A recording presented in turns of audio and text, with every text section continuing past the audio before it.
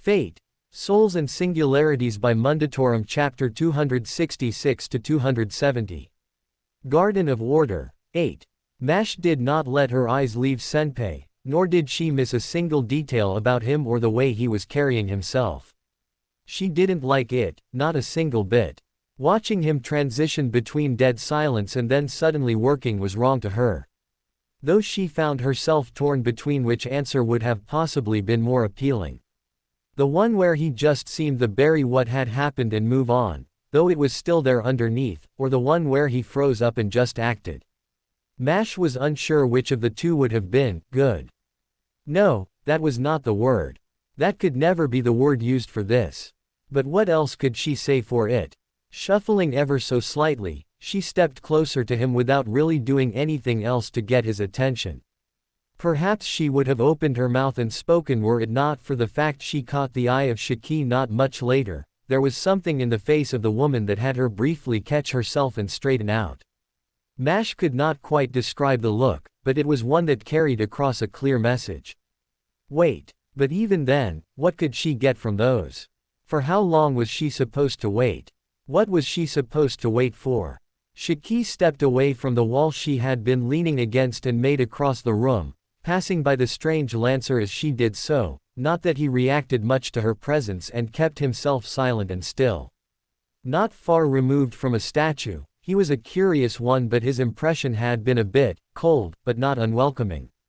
Her eyes parted from the servant and back to Shiki as the dark-haired woman was right beside her, standing only a little taller. She jerked her head across to the other side of the room. It was a clear invitation that Mash found herself a little hesitant in accepting. Not for perceived danger, but because she was not wholly comfortable with moving away from Senpei right now. It felt like abandoning him. Shiki's eyes narrowed slightly, her gaze switched from Mash to Senpei for a brief moment before it returned. Giving only a faint hum that was difficult to hear, the assassin leaned forwards and spoke in a hushed whisper. You can go back to watching him in a moment. It was a small comfort, she supposed, but it was expected. She did not truly think that Shiki would have dragged her away from Senpei forever, nor did she think that the conversation would take very long. All the same, she found herself still a bit slow in nodding her head, one final look to where Senpei was leaning over the table and staring at his hands. It was hard not to see the way his eyes lingered on the back of his right hand, the red marks now missing a singular member of their trio of patterns. The faint smudge looked more like washed-out paint than the bold mark where it had once been. Even without any sort of emotion, and that made it much worse, she could very much tell that Senpei was hurting inside. And she wasn't sure how to make it better. She nodded, albeit very slowly, and stepped after Shiki when she moved for the hallway of the apartment and out of the door, just onto the little walkway which led across all the different rooms. It was a private venue, in an ironic sort of way. Shiki moved first, stepping to the railings and folding her hands into her pockets, eyes fixed on the distance. Mash slowly joined beside her and stared out. Is something the matter, Shiki-san? With me? No. Shiki replied quickly, only to stop and then spare her a brief glance out of the corner of her eye. Mash found herself a little bemused by the way her expression twitched as if remembering something, then she teetered her head from side to side before speaking again. Depending on who you ask. That sounded a little negative to her. She frowned a bit, then shrugged. I think that someone has something bad to say about everyone, at least, that's what I've seen. More than she would care to admit. And she was very much guilty of that as well at times, but she maintained that Edward Teach would be wholly deserving of any and all acts of aggression against him purely for his antics and dangerous personality. Furthermore, she considered it the professional pride of a servant to call him out on his works. Pirate or no, that was perhaps more reason to put a stop to him before he corrupted Senpei with his wicked ways. Maybe she was too invested. That sounded a bit stronger than she would have phrased it. Well, that's just common sense. No one is friends with everyone. Shiki muttered in agreement, lips thinning. Though that isn't what I meant. I was more asking what was the matter with you. It's like. Shiki looked at her and squinted for a brief moment, lips curling as though lost for words, but only by way of thinking for the right one. Then she gave a muted nod. Quote. You remind me of a sad puppy. Mash scrunched up her brows. I'm not sure how to respond to that. Shiki made a face as though she hadn't quite thought the comment through, then frowned rather deeply for a moment. That is not what I meant to say, but you act like you're wounded and it shows. Everyone else is going to see it as well, and it's not a good idea to go around showing that sort of thing before a fight. Her eyes lowered to the ground at the words. They were probably right as well. Quote. I'll try. But she knew she was going to fail because it was hard enough already. He's weird. Mash knew who Shiki was talking about. Senpai. Yeah, him. A grunt of an answer and a jerk of the head the way they had come. He's a bit weird to be around. Not unpleasant, just weird. Far removed from any mage I remember being near, but not quite what I'd think of when Maybe not. They were both strange in their own ways, so. The words slipped away into a murmur and Mash wasn't sure she was even being spoken to for a few moments, more that Shiki's thoughts had gone awry and led her somewhere else. But it was only for a moment. The girl visibly caught herself and resumed her stoic visage once more as if nothing had happened. Mash was a little envious of her being able to do that. Senpai is trying his hardest. I think that's true of everyone most of the time. But only when they really care about something. Mash winced and looked away. She wasn't even sure why she did that. The answer had been right, but it seemed as though the response from Shiki just merited the reaction. Was she trying to make excuses for the way Senpai was acting? That was strange. He hadn't done anything bad or wrong. It was just that everything around him was bad. So it really wasn't his fault if he came across. What was she even thinking at the moment? She could make no sense of her own thoughts. That's not the first time he's seen someone die. The comment had her freeze up on the spot, then slowly turn her eyes towards Shiki. The woman was staring at her as if she already knew the answer, confirmed when she hummed an affirmation to herself and then looked back to the cityscape once more. I can tell. He's not used to it. Shiki then frowned. Quote. Do you think he should get used to it? No. How could someone even say something so horrible? She didn't like the idea of Senpai growing accustomed to the idea of people dying around him like that, especially not like that. Not that he would need to worry about his friends having to die. But death was a part of life, wasn't it? Even as she answered quickly, she felt conflicted by the words. And the stare Shiki was sending her way made her feel like she had been seen through in a mere instant. The blank face stood as some manner of judging mask as it remained fixed on her. Mash turned her own face away nary a moment later, shame and confusion rising up within her and nothing further than that. If that's how you feel, then why are you getting upset about it? Everyone dies, so there's no point in being sad about it when some perishes. That answer felt cold to her. And very. It just felt cold. She turned back to Shiki upon those words and made no attempt to hide her frown. But it was not personally directed towards the assassin, rather what she had said. Shouldn't you be upset that you'll no longer be with the person anymore? What if they are a close family member or friend and you don't get to spend time with them anymore because of that? Shiki inclined her head slightly. Alright, but why get upset over a servant then? It took a few seconds for Mash to follow the inquiry. When it struck her, she grimaced ever so slightly. Because they can be summoned back, right? Shiki raised a brow. Can they? Was that not what she was talking about? Mash blinked in surprise and leaned back, staring at the woman for a few moments and searching for any sign of some odd manner of joke. She found nothing but genuine surprise at the comment, which meant that it was something Shiki did not know about. Though that threw into question what she actually meant by why someone shouldn't have been sad over the death of. Quote. Oh, something else occurred to her. Is it because servants are already dead? For the most part, yeah. Shiki nodded in confirmation. Isn't the whole point of them being that they are dead people brought back for a short time? They were always going to go back when you're done, so it's no real different to just working with someone and then they move away. Being sad about the circumstances of a servant dying is weird. Pointless, even. Perhaps on paper, that answer held some weight. But she could not agree with it. That isn't Senpai. Shiki cast her a silent look, one she could not grasp. But Mash felt the need to repeat the words once more. That isn't senpai. Words that she firmly believed, for she could never put the image of who he was with what Shiki was telling her was the sensible course of action. Indeed, there might have been others who said it was the best way to treat servants. Yet that was not who senpai was, nor was it someone she could ever imagine him being. There might have been very little she did understand at the moment, but in that she felt herself completely and utterly certain. So he's always going to be sad about it. Shiki said nothing more than an unfortunate truth about the situation, one that Mash felt herself go downcast about. They were right about it, of course. Even if they succeeded and human history was restored, the servants were always going to go back to the throne when all was said and done, which would mean they would have to say goodbye to all of them and, more than likely, never see them again. It probably rang true for her more than anyone else, she supposed. Her eyes flickered away to the side, but her head nodded up and down. Senpai would probably be sad about saying goodbye to them. Then maybe you should accept he's going to be sad about it. And move on, went unspoken. Mash grimaced about that. It was equally impossible to ask that about her. She could try, she had tried, but nothing could ever make her stop. It was something that could not be done. Her head shook and she brought her eyes back up to meet Shiki's.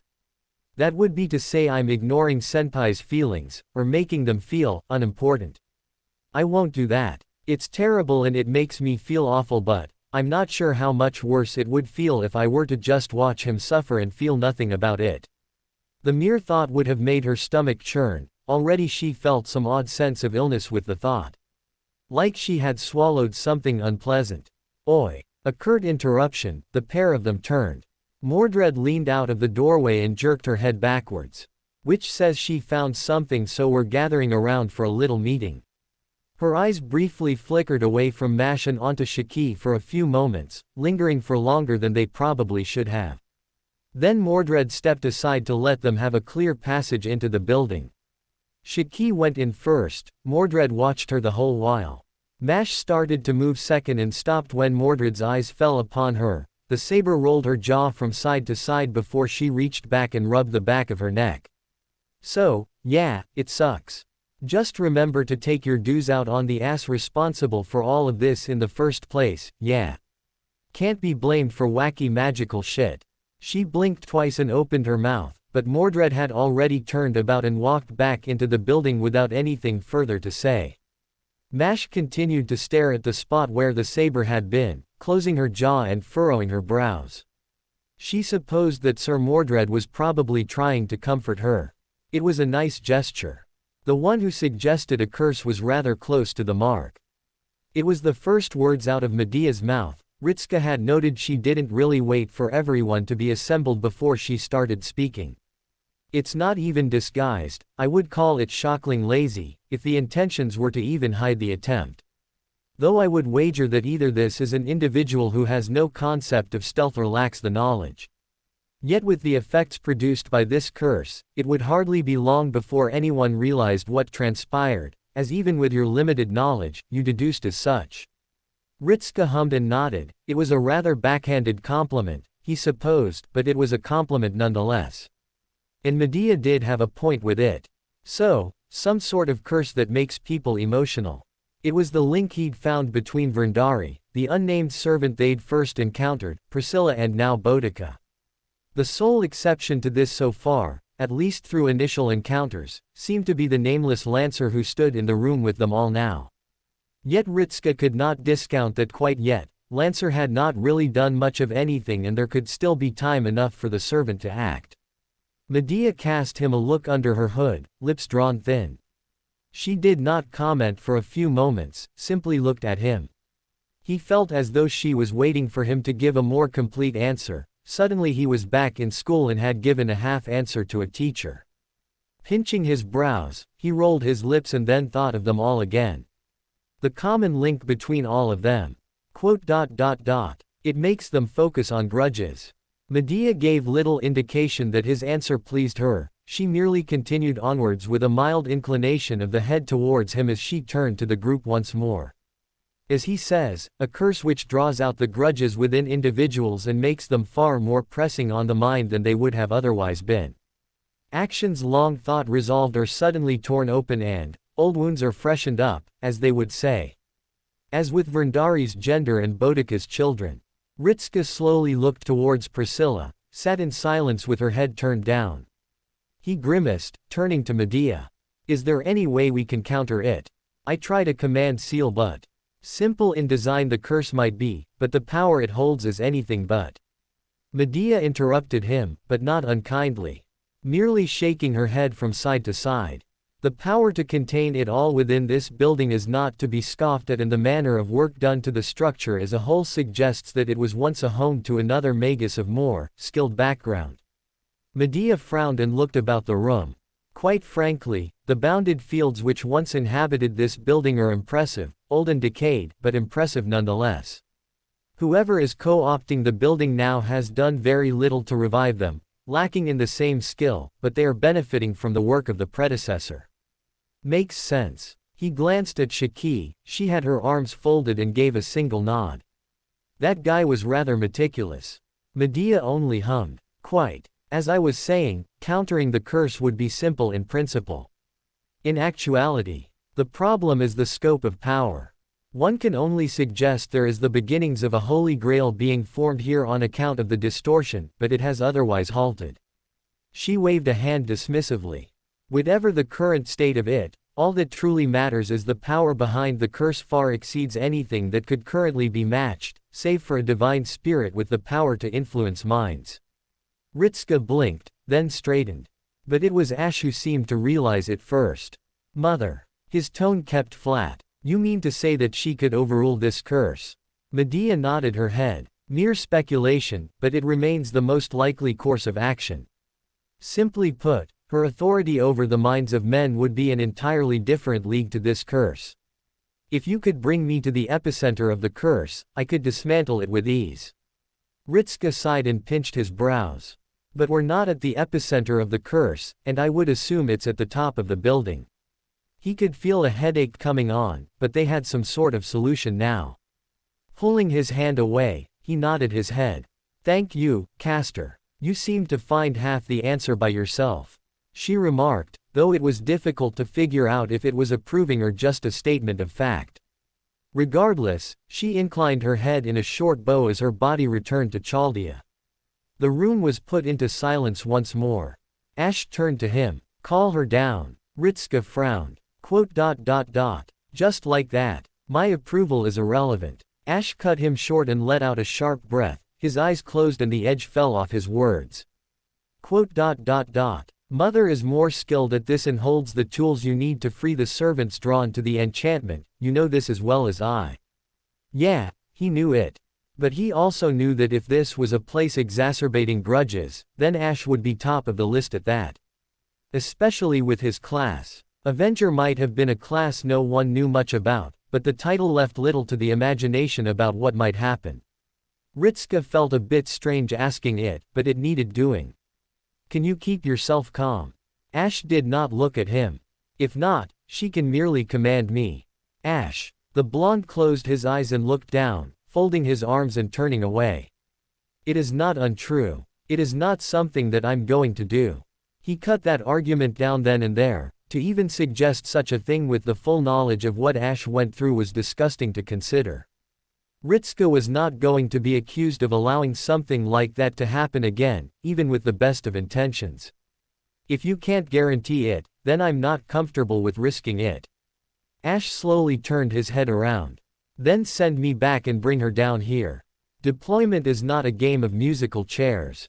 Wetting his lips, he took a deep breath. Look, I can understand that Guinevere would be more useful down here. But in a building like this with all the grudges, we can't be sure that either you or anyone else could go off because of it. The fact none of us seem affected doesn't mean we aren't. Ash's face was twisted into something a mixture of irritation and bemusement. Will you truly leave your best chance at salvaging the minds of the afflicted simply because it would otherwise make me uncomfortable? I would put forth that you are being swayed by your emotions yet again.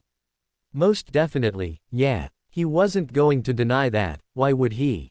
There was a flash of red in the corner of his eye and a brief warmth. He flinched and turned at the same moment. A dull thud echoed out from the corner of the room. Lancer drummed a winged spear against the floorboards. His single eye flickered between himself and Ash. Childish arguments shouldst remaineth with children. He spoke with soft yet firm words. The hold on the spear loosened and the weapon vanished in a smother of flames, which quickly vanished themselves. If 't be true thee hast the means of undoing our plight, bringeth it forth. Shouldst troubleth brew on account of this risketh, we shalt hast clarity. Yet nothing loses battles faster than dread of what might be. Taking slow steps forwards, Lancer closed in on him. The snake heads loomed around from every angle and fixed him with sharp stares. When Lancer spoke next, it was in a tone much softer. Thy concern for thy warriors is stout forsooth, but there is a time and lodging for such woes. Lancer slowly turned his eye onto Ash. Those of the snakes joined suit and the air turned a touch colder than before. Yet his concerns holdeth weight. We might extracteth him from the lodging and have him holdeth guard where he wouldst not did lie eyes on the objective of his fury. So basically have Ash stand outside wherever Guinevere was. He hummed as he thought the idea over. It wasn't a bad one. A glance to Ash showed the blonde gave a faint nod of the head and little else, then he slowly glanced towards Priscilla and jerked his head. Ritska followed the silent message and then jerked his own head to the door. Ash turned and walked onwards, still with the eyes of Lancer upon him. Thee holdeth the loyalty of a demigod. Ritska winced a little and looked at Lancer. He was rather puzzled as to how they figured that out, but Lancer was already turning away and walking back to his corner of the room. With Ash outside and Lancer occupying himself elsewhere, Ritska turned to the final figure who might have something to hold against Guinevere. Though he could not be entirely sure, approaching with cautious steps and lowering himself down in front of her, he tentatively reached out and placed a gentle hand on her wrist. Priscilla. She stirred slightly, head turning to him. Thou art to summon mine mother hither. Her voice was rather light, but that made it hard to tell what she was feeling.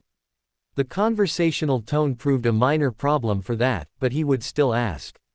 He nodded while speaking. We are, yes, are you, all right with that? Priscilla tilted her head. For what reason would I? Something clicked in her expression, her features softened and she moved a hand out towards him, pressing her own atop his and giving a faint squeeze but no further movements. Ah, thou suppose I had been angered by her abandonment of me to the cold lands.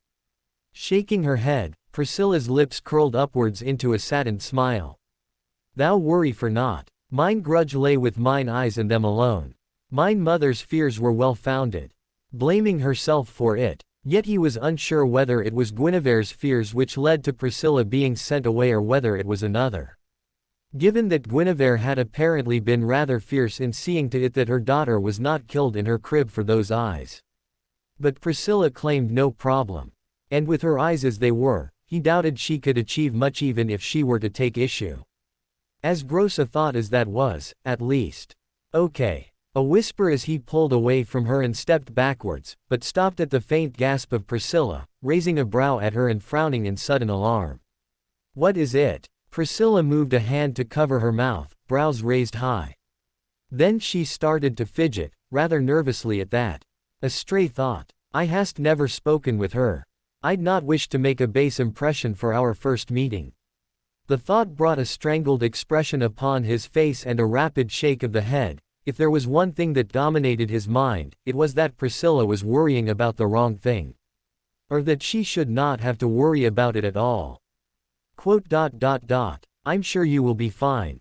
He responded with instead, keeping his own tone light. And I'll not hear any complaints from her about you. None that would relate to her as a person, at least. Priscilla turned her head to him and then slowly nodded in understanding, smiling rather earnestly. Then I shall place mine trust in thou for this matter fath. She caught the slip as Ritska stiffened. Young one. The amendment came not soon enough for him. He struggled to keep the smile on his face, for his own benefit more than for her. Though the silence that followed was probably awkward in its own right, even if she could not see his twitching face. Trying his best to put the thought from his mind, he turned to the largest space remaining in the room and even then, he was quite sure Guinevere would have some words for him on the location of the summoning. She would probably have some complaint towards him for the dingy squalor or something.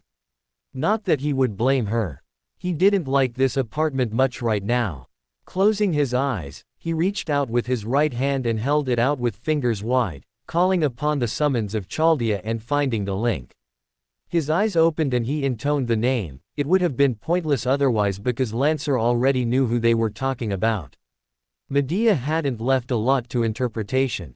Guinevere. That singular word brought a billowing of winds, though it was more of a moderate breeze than anything malicious, yet the swiftness of it all was rather startling.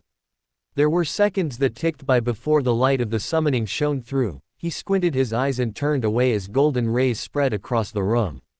Then he heard the disappointed sigh. Thou choose thy moments for summons poorly, it seems. Ritska mentally raised a brow at the sudden change in her manner of speech, not all that different but more akin to her daughter's than anything else. He lowered his arm as the golden form peeled away to reveal the tall woman underneath, standing tall with her hands cupped before her. Golden eyes flickered first to him and then away before briefly pausing upon the direction of Lancer.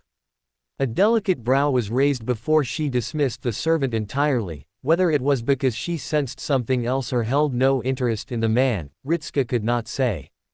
But what was apparent was the moment she found Priscilla. Her entire body stiffened like stone and she stared straight down to the woman who herself was not much shorter than Guinevere, and it was only when they stood beside one another that Ritska could truly see how alike they looked. A mild difference in skin tone aside, their facial structure was all but identical. Though that remained the only real similarity besides stature. There were no words as Guinevere stared down in silence at Priscilla, her expression revealing nothing.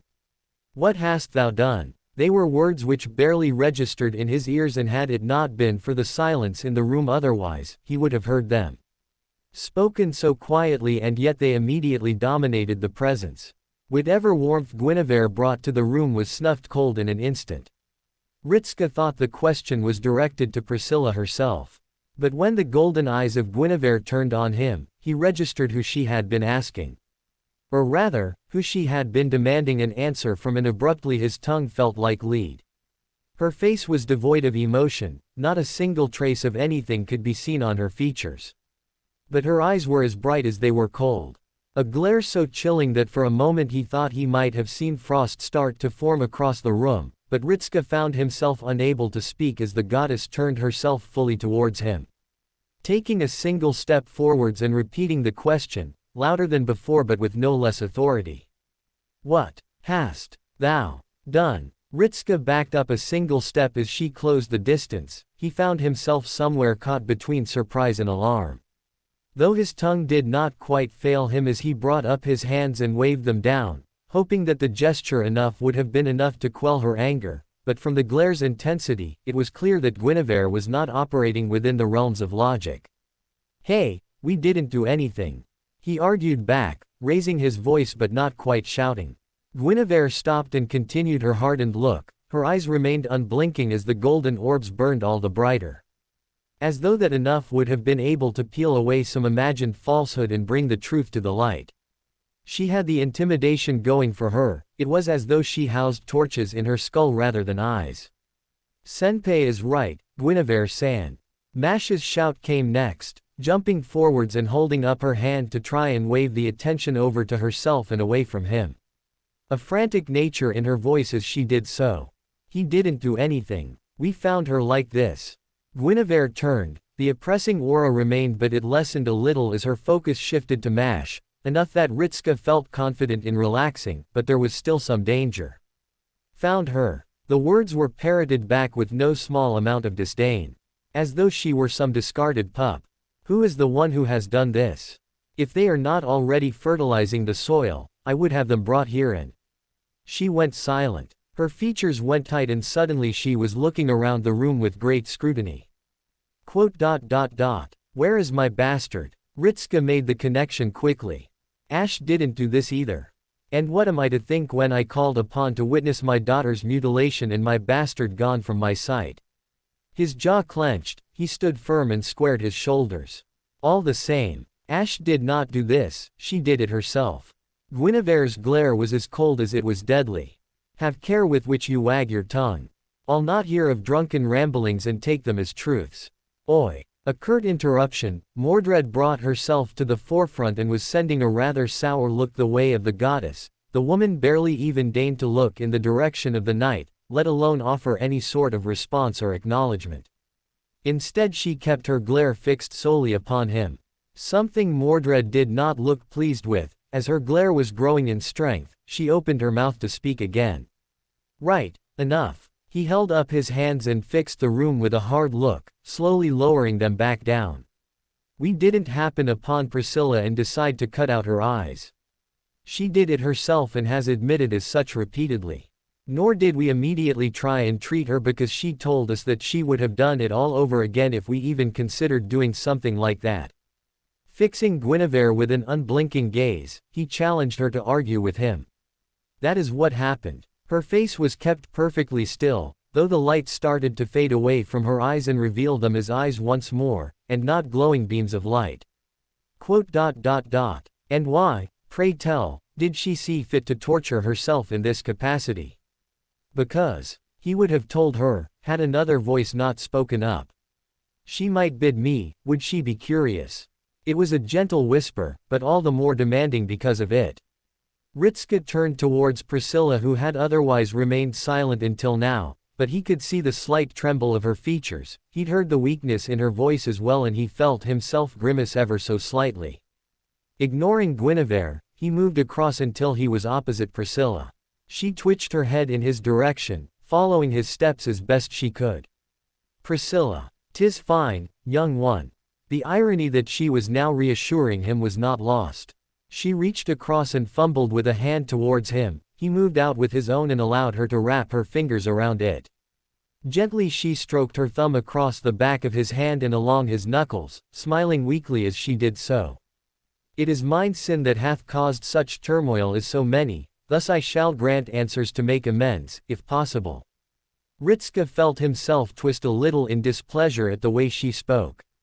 As though it was somehow her fault this happened. Priscilla removed her hand from his own and started to rise to her feet. It was a visible struggle for her, bumbling about until she was up, knocking the table at an angle with a sharp crack and giving only a brief pause and a guilty wince, but her face quickly changed to something harder as she turned in the general direction of Guinevere and started to lower her head until her face was pointed to the ground. Or perhaps she would have done, if Guinevere had not caught her by the chin with her right hand and stopped her moving her head at all. Slowly, the goddess brought the face back up to look her way. Eyes or no, I shall not hast thou turn thy attention to thy feet. The words were gentler than he expected and certainly a far cry from her entrance. Priscilla gave a terse nod. Mine eyes hast I cursed me, methought would they were removed it would bring ease to all. It was a confession that just tumbled out of her rather suddenly, hurried words and tense posture all. She fell silent after speaking, or rather she clammed up and locked her jaw shut. Guinevere herself was silent with a face set like stone. Her hand slowly parted from the chin of Priscilla and she stepped backwards away from the girl. Then turned on him and lowered her gaze onto his own, taking a moment to visibly compose herself further. A polite smile formed on her lips that did not meet her eyes, at least not by his reckoning. Given how she had acted mere moments ago, he would not so quickly make the argument she was over whatever had happened. For what hath thou bring me hither? Ritska took in a short breath. There's a curse on the building. Someone is making grudges become more important for servants summoned here, and that's bringing all the corpses, or at least we think so. The grudge bit was confirmed by the caster we brought here just before, and he slowed his words and looked aside. It's powerful enough to resist a command seal. Mine condolences then. She sounded like she meant it too. His eyes returned to her and saw that her features had softened only a fraction, but enough to be seen. And thou would bid upon me to break the curse. There was no hiding the way she had subtly shifted her body to be nearly turned to Priscilla once more. Priscilla jolted and then stepped forwards, raising her voice louder than before. Not upon me. That was something that threw both himself and Guinevere for a loop. What? He was the first to speak about it, taking a half step forwards and then catching himself from saying a jumble of words. Swallowing them down and letting his racing mind calm for a moment. If that was possible, because he could not fathom the instance she spoke with. But you've heard how this is someone messing with your mind that's making you feel this way. And yet I am defanged because of it. She silenced him with that, but only because of the way she spoke with it. Sharply, she turned on him and clenched her jaw, waving a hand towards the vague direction that Ash had departed to, but not quite there. It was more towards the walls than to the exit. I am not deaf and I understand the fear that grips mine brother's soul. I hast been thy foe once before, and would I were to hast myself freed, I dread that I would turn on thou again. In spite of the kindness thou hast shown me.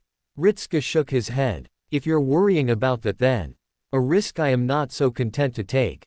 Guinevere followed suit. Thy mind is addled with exaggerated fury at thy past. With a dismissive wave of the hand, she visibly fought back a scoff as her tone remained light but still firm.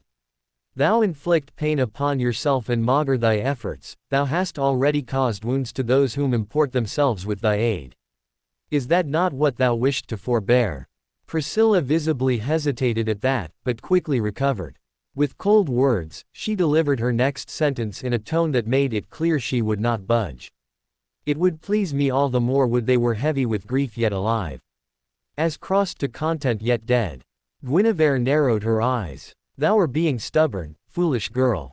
For a brief moment, the lip of Priscilla twitched upwards before it dropped back down. Grandmother quoth I was most much like her own daughter.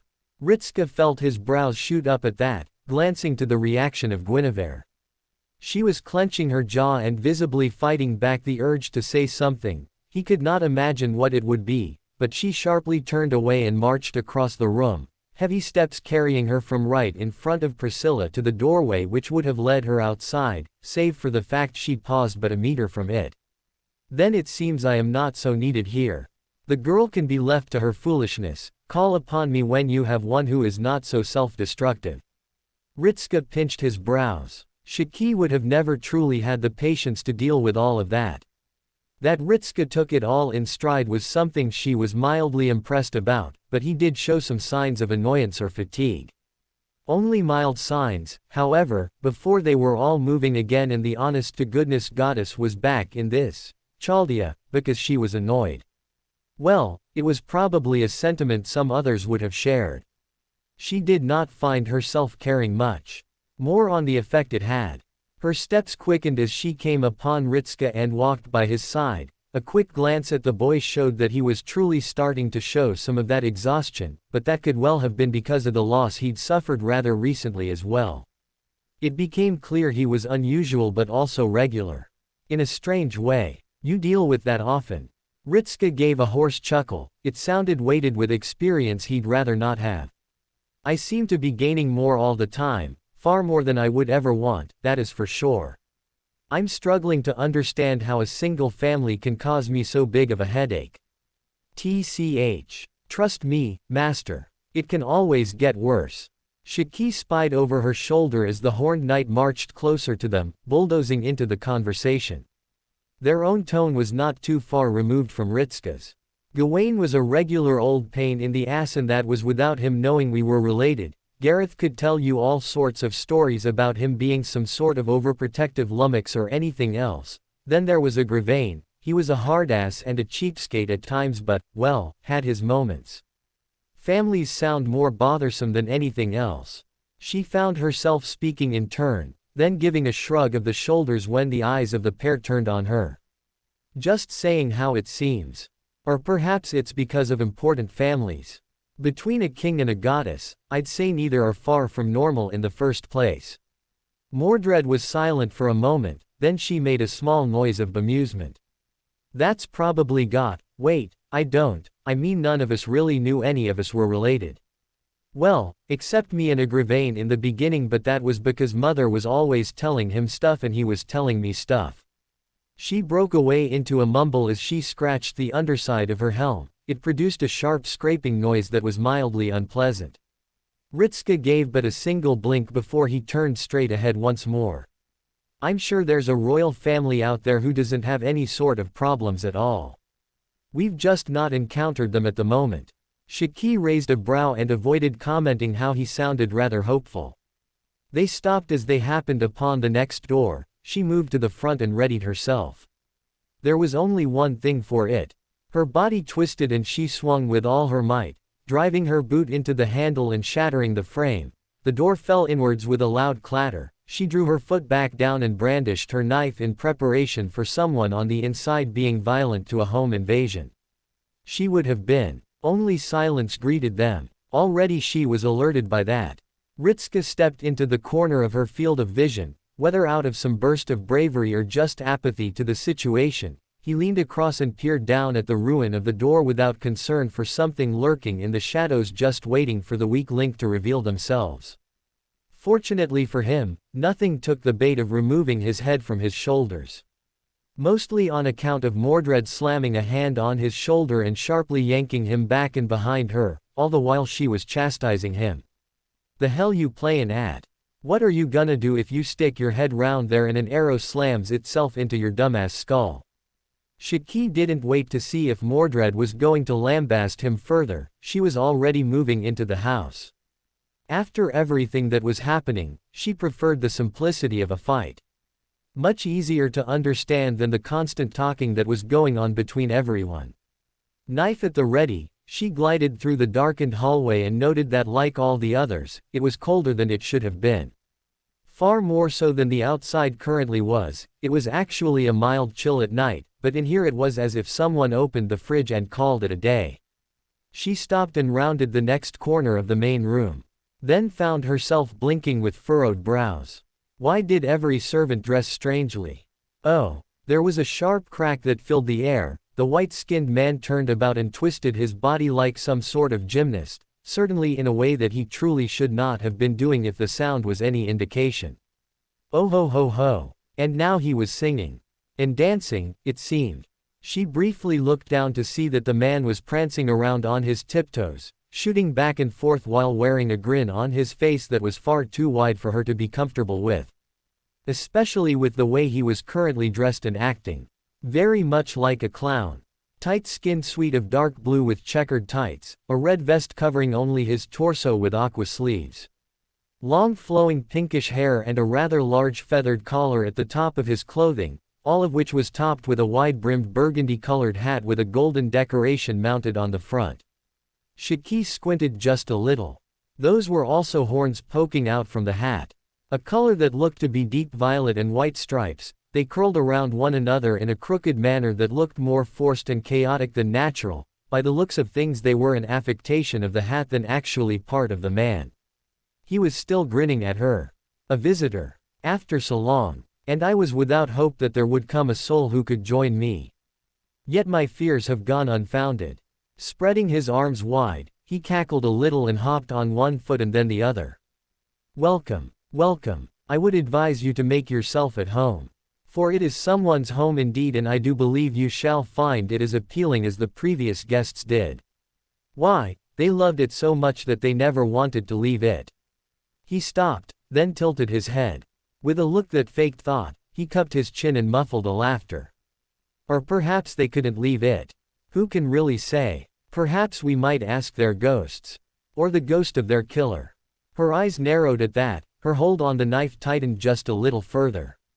Heavier footfalls signaled the arrival of the others from behind, but she did not take her eyes off the man. He screamed danger, or opportunist. She could see the glint in his eyes and the predatory way he was dancing back and forth. Also he had advertised his intentions fairly clearly. Hello. From behind her came the rather bemused greeting from Ritska. The man smiled a little wider at that, performing a bow that bent him over nearly down to his feet before he rose back up. Polite visitors, even after the door was struck inwards. Truly my efforts have paid off in ways that I could never have foreseen. Your efforts. Of course. The man boasted loudly, dancing back across to the other end of the room and twirling about. Then abruptly he fell still and assumed a more formal posture. The smile on his face remained impossibly wide though, and his eyes lingered on the boy with a greater sense of zeal within them. He'd switched targets. My efforts in bringing together all of the ghosts, well, the poor grudge-filled spirits. With a dramatic sigh, he cupped his hands together. Is it not saddening that there were only servants in this awful, awful place? I could not stand to see it, so I went about bringing some spice into the mixture. All these poor souls who were without rest were so easily drawn. Their anger was most centering, and some of them even started to make use of this terrible land to have twisted bodies. Most wonderful, is it not?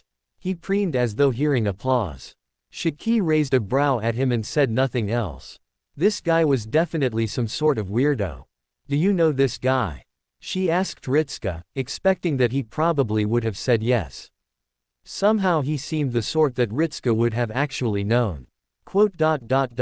Can't recall. Ritsuka replied with a puzzled tone of voice, though it quickly hardened as he addressed the man once more. So, for clarity, you are the one responsible for this building. Because you're talking as if you are. The man recoiled as if struck, looking slightly surprised, but it melted away into something mirroring abashedness. Ah, you flatter me within our first meeting. He quickly looked away and covered the lower half of his face with a hand. Do I truly look to be such a capable fellow to you? My class might be caster, but I'm not quite so skilled, and yet, I cannot help but be touched by such an earnest accusation. He clapped his hands loudly. But I regret to say that although I played my role in this joke, I am not the teller this time around. More's the pity, as I helped a great deal with all the setup for the punchline. Going so far as to invite all the servants from Chaldea as well. I took careful planning with each and every one of them, I'll have you know. That confirmed to her that this guy knew something about what was going on and about the guy responsible for this. She dared to take her eyes off him, if only to cast a glance at Ritsuka. He met hers and gave a near imperceptible nod of the head. Good. How did you get into Chaldea? Ritsuka asked, and she was rather impressed with his casual nature. More so with the ability to converse with this guy. As expected though, the man just laughed loudly. Come now. Surely you know that the joke loses its weight if you have to explain it. Accept the little prank and move on. I did quite a sterling job at not being spotted though, didn't I? And you had so many watchful people. He folded his arms and pouted. Why, if I had some more time, I would have left you with some party favors. The type that would have been to die for. The pout deepened. And after all of that, I am finally met with a master who seems to be the likable sort as well. It seems as though, in the end, the joke has been turned around onto me. For I am now forced to slice you into tiny little ribbons. Hands came wide with a flourished movement. She caught the glint of metal and tensed herself. Within his right hand were now a pair of large scissors. Very large, easily the length of a sword. He opened and closed them with purposeful slowness, such that the sound of grinding metal echoed loudly within the room, but the way he was acting still struck her as odd. He was a caster. He didn't feel all that strong. She could cross the distance and catch him with a knife in the heart, and that would be the end of it. So what was she missing? Traps, of course. Her eyes turned on the table within moments, the one that was much closer to them than it had been in the other apartments. Something that she had not thought of until now, nor the way that he had not gone near it once during his little dance routine. All right then. Ritsuka nodded his head, seemingly unconcerned about the threat on his life. So you don't want to tell us why you infiltrated Chaldea, but you're not the one behind this, or so you say. What do you get out of this, then? Why personally go through all the trouble? Moi. He pointed to himself with his free hand, drumming his fingers along his heart and tapping them rapidly, back and forth across his chest before he stopped and smiled a little wider. I get a touch of good humor. Watching all these wonderful, prideful, heroes remember that they have demons just as all of us do, and see how they feel is nothing if not mirthful, isn't it? Ritsuka was not the one to respond. This time it was Mordred. You got a twisted sense of humor, punk. I'll have you know that I am a very classy gentleman and certainly not a punk. He didn't even sound as though he believed his own words. Then introduce yourself as a gentleman. Ritsuka pressed a bit further, and Shiki found herself curious if he would rise to the bait. And he did. But of course. The demon Mephistopheles stands before you in all his humble nature to grant unto you a very warm welcome. He bowed once more, but she caught the flash of a grin. The very warmest in fact. Shiki moved the second she felt as though he was done. Perhaps it was preemptive, but she preferred to listen to her gut in these cases. Shooting across the room to the table, she swung her leg out and slapped it into the underside of it, flipping it over and launching the furniture across the room. In the moment it turned on its back and they saw the underside of it, the revelation of why she was alerted by it became clear to all. It was golden and shaped much like a beetle, but on its back rested a timepiece that was rapidly spinning around. Ritska was pulled back into the steel arms of Mash. The shield slammed down a moment later as Shiki pressed and skipped backwards. Mordred charged right on ahead and swung clean down. Both halves of the table and beetle hit the ground with a thud. The knight pressed onwards and closed on the clown. Then Shiki saw half a dozen of the same devices being thrown away from the man and across the room, some to Mordred, some to the ceiling, others to the cupboards across the room and a few towards herself and Ritska. She would assume them explosives. Her eyes flashed and the life of the constructs was revealed to her. A twist of the knife and she swung, the metal sheared under her blade and went cold and dead. An explosion tore through the side of the room. Mordred charged right into the thick of an explosion with what sounded like a laugh. Whether it was another explosion or one the saber had walked right into, Shiki did not know and she could not even bother to think on it. Instead she dived right on into the fog as well. It cleared a moment later to reveal nothing more than Mordred stood looking rather puzzled with her sword pierced through nothing at all.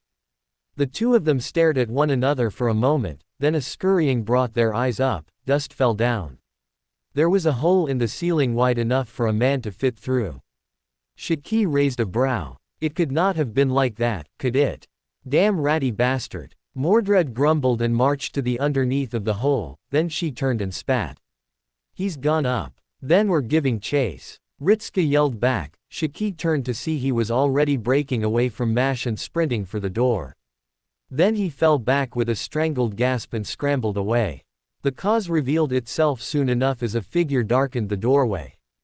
In plate armor black as night, save for one lone thing. Shiki blinked once, then twice. No matter how hard she blinked, it did not remove the rather bewildering sight before her. That being the horse that the armored individual was riding upon. Welcome to Fanfic Audiobook, your go-to place for immersive audiobooks. If you enjoy the content, don't forget to like the video and subscribe to our channel for more amazing stories. And please support the author by link in description. Garden of Order, Ix. Ritska pushed himself further back from the entrance. It was more the shock of turning around and being met with that which had thrown him to the floor in surprise. How was he truly supposed to react when he was suddenly met with a horse in the middle of an apartment hallway? The mount let loose a snort which billowed smoke into his face. There was a great deal of heat behind the gesture and he wriggled back further until he was pressed against the wall. A sharp grating of metal drew his eyes further up towards the rider, where he felt himself relax only a little as he was met with the faceplate of a certain king. But it was the reminder of what this place was just as swiftly which put him on edge again. With a jerk of the reins, the horse pulled back and rose their head up away from him, stepping back a little bit and turning to the side, letting the rider fully gaze down upon him. Only the faint rasping of muffled breathing could be heard from the figure. Ritska gulped a little as he pressed his hands flat against the wall behind him and braced himself. A few pushes brought him back to his feet. During that time, the servant made no move save for watching him. Slowly, the head turned from him and glanced right past to the room. The stare lingered for precious few moments, then came another snort, this time one of derision from the rider of the mount, rather than the horse itself. But it was no less intense.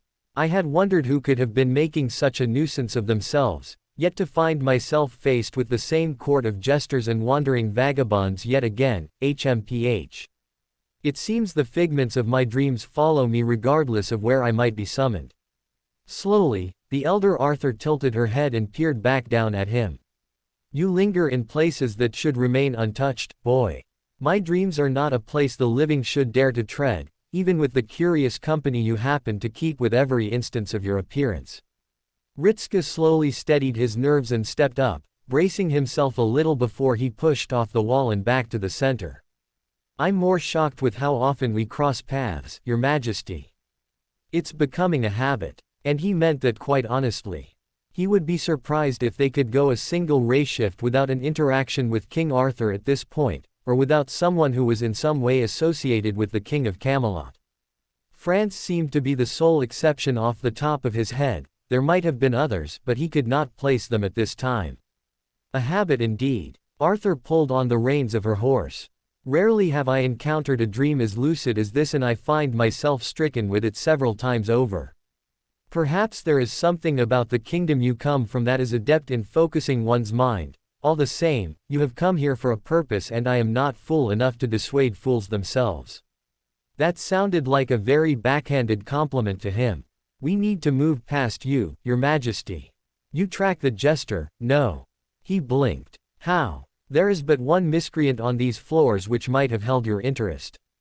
I tolerated their presence because they did not dare darken my line of sight with their shadow, but if they have opted to turn active, my mercy may be considered rescinded. A sharp turn of the horse sent it trotting away from them with a brisk pace. Her voice echoed as she moved on. If you have questions for the fool, I would suggest you do not tarry. A king will not stay their hand for long, and my spear yearns for destruction.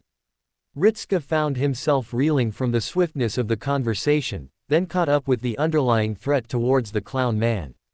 He hardened his face and turned over his shoulder, jerking his head forwards and to the door. You heard her. She's not going to exactly stop, and I'm not interested in fighting her over this. Lancer approached and strode past him with a swift movement about him, stopping only briefly as he made a comment. Wise. I wouldst not beest so eager to crosseth blades with a dragon. And like that he turned and vanished around the corner, another of their retinue moving on ahead of them. He did not waste much time, nor truly, but he did turn back and sprint back into the room without a second thought, calling out as he did so. Ash, Mash, catch up with Arthur and try to get ahead of her. I'm not expecting her to stay her hand for long if she finds the caster. I want to know how he got into Chaldea and who else was able to do it. Whether he had help or not. Standing before Priscilla, he reached out and took her hands into his own, giving her a firm but still gentle tug as he aided her to her feet. There was a look in her face that seemed as if she might have argued with his priorities, but he probably wouldn't have heard it anyway, sending another glance to the group and then nodding to them.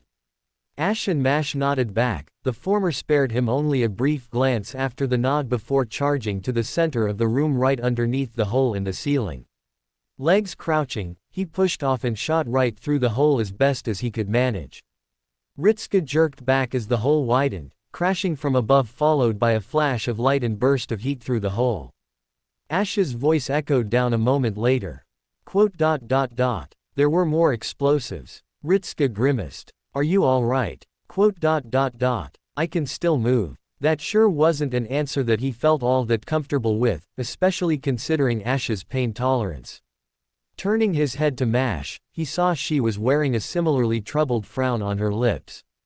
Jerking his head to the hole, she got the idea and jogged to the same spot before jumping up and following after Ash to the floor above. Fortunately without further explosions. With that in mind, he'd need to give chase, but with Priscilla being unable to see. It was a troubling thought, but he was sure that he would be able to come up with something to get her upstairs, already turning to let her know of the plan if she hadn't already figured out what was going on. He noticed something else as he turned to Priscilla. She was no longer facing him, instead her blinded features were twisted towards the direction of someone else. Soon following her line of sight. Sabe. He turned and then stopped. Mordred's helm remained locked onto the doorway to the apartment. Oi. There was a tremble in her voice. It was a sound thick with so many emotions Ritska could make sense of a single one of them. But chief of all, the one he heard above all others, the one he could identify easily enough. Anger. Was that? Mordred's left hand slowly climbed up, a rattle of metal as the limb trembled and a finger was slowly extended outwards. Pointing to the door, he felt her attention fall upon him, even if the helmet didn't so much as even turn towards him. Father. The anger was mixing with confusion, frustration and something else. Perhaps there was shock mixed into her words as well. Saber. She whipped around and faced him. He gasped as he was suddenly jerked forwards with a tight sensation on the front of his collar. It took him only a second to figure out why as his eyes shot down and stared at the hand which had balled up his mystic code in a fight steel-coated fist. A shake jerked his eyes back to the helmet, staring up at him with a burning intensity behind the eyeless slits. You called them Arthur. You knew them, that isn't father. The grip got tighter, he heard the ominous creak of his outfit. He moved his hands to grab the wrist but stopped just short. Glancing up at Mordred and wetting his lips. Of all the things. You've seen the King Arthur in Chaldea, yeah. The altered one. Mordred continued to stare at him, then scoffed rather loudly. Yeah, I've seen that. She sounded rather disgusted at the sudden topic. He wasn't entirely sure for what reason though, but it wasn't exactly the best moment to have this discussion as far as he was concerned. Another time and place would have definitely suited him much more. Then again, he wasn't expecting to run into King Arthur when he had Mordred following after him. But how can that be King Arthur as well? There's no way that's father. Look, I'm not sure how I can explain it to you. The hasty explanation didn't seem to satisfy her. But can we really afford to talk about this right now? A few seconds passed. Then her grip loosened and she pulled her hand away from him. He moved up and rubbed at his collar from the tension leaving him. Wincing to himself from the discomfort. Mordred sharply turned away and strode for the door, though not before making a passing comment over her shoulder. We're talking about this later. It wasn't so much a request as it was a demand, and given the way she growled the words out, he was definitely sure that she would be doing this sooner rather than later. Or her definition of later extended only into the range of a few minutes. The sensation of being stared at was accompanied by someone clearing their throat. Slowly he turned his head to one of the only people left in the room. Oh, Shiki. He felt embarrassed that he'd forgotten she was there. Sorry about that. You don't look all that worried. Worried? He tilted his head, then shrugged. Not the first time something like this has happened, and to be honest, I was expecting it to happen sooner than now. Guess that's my bad for not better preparing for the chance of Mordred meeting with Arthur, but what can you do? Shiki raised her brows. You take everything in stride, don't you? Are you really that easygoing? I think I'm just managing my expectations really well. That sounds terrible. Ritska could not hold back a snort at the blunt comment, covering his mouth and shaking his head from side to side. He could not much deny that, he supposed. At this rate, he would hardly be surprised if he was invited to become the family therapist for Chaldea, with the amount of internal problems that kept cropping up from related servants and the like. He wasn't sure if there was anyone in Chaldea at the moment who actually had a healthy family dynamic. Wait, Maxwell had a wife and kid, didn't he? Yeah, that was it. He was sure they were fine. Shiki was still staring at him, head cocked to the side. The laugh transitioned into a cough. He removed his hand from his face and then turned up to stare at the hole in the ceiling. Pacing towards it and gazing up with squinted eyes. There wasn't much to see. If there had been a light on in the room, it had been taken out when the explosions went off, but they could not have been so strong on account of the ceiling not falling on their heads. Or the ceilings were reinforced. He wasn't going to start complaining about that, however. Would it be terribly rude of me if I asked if you could help me get up to the floor above? Not really. The proximity of the voice was right behind him. Ritska sputtered and jolted. Unable to make but a single step before an arm looped around his waist and pulled him tight. Then he watched everything flash past as a blur, an experience of being weightless and then the scenery changing in the mere blink of an eye. He hit the ground and stumbled, whirling around and facing Shiki with raised brows. She looked back, not the least bit perturbed or troubled. For a moment, she might have looked amused, but it was hard to tell in the dim lighting. Senpai. Oh, thank you, Shiki-san. The shadow that sounded like Mash bowed its head in gratitude before rising back up. A flash of light and then the room was bathed in an orange glow. With hand held aloft and a ball of fire sitting in the center of his palm, Ash swept his eyes about the room. The faint glow of the emerald orbs looked almost like they were the source of light, not just a reflection. Yet it was a brief thing and little else. The eyes danced from him and then towards Shiki. The blonde turned about with no words and made for the door, crunching the remains of furniture under boot as he did so. Ritsuko looked over the room and frowned immediately. It was a ruin to be sure, with very little left in place, which might have even told him it was a room. Blast marks and scorched wood, mangled furniture and walls which had been blown inwards or outwards. It was impossible to tell where the origin of the explosion had been, if there was a singular point, and whether anyone had lived here in the first place. "Go on ahead, Ash, I'll catch up." He did not hear the acknowledgement, but the retreating footsteps were enough of a response for him. Moving past Shiki to the hole and crouching down, now able to see clearly to where Priscilla was beneath him. He fell onto his front and reached a hand out. "Priscilla, can you raise your arm a little and I'll help, senpai." With the benefit of hindsight, he should have asked her first, but he was operating on instinct alone. Mash fell to her front beside him, and between the two of them issuing her some directions, they were able to navigate her towards the outstretched hands. Awkwardly, she took hold of them and held on as tight as she could without presumably shattering every single bone in his gripped limb. Something he appreciated quite a bit. Taking a deep breath, he and Mash rose up and pulled. He would like to believe he contributed in part. But given how he felt very little of her weight, and how she was more heavily favoring one side, it was clear Mash was putting in most of the effort. It was only a few moments later where they pulled the taller woman through the hole and let her rest on her feet. A fleeting smile crossed her lips as she rubbed her thumb along his knuckles and inclined her head ever so slightly in their general directions before losing her hold on Mash while remaining in his. Quite how she could tell them apart was a mystery to him, but he didn't want to ask. They had important things to do. Let's catch up with them. The sword tore through the chest without even a hint of resistance. His backhand caught the next and smeared the wall with gray matter. A hand struck his armor and bounced off with a thud. He swatted the walking corpse from him and sent it spiraling over the edge of the balcony and to ground level. Based on how fragile they were, he could assume that it would not survive the landing. A far cry from the hollows that he recalled battling all those times, and he would not say he missed the older ones. But these were just as vexing for all the same reasons. They had been people once, turned to these mindless husks which did nothing more than serve as a nuisance for him. Flames burst from his open palm and he moved through the cloud of flames before it had even faded, stepping past the burning bodies and continuing on his path. The sword reversed and thrust at the door the second it opened. The body was run through and then split open as he jerked the blade upwards. He raised a hand without looking and unleashed another stream of black flames into the apartment before continuing on.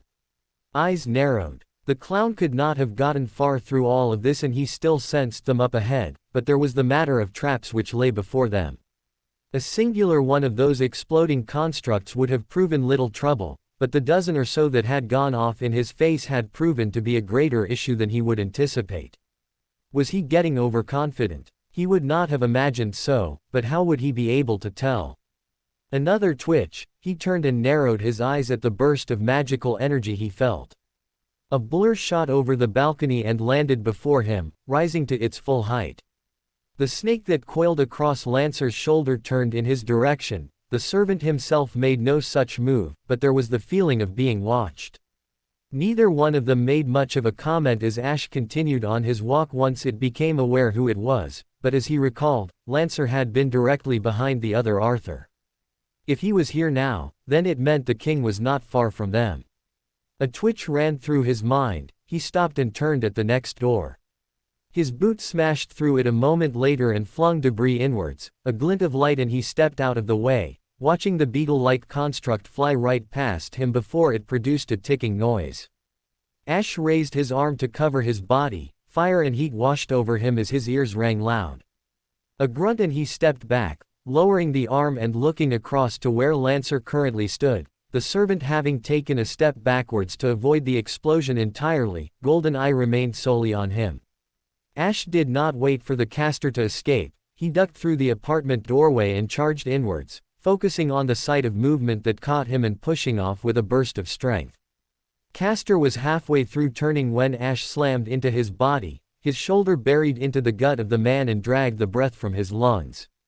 The pair of them carried on and crunched against the wall, Ash pressing his full weight and keeping the man there for a moment, a gasping wheeze. His hand clamped down around the throat of the caster and yanked them free of the wall, spinning and hurling them across the room a moment later, crashing down into the fridge and denting the metal. The impact bounced them off the now swinging door and through the cupboard with a splintering of wood. Ash gave chase. The countertop between them parted as he walked through it, wood and ceramic spilled over his body and rolled across him as he reached down and locked his hand about the ankle. Castor whipped about, Ash leaned back and still felt the faint sting across his cheek. In the caster's hands were held the large scissor blades, now one edge coated with a thin layer of dried blood. A heel whipped for his face as the man kicked and threw something at him with the other hand. Another of the exploding beetles, all the while grinning at him like some manner of crazed fool. Ash turned his body side on and braced himself, stumbling more from the shockwave rather than the explosion itself, but the smoke it threw into his face served a purpose all the same. A bite of steel against his shoulder and a loud scrape had him raise his forearm. The bladed weapon glanced over his armor, halted against the limb. He glared through the smoke and faced the caster as it faded. The man never once lost the smile. His hand clamped down tight against the ankle. Ouchie! Castor whimpered and jerked back from the crunch of bone, but the strained grin remained and there was a glint in his eyes. With a cackle he released the scissors and pressed his palm flat against Ash's chestplate. He stared down and pulled back at the sensation of something invading his. His left leg gave out from under him, a muted sensation of pain and then nothing as he dropped down to one limb. Castor's foot collided with his chin several times before he snarled and threw the man aside, but it was not merely the ankle which now bore him wounds. Pain ached over his body and against his shoulder and back. His eyes narrowed. The ankle he gripped the caster with and the ankle he now felt break under him. A curse. A nuisance for anyone else, but pain was no stranger to him. Unfortunately for the caster, Ash held no interest in taking his life quite yet and he could endure whatever agony he suffered if it meant disabling this one. Caster gasped and pulled himself out of the wall he'd been thrown into, another mad laugh as he hobbled away. That's certainly a glare you have, my violent fellow. Do you not appreciate my jokes? They do say it's best when humor is shared amongst everyone. Or do you prefer a private joke? That's not quite my style. He stopped speaking, his head turned sharply and there was a widening of eyes. Lancer blurred across the length of the room and struck the man in the face with a blow to the jaw, knuckles leaving a bright red indentation in the skin and transporting the man from one spot into the wall itself. His upper half vanished into the brickwork with only the legs appearing. The taller man stepped and coiled a hand around one of the feet before pulling him out of the wall without much trouble and dropping him to the ground. Wheezing and sputtering, Castor coughed out dust and held up a single finger towards the Lancer, pointing at him and trying for a smile. If you don't appreciate that sort of joke, I'm sure I can think of something more your style." Another rousing cough sputtered from the man as he sat up and held his hands out. "Wait a moment, let me think of something." Holding no interest in whatever lame quip the caster was preparing, Ash hobbled up and stared down at his ankle with a frown. It looked slightly crooked and placing weight upon it was troublesome, if only for the issue of balance. But little that could not be solved with some mild healing from Ritska when he caught up. Raising his head, he stepped forwards and marched for the man, oblivious as he continued his stream of irrelevant thoughts. "I'm sure one of my jokes will make us see eyes to eye. Ha ha ha oof." A kick to the gut sent pain lancing through his own chest. He clenched his jaw as Castor was thrown across the room from the blow and into the ceiling, scraping away at the plaster above their heads before falling down into a shroud of dust, coughing and grunting in pain once more. He stepped past Lancer and cleared the distance, leaning down and running his fingers over the scalp of Castor and coiling it through the long messy hair. He clenched his hand and bunched it up between his fingers, feeling a sharp tug on the back of his own head as if someone had done much the same to him. Pulling, He yanked them up to their feet and held them before his face, glaring at them with narrowed eyes. Ah ha ha, Castor rolled his jaw, then put on a rather thoughtful face before spitting down to the ground between them. A single tooth flew out from his jaw and hit the ground. Castor looked down at it with raised brows. Please don't lose that, I'd rather not rob the tooth fairy. You are insane. Or am I sane? A swift reply with a wide smile. The man laughed once again in a manner that was quickly becoming irritating. After all, what is sanity and what is insanity? Surely we can all strive between one and the other at any moment. After all, I am doing my loyal duty as a servant. If I were truly insane, I would never hesitate to betray my master now, would I? The two are not related. Castor threw back his head as best he could and laughed. Of course. Ha ha ha ha. You think the same because I see it in your eyes too. Ash drew back as the pale man threw himself into his face, grinning widely. That little glint of madness. The little abnormal. Castor stopped speaking and was no longer in his face.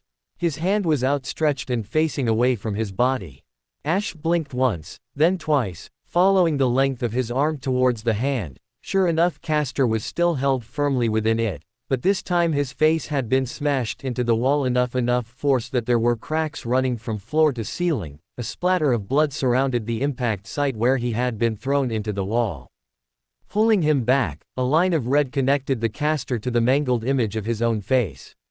Nose crooked and pale face dyed red, the man sputtered and gurgled before spitting blood to the ground, sniffing or trying to. Ah, yes, Castor exhaled and turned his eyes to face him. How very civil of you.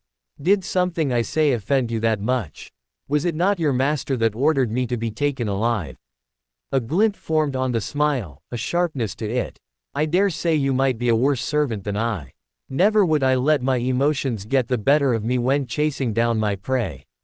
Even when faced with such a master as your own, I feel as though I could take a liking to him, but I obeyed all the same and tried to kill him.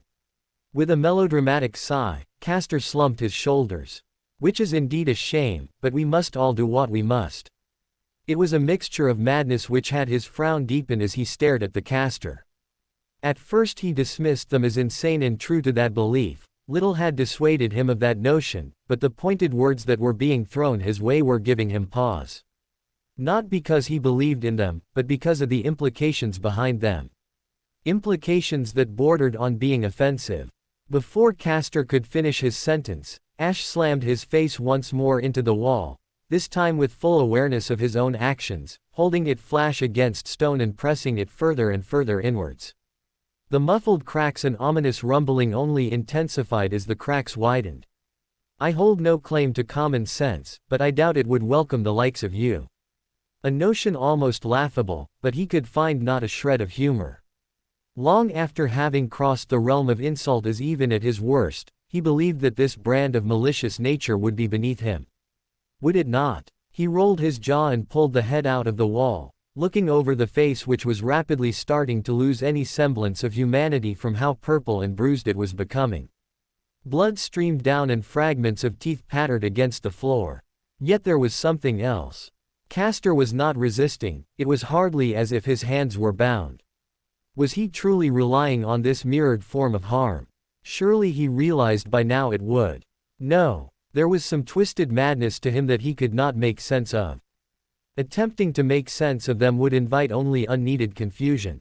So he dismissed the words entirely, or made the effort to do so. Yet there was one thing that he could not ignore. Their existence as a heroic spirit. How could they exist as one in a state such as this? How had they contributed to the history of humanity? And how could they be summoned to render aid to humanity? A notion strong enough to furrow the brows. With another pull, he twisted them around and thrust them back to the wall. His hand lingered on their throat as he looked at them for the first true time. Not as an enemy, but as something to stare at. To make sense of. Castor only smiled, welcoming his gaze with open arms. He could not understand it. The humor about them and their laughter, it was something he could not make sense of. He felt no malicious nature from them as they spoke, it was only with some innocent chuckle as if they did no wrong. Ash felt his frown deepen, then he exhaled. You will remain silent until Ritska arrives and then you will answer his questions without failure or I will take your head from. It was as he spoke that Castor suddenly jolted, eyes swinging on him and finding some spark of life.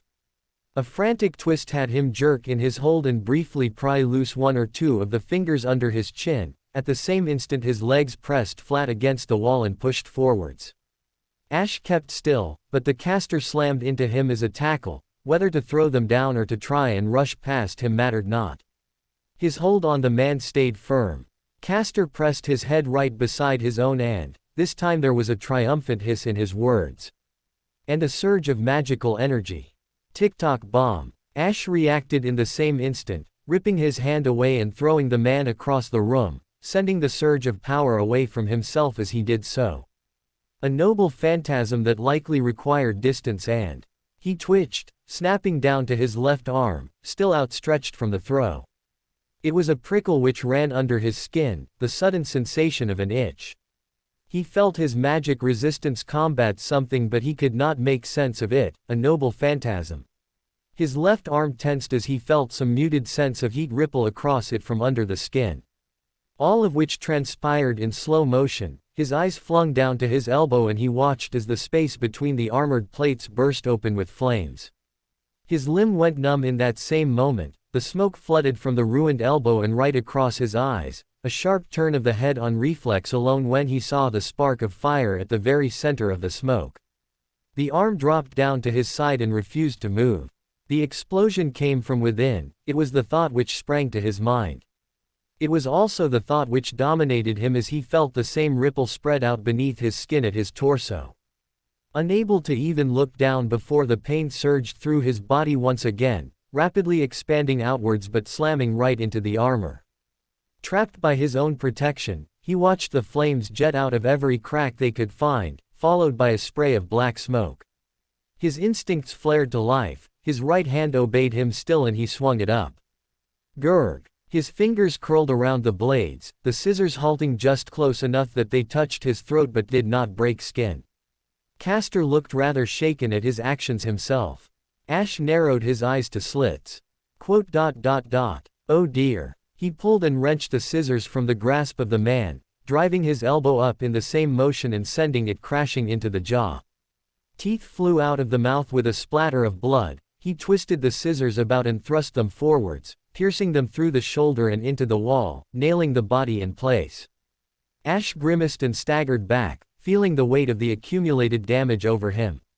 As expected, it felt like something tore into his own shoulder, the one which mirrored Castor's own. It looked as though Castor was preparing to speak, or make a garbled attempt. Curling his lip in annoyance at the hassle this was proving, he found his patience to have run thin for the antics of this one. Between the words of madness and the problems he was causing, not to mention the noble phantasm which felt like it had blasted him in half, Ash could stomach it little further. His fist crashed into the throat of the man, blood exploded from both their mouths as Ash fell backwards and hissed, clutching at his own throat with his sole remaining arm. Muted pain swept over his body, smoke still billowed from the cracks of his armor, the gaps in which the plates bolted together. A shadow stepped forwards and Gold peered down. Lancer wore a rather odd expression, a mixture of surprise and something else. "Thee still liveth." Flat words and little else. The man changed targets to Castor and approached them, reaching out and taking them by the jaw and pressing their head further back against the wall they had been secured to. "Thee wouldst that thy health a service if thee wouldst speaketh only at which hour required." Castor struggled. "And would that be at 2 o'clock or ga?" Lancer thrust a sharpened fingernail into the right eye and held it there. Ash spared it little glance as he pushed himself onto his front, ignoring the continuing screams and pushing off the ground. Very nearly stumbling again. He felt lighter than usual and he could imagine why. He took a breath and stopped as he sucked in nothing but blood and dust. His right hand reached down and found the plate. He curled his finger around and pulled outwards to look within. A grisly sight awaited him. Chainmail links had been blasted apart and left great holes right to his flesh, or what remained of it save for scorched craters across his body. Smoke still hissed out from them and blood trailed down, dripping to the floor with a slowness about them. Doubtless only because of his nature was he still able to stand with so much of his gut missing. The plate snapped back into place, he moved for the straps and fastened them tighter. A jerked motion snapped through his body as he spat more blood to the ground and pulled himself upright. Of all the things which might have very nearly killed him. A jester with an addled mind. Still, at least he knew what to beware of now. He looked from that into his left arm, dangling uselessly by his side and doubtless only kept moderately attached by some thin layer of muscle and the gauntlet straps themselves. Reaching across, he pushed the limb up for a moment before letting it go. It dangled back and forth and spun in the same motion. Ritska would be annoyed, he supposed. The still present scream of pain from Castor had him twitch. The sound was annoying to him at this point. He's still needed alive, he reminded Lancer, but he doubted he could probably stop him from killing Castor at the moment. Not if he really wanted to. The distance wasn't too great, but Lancer would need only drive his finger further and that would be the end of it. Lancer gave a vague grunt of acknowledgement. Ash raised his head to watch the man pull his hand away and step back from the caster, whose screams had died away and still revealed himself to be trying to laugh even now. It was bemusing. Ash frowned and stepped forwards, stalking towards the man until he stood right before them. His right hand came up and took hold of the face, leaning it back and allowing him to get a better look towards it. Eyes narrowing ever so slightly as he sorted through the memories within him, trying to put the face to a name. One as strikingly dressed as this would not be long. Unless they did not appear this way while they lived. His eyes moved to the blood and he frowned at it, dragging a finger across before he pulled it back and closed his hand into a fist. His eyes rolled shut and he delved deep into the flesh before his eyes opened, snapping a sharpened gaze upon the now silent pale-skinned servant. You are not human. They were not quite like anything he had met before. Neither expecting an answer, nor truly wishing for the clown to speak again, he frowned as he searched his mind for the right term. Pale-skinned and human-looking but not quite, yet that did little to explain the bewildering appearance in front of him. Yet the more he searched, the closer he came to an answer. The memories were coming forwards, the old visions and whispers. Construct, they said. A being of flesh made by man.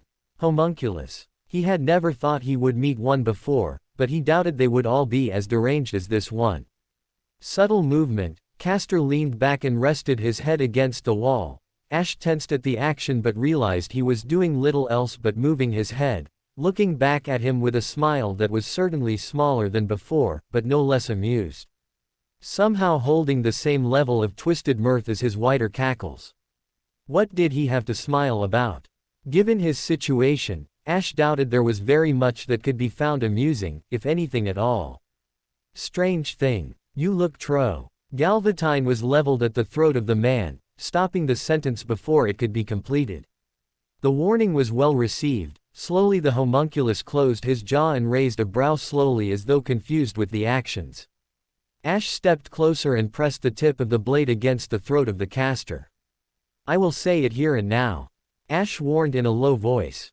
Should you speak out of turn, I will run you through and claim you were too troublesome to remain alive. And it would be the truth. Castor raised his hands in surrender and smiled before nodding his head up and down. Lowering the sword, he stepped back and turned his head towards the door. The hurried sound of footsteps grew louder and louder until they were very nearly upon them.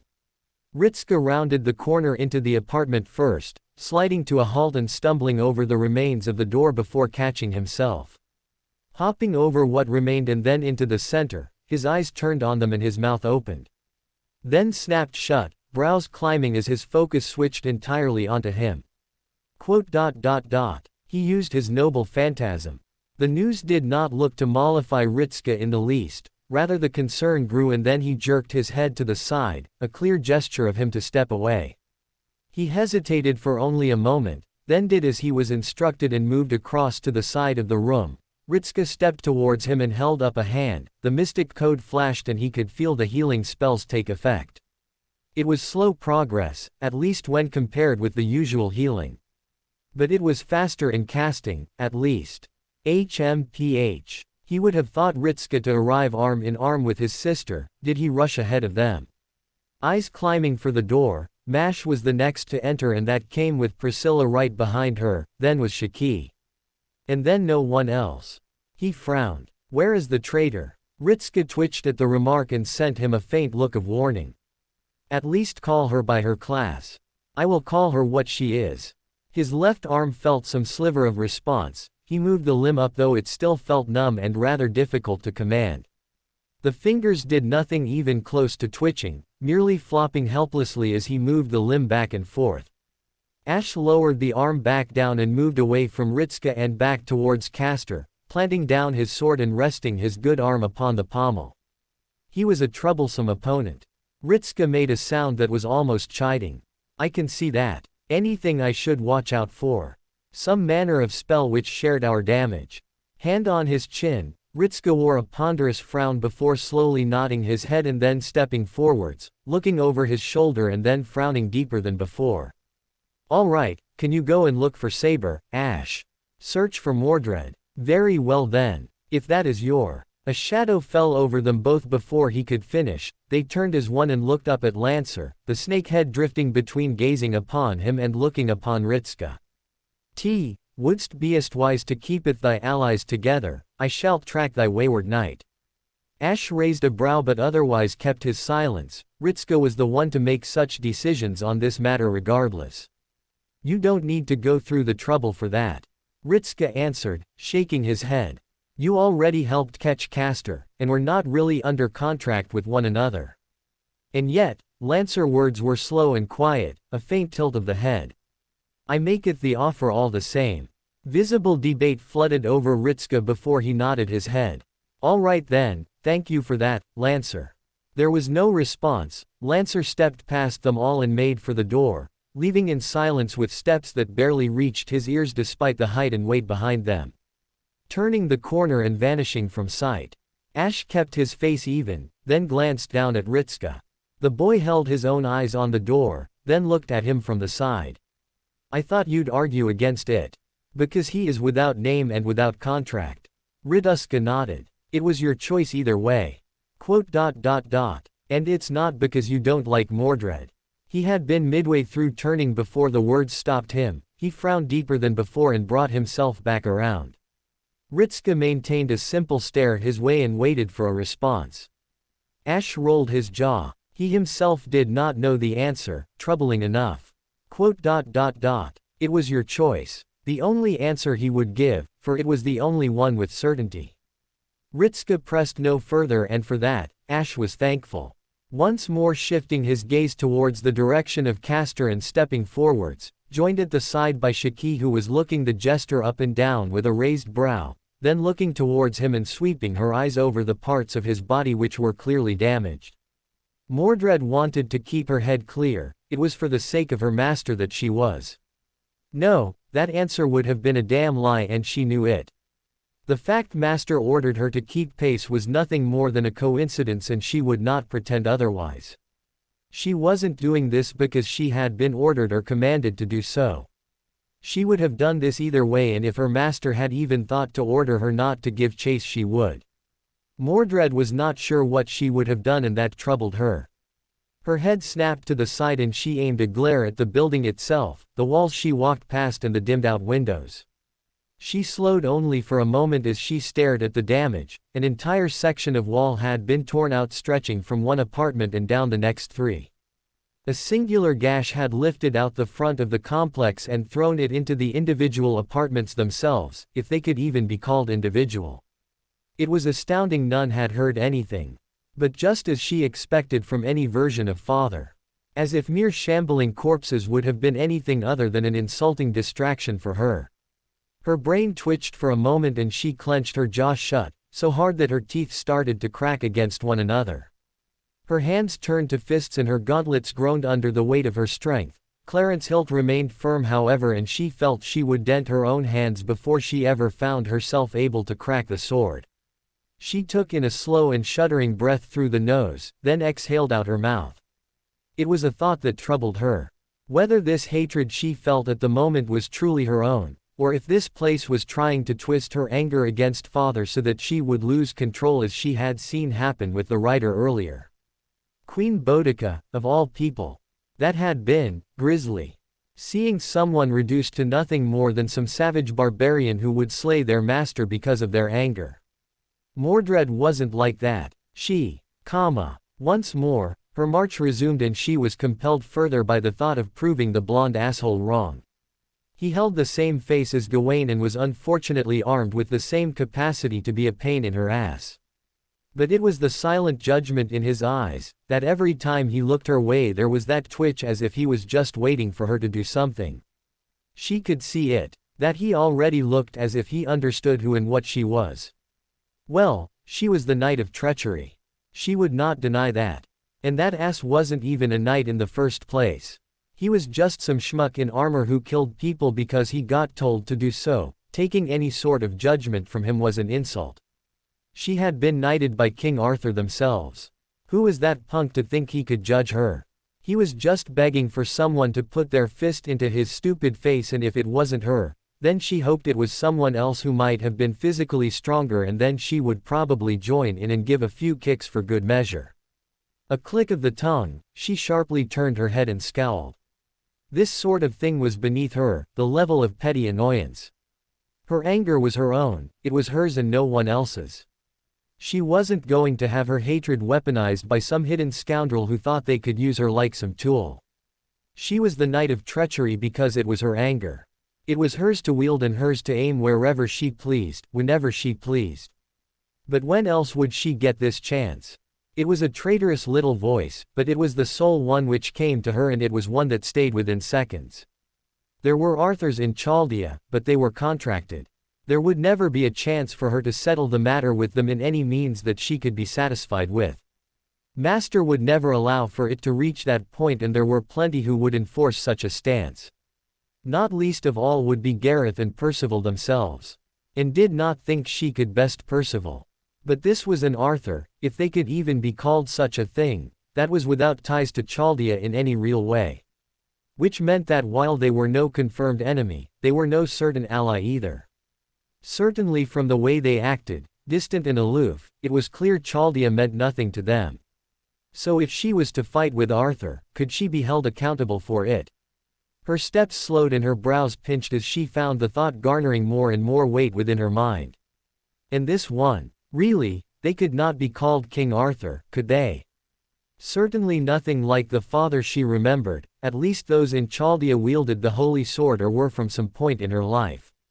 That twisted mockery with the blackened Excalibur still held Excalibur, but this one had no such blade, and that was most assuredly not Dun Stallion that she was riding upon. But it was Yamre. So that was, some evidence it was father. Mordred growled under her breath and stomped forwards, raising a hand and pressing it against her temples and pushing. It was a line of reasoning that was as convoluted as it was confusing. There was no denying that it was still a version of father, and the lack of recognition or acknowledgement when they had appeared already confirmed that to her. Because that was just like father, was it not? Always something more important. Her hand tore away and she glared forwards. This was father. She could never mistake it. Not the father she remembered and not the father she fought, but father all the same. This anger could be mistaken for nothing. A blur and then a sharp crack. She staggered to the side and blinked in shock. A numbness spread over her left cheek as she blinked twice, then righted herself and looked down to her own hand. Clenched into a fist and shaking right in front of her eyes. It took her a moment to connect the fact she had just punched herself in the side of the head. What the hell was she even? Her hand snapped down to her side and she turned a glare to the stonework once more, hardened glint in her eye and the feeling of heat pulsing all over her body. The anger built up within her, but was aimed towards anything. It rippled across and then snapped as a flash of lighting. Stone was charred black, scarlet crackles tore apart the ceiling above and the walkway to the side, flinging debris down to the street below. Bastard. It was a growl that sounded feral even to her own ears, but it was not without cause. The fool behind this really thought he was clever. Trying to worm into her head like that. No. Stepping forwards, she accelerated in a sprint, clearing past the damage and the corpses in the blink of an eye. Right until she rounded the corner and slid to a halt.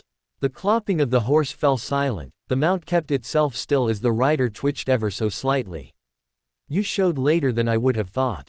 They still did not turn to face her, despite speaking to her. Mordred had to fight back the urge to scoff at that, as if she had been expecting any different from this one. Yet even as she told herself it was not the same father that she knew, there was no denying the sting of that shot through her all over again. That ugly frustration as she glared at the back of the armored head. Tell me, errant knight. Even now, they did not turn. Have you surrendered to the darkness that dwells in this place? I can feel the weight of your anger. Unclouded and without shame, Mordred straightened and took a breath. My anger is my own. Is that to be your answer, then? They moved slowly, reaching towards their helm with their left hand and taking it by the front. Mordred narrowed her eyes as it was pulled off their head, revealing a bun of pale blonde hair with dark horns jutting from under it on either side. The hand holding the helm closed into a fist, the headpiece vanished into blue motes of light. Yamre turned about to face her and Mordred found her eyes drawn to something that even in such a hideous form, she could never forget. Blackened and warped, spines of reddened crystal growing from the skin of the lance, it was still as powerful as ever. Rongominiad. A pain lanced through her gut, a phantom wince as she rolled her jaw from side to side. Her eyes climbed back up and she centered herself. Pale yellow eyes bore down at her in cold judgment. She found herself rooted to the spot for but a brief instant under the weight of that stare. And what shall you do with that anger of yours, him? Are you here at the behest of that fury or of the one who commands you? Mordred took a breath and twisted Clarent about, planting it down into the ground and dropping her hands upon the pommel, they curled about it and held tight. My master has business with the one you're trying to kill. Until that is over. She narrowed her eyes. I will not let you dispense justice. Her nerves felt like iron. She held the stare down between them for as long as she could and soon, father inclined their head at a faint angle. Tell me, errant knight, is this for the sake of your master, or is it purely in rebellion against what I have decreed? Mordred stilled. But she had no answer to give and even if she did, there was no chance to give it. Mayhaps thou art correct, or mistaken.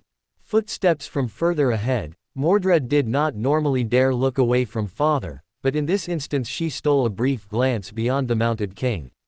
Lancer approached with a slowness about him, almost akin to stalking forwards. Whatever the case, I shalt still beest here to bar thy way.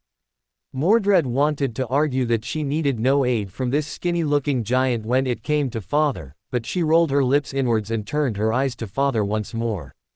With no indication that they had even heard the words of Lancer in the first place, save for the slow blink and the exhale. That you stay your hand despite your clear rage is proof that you have some wit left in you, or you have been well trained. She bristled at that. It sounded like someone complimenting a dog. Or maybe I'm not some savage beast with thoughts only of destruction. The words snapped back quick as lightning. Father gave no verbal retort. Merely a raised brow. Well, Mordred jerked her chin forwards and glared. What now, father? Are you gonna kill me for rebelling? The words brought a sneer upon her lips, it would be as she expected. I have no time to waste on such trivial endeavors. Mordred blinked slowly. What? A tug on the reins turned the horse about. Was she being dismissed? What are you doing? The mount trotted forwards and away from her. If you have no need to unleash your rage, then there is no cause for us to trade further words between us. As I spoke before, your master has until I arrive to obtain what information he might find useful. Should you wish to stop me, you will have to fight me. Father looked over their shoulder and down towards her. But I am left to wonder, what purpose would your death serve? Mordred stomped forwards. Don't you dare just. Lancer stepped aside and let father walk past, all while he looked at her. Father, she bellowed, marching forwards.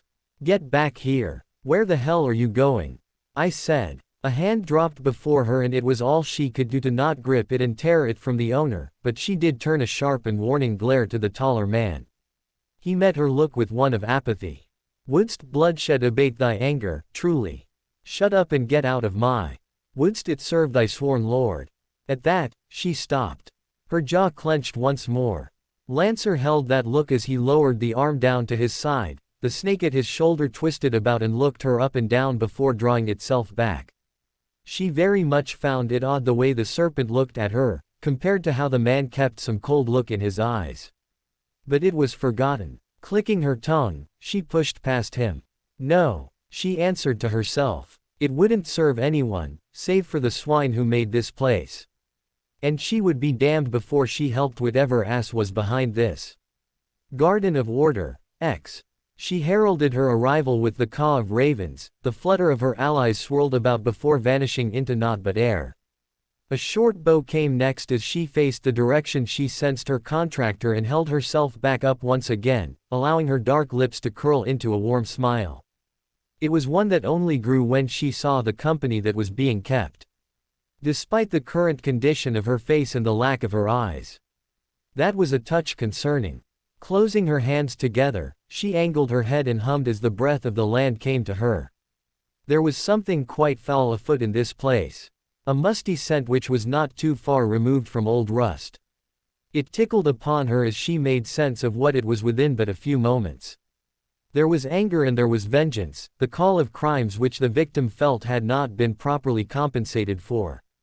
Retribution, rather than justice. Her eyes wandered towards her grandson.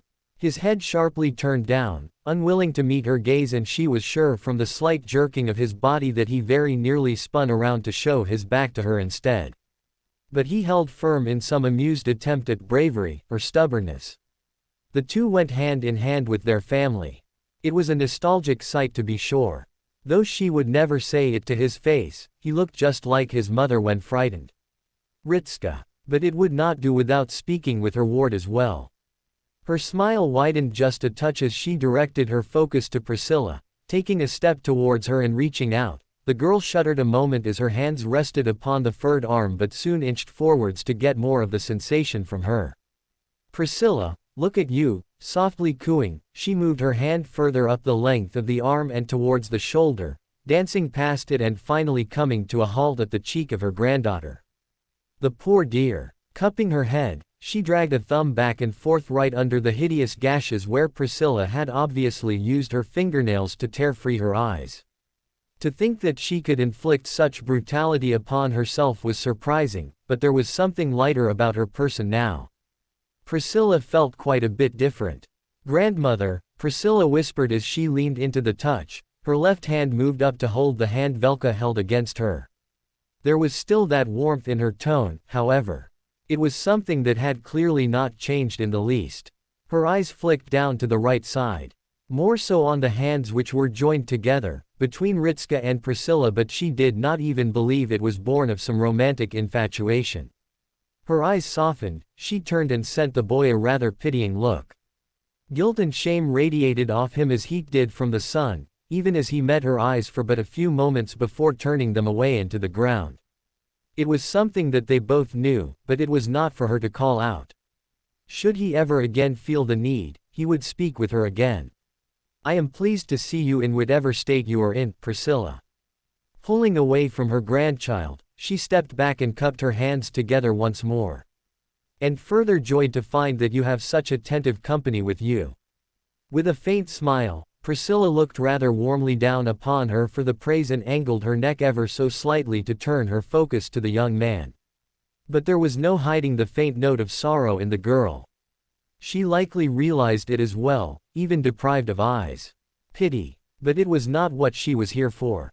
A slow turn of the head brought her focus to the main reason of her being here, lowering her hands down to her front and upturning her head just enough so that her eyes were visible from beneath her veil. He met her stare and offered a faint nod of greeting before he started to speak. Velka, I need your assistance. Her eyes turned to the one who was all but screaming to her in every way that mattered. Even as nothing more than a flicker in the very corner of her vision, they left such an impression that it was hard to ignore. Am I to understand that this is the one who warrants your calling upon me for the first true time? Taking a slow step towards the man mounted to the wall, her eyes roamed over his entire form. Her gaze lingered most of all to the damage which had been done unto him, quite a state he had been left in with all those bruises and gashes over his face. The clearly broken nose and the missing eye. Raising her hand, She pressed her fingers under the chin of the pale-skinned fellow and pushed upwards, until he was looking towards her with a smile that was as false as hollow as his gaze. A rather curious little figure they had found for her today, more so with a nature about him that screamed of a soul younger than his appearance would suggest. A false body, mayhaps. They have visited pain upon you, have they not? Velka whispered, but it was words which she knew carried across the room. And not just those here, there have been others, such as yourself as well. She could see it knotted across his very being, her eyes lowered until they fixated upon his chest. Where his soul was bound with sin, but it was sin stamped firmly upon him for something that did not weigh upon his mind. There was always a difference in guilt, between those who felt no remorse for actions they had committed and those accused of actions they had not committed but all were convinced of. Or perhaps he was but the carrier of another's sins, a convenient stand-in. You're a rather different one, aren't you? The one-eyed man chuckled rather openly at her, tone conversational as if there was nothing for them to even worry about. A faint intake of breath betrayed his pain, however, and there was something about the way he was visibly sizing her up. Long since coming to the conclusion that she was indeed a very different one to those who had hurt him. A carrot-and-stick approach, is it? He mused further, tilting his head. Shall you offer me a sweet song in the hopes I will confess all my terrible actions? Will you promise my safety so that I do not need to worry about being harmed further? Will you swear it upon your word as a goddess? She gave a sweet smile. No. He blinked, then laughed in some true amusement. That is curious. Then is this to be the stick instead? When his eye opened, he leered forwards and gazed at her with a greater sharpness within it. Gone was the sense of concern and replaced only with some clear curiosity. She could see it clear as day, that he was truly invigorated by the chance that she was perhaps the worst option out of all of them.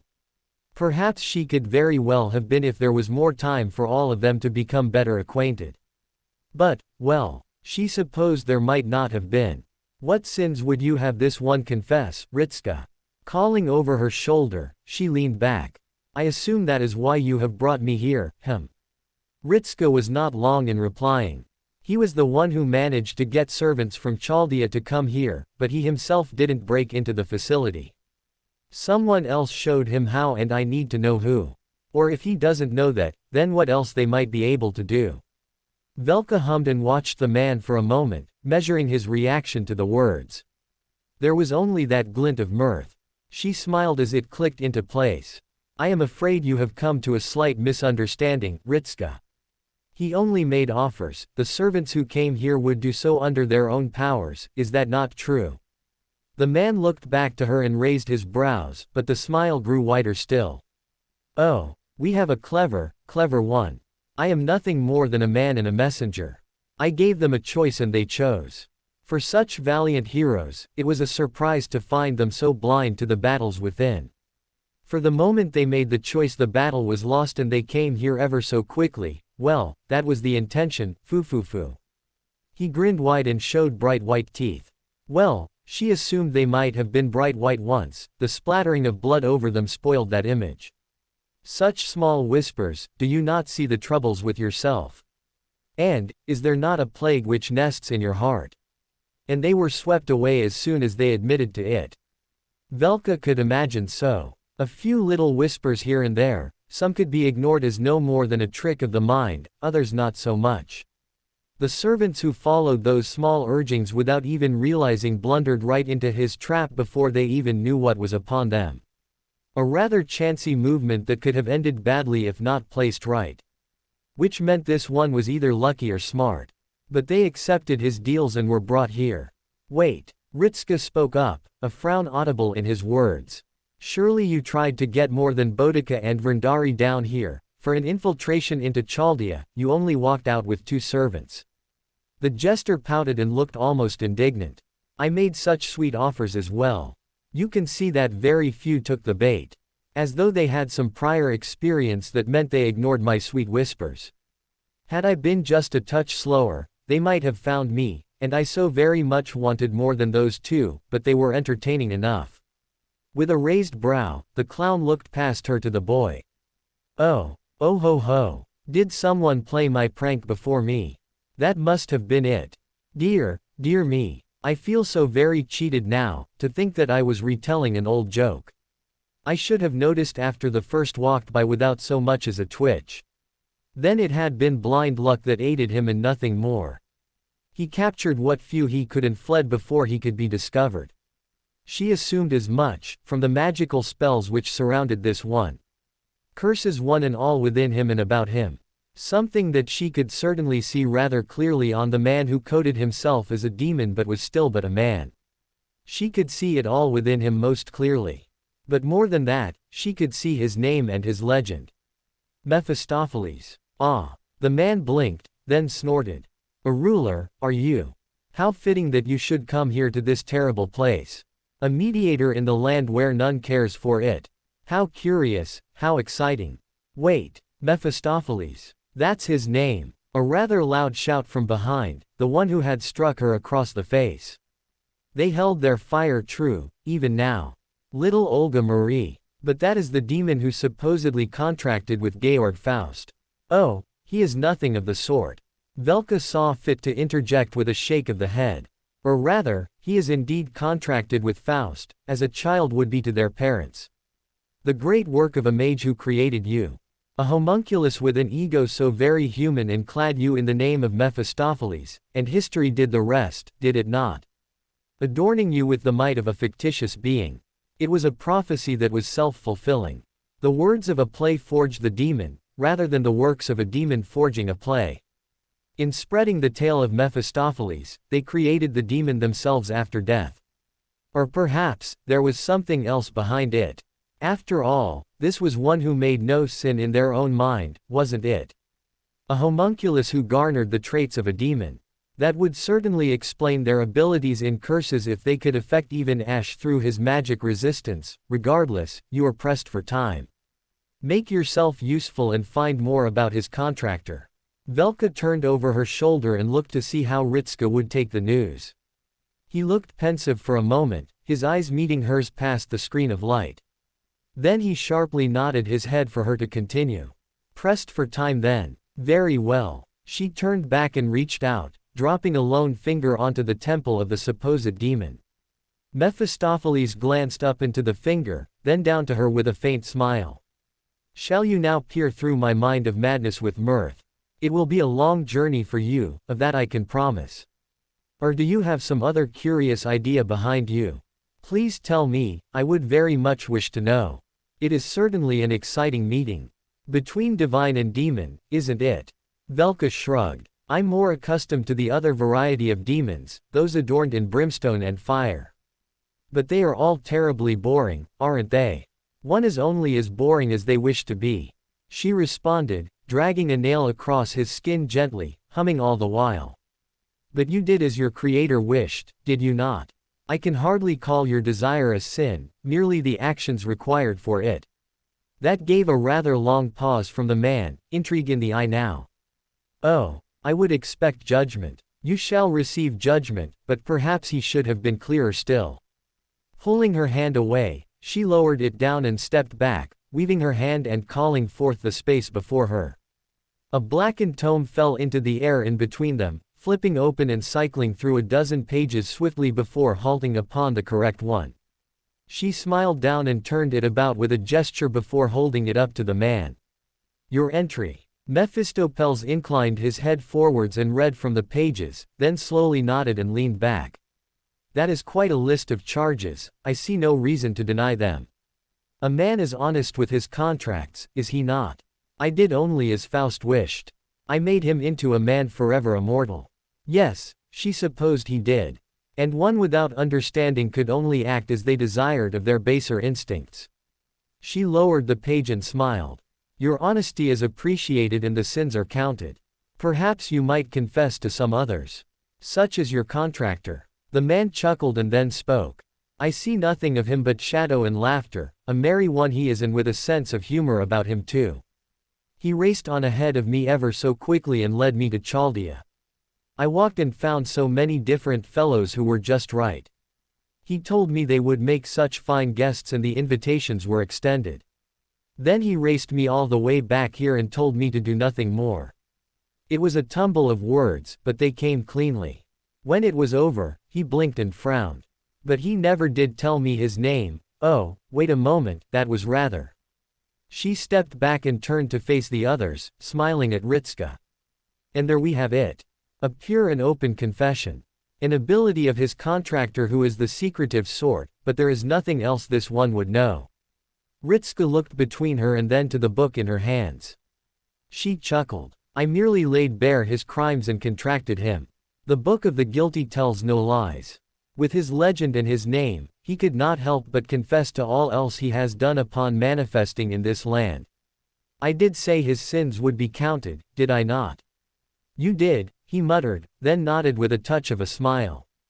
Thank you, it's not a lot but it's better than we had before at least. She jerked her head back. And his fate. A silence greeted her that was rather ominous, but she reached beyond the room with her senses and found something drawing closer and closer to them. It was akin to staring out to the horizon and spotting the rumbling of an encroaching storm, one that everyone was aware of. Her eyes turned towards the door for but a moment and her brow slowly raised, then slid her gaze back towards Ritska and felt her lips pull themselves upwards into a touch of a smile. Or perhaps that has already been decided before I arrived. Very well. If there is nothing else which calls for me here, then shall I return? Ritska slowly nodded his head. Yeah, thanks. Forced as his words might have sounded, she could see he was genuine with it. I'll leave my granddaughter in your capable hands. Bowing her head, she brought it back up and switched her eyes to another in the room. Ash. He twitched, almost like stopping himself from flinching at the mere mention of his name.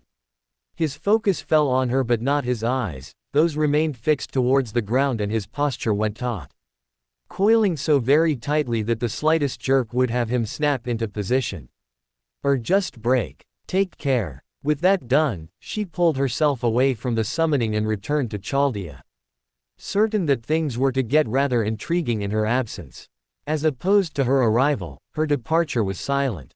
She just sort of vanished into the wind, leaving them all alone in the quiet. Ritska took in a slow breath before he looked to Mephistopheles. The man still held that oddly puzzled expression on his face before it loosened and relaxed, the smile formed once more and his purple eyes rolled in his direction. A smile wore itself more openly now and the man chuckled in a low tone. Am I to suppose this is where we might say farewell? That's a bit of a pity. Though how many can say that a king would come and deliver justice to them personally? That sounds like quite the boast, doesn't it? How do you suppose it will happen? With her bare hands or with? His vision swarmed with heat and light, Ritska hissed and pulled himself backwards.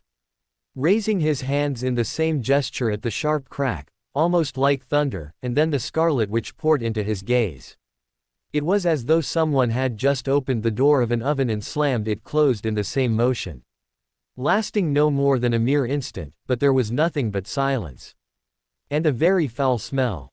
Burnt meat. Ritska opened his eyes and beheld the sight, lowering his hands down and looking right towards the wall and where the caster had been. Rather, there was still some part of him there, mainly the shoulder which had been mounted, but that was it. There was a circular groove torn right into the brickwork which was as wide as his arm was long. A cutout which had engulfed caster from his waist right the way up and past his head, but not quite taking his entire body. That remained, what remained crackled with heat and smoldered with embering burns. His head snapped away from the sight and he tightened his throat to prevent any sort of bile from rising. But he didn't need to bother. He didn't feel sick, and that worried him. Instead he looked to the doorway and spotted the cause, still mounted atop her horse with the lance levied upwards and tip pointed towards their direction. The crimson teeth running along the spear dimmed until they went cold, the black lance lowered itself down and the rider pulled on the reins of their horse. Arthur turned her attention onto him and peered down, now bereft of the helm. It let him see her cold expression, one devoid of anything even close to emotion. To him, it looked more like a mask. I trust you gained what information you sought from him. Even as she said that, he was left with the impression that she didn't much care if he had or hadn't. Yeah, we did, he replied slowly, then frowned. Where's Sir Mordred and Lancer? Arthur was silent, then hummed. And why should I answer such things? Surely you would have known if they perished, would you not? Are you not a master? Yellow eyes narrowed. Or are you so deeply a novice that you are incapable of being informed of the state of your subordinates? She did not battle them. Ash cut into the conversation, stepping forwards and moving between the two of them. Though he did not draw his weapon, he kept his posture tight and at the ready. Something which might have looked more intimidating, if his left arm still did not resemble more of a burst sausage cloaked in metal rather than an actual limb. Not that it would have stopped Ash. I figured that, he replied, gaze switching to Ash. Still would like to know if she actually came across them either. Arthur did not respond. Her eyes were instead fixed solely upon Ash as if she had seen him for the very first time. There was a narrowing of those yellow orbs before she gave a faint hum and then leaned back, almost as though she was relaxed by the development. Weird. I had not thought there was another of that shadow's ilk here, and yet, HMPH. Perhaps I let my eyes wander much too high, rather than keeping them close to the ground, but it is no matter now. Ash turned and faced Arthur directly. Ritska, instead, was the one who spoke up. What is that supposed to mean? I am not here to guide you through this, Chaldea. She answered instead with a cold tone, her posture tightened as she reverted to the previous state she had been in. You have achieved progress thus far. You will either perish before you reach the climax or you will triumph. I am sure either one will be somewhat amusing for me. Regardless, I have achieved what I set out to do and will leave you to your work. She turned, then stopped and quickly rolled her head back. But she did not look at them. Ritska heard it and whirled around, the wet slithering and the hiss in the wind, but he did not see it until it was much too late. The darkness snapped shut around the body of Mephistopheles and pulled back into the burnt tunnel. The piercing crimson eyes bore into him as they retreated out of sight and then faded from view. So, she is still wasting effort. The comment from Arthur broke the silence, and Ritska caught it immediately. As he did with the implications of recognition. You know who owns that thing? Arthur rumbled something which might have been a chuckle. Of course. She was here before even I, but her role has been petty and limited. Though you do not look surprised, I see you have already witnessed her pet collecting bodies. Though if you think to aim your swords at her, then you are a fool. She grunted, then frowned. If nothing else, I shall spare you the effort. She is no more than a collector. Set your sights elsewhere if you truly intend to put down the one responsible for this. Yellow eyes flickered to Ash before they parted. The horse turned about and then strode away. The heavy clop of hooves fading as the lancer moved on from them. I'm still stuck on the fact she is riding a horse inside. Ritska blinked slowly, then turned and looked at Shaki, his brows furrowed after a moment. She caught him staring and then raised an eyebrow. What? That's what you think is weird about all of this? Yeah. She grunted back and then folded her arms, leaning forwards and squinting at him. Don't you think that's a weird thing for a person to do? Why would you go around riding a horse if you're going to be inside?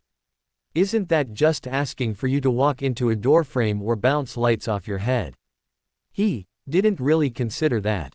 But at the same time, it just didn't click with him. So he just shrugged and jerked his head to the hole in the wall. There's a snake made of oil-eating bodies. I'm going to spend less time focusing on someone who might just like looking down on people, though at the same time. Arthur's words bore consideration. Apparently the person who owned that thing wasn't responsible for this and was just a collector. He twitched as he recalled that they probably should have asked Castor what exactly the deal was with that, but he supposed they couldn't anymore. Eyeing the hole in the wall with a tight frown, he shook his head and stepped away, moving towards Ash who was still staring at the doorway, but it was as he drew closer that he noticed the odd expression on the face of the Avenger. Features pulled tight but still thoughtful, or perhaps even strained. Ash. No response. Ritska stepped around him to the front and raised a brow, even standing right there produced no reaction from him. Ash. He said again, a little louder than before. The blonde grunted and glanced down. Emerald eyes flashed with a sudden awareness before they returned to their usual dim hue. Ritska. I was considering the words of Arthur. Ah, that explained it. Yeah, she said, one of your ilk. Ritsuka rubbed his chin. What do you think she means? Another undead or? He trailed off, but the words slotted into place. Ash's lip pulled down for a fraction of a second before he replied. I cannot provide an answer. Though this building is placing a great deal of importance upon grudges and anger. Those not easily forgotten, it is not impossible to believe that there might be another servant who is of the same class as my own. Another avenger. That did not bode well. Even with Ash having been with them for some time in this current class, there was little they actually knew about it save for the importance it placed upon grudges or anger. It had never even occurred to him that they might have run into another avenger at some point, but this might well have been the first instance of it. Looking away towards Mash, she was frowning similarly and then rolling her jaw. But if it is another avenger, then what could their aim be for all of this? Have you sensed anything, Ash-san? Sensed. Ash sounded bemused by the words. Mash Winston then looked about for a moment, visibly searching for her words before her eyes climbed back up. I mean, if there is something about this place that might give you some sort of clue. King Arthur seemed to be a bit more interested in you than the rest of us, perhaps there is something that only you can do. Leave it to Mash to pick up the fine details. Wow. Even Shiki sounded a little impressed. Are you trying to be a detective or something? Mash flushed a little. Well, I like to read mystery novels a lot. Oh yeah. Ritsuka nodded his head towards her, smiling as he did so. Shiki angled her focus towards him as he spoke. She's a real Holmes fan. Probably enough that I'm eventually gonna get into reading all those books as well. Shiki hummed and shrugged. Well, it might be worth a shot. Her eyes moved to Ash and narrowed. Well, can you feel anything? Silence from the blonde. He stood with his arms still by his side and face set in a mask. Ash turned his head away from them all and towards the door once again. It was hard to tell if he was trying to do something or if he was just thinking, but Ritsuka was content to wait until something happened. The souls are beginning to stir. That sounded problematic. Ritsuka raised a brow. Which so? He stopped. Then he felt his eyes start to widen as he looked Ash up and down, a rather cold thought swept through him. The soul's in you. Ash slowly nodded his head, turning and casting an unblinking look down as he raised his left arm. Still broken but now trembling, and Ritsuka could not be sure that was a result of the injury or something else. The way it twitched and spasmed about, jerking as if something was crawling around underneath it and trying to move it along. He looked up and saw the expression of Ash warp for a moment, a brief look of effort before it schooled, and he dropped the arm back down to his side. Or you? Ritsuka shook his head. No, we'll see if we can send you back to Chaldea and. That is not necessary. Do you want another episode like London? Ash was silent at his words, but he sharply turned his head to avoid looking at him. Ritsuka waited patiently for an answer, then figured he wasn't going to get one. This is as much for the good of everyone here as it is for you. If you end up going through some twisted screaming match inside your own head because I'm dragging you around this place, then I can handle you sitting this one out. They are always like that. He stopped. What? Like what? Ash exhaled, squirming. They never settled. Not like before. I told you. Some surface and then retreat back down. It is a more conscious effort required, but I had not equated it to this place until now. Turning, Ash peered down at him with resolution in his eyes. I can keep them under control. I have achieved it thus far, and none of them have enough strength to exude dominance over me. It is little more than the memories of anger being pulled forth and nothing else. Either way, not just their own. He was silenced before he could finish. The Avenger raised his head and looked up and around, scanning the room. Those we have slain. Those who might have lingered as well. They speak of death and pain. It is a tapestry of suffering. I will not abide it existing and must question the one responsible for this. Should it reach a point where I do not feel I can manage their fury, I will abide by whatever choice you make. Until that time, I am still capable of fighting. Ritsuka looked him in the eye. He looked long and hard without blinking. Eventually, the scuffle of footsteps pulled his eyes away from Ash and towards the door. Mordred and Lancer rounded the corner. The former paused briefly and looked between them before casting a long stare to the back of the room, where Ritzka knew the hole in the wall to be and where Castor had died. Grunting, Mordred stepped in and nodded her head forwards. Father stopped by then, did he? Yeah, he nodded back. You all right? Mordred stopped at that, whipping her head to face him and looking slightly insulted for a moment. Huh? What do you mean? Course I am. You think I'd let myself run off to my death? No. Ritzka shook his head. Just know how this place affects grudges, and I figured an encounter with King Arthur, but if you can control it, then it's fine.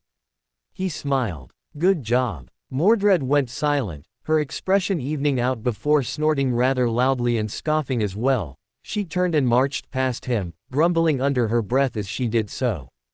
Course. Wouldn't let some hack mage try and use my anger like a tool. As long as she was all right, he supposed. Lancer entered in silence and looked about, taking a short sniff as the snakes turned and aimed their heads towards the end of the room.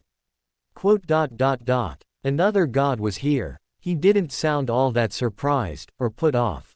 That was all he said as he lingered just outside and went quiet, looking away from all of them and being content to just stand there and shadow the doorway. Ritzka felt a little lost, but at the same time was relieved that everyone was at least here again. His hand came up, flashing the communicator open. Romani. Fujimaru-kun. Ritzka. Two voices greeted him back in quick succession. Romani and Olga both stood on the other end of the screen and looked back to him. You heard then, I take it. They would most certainly have done.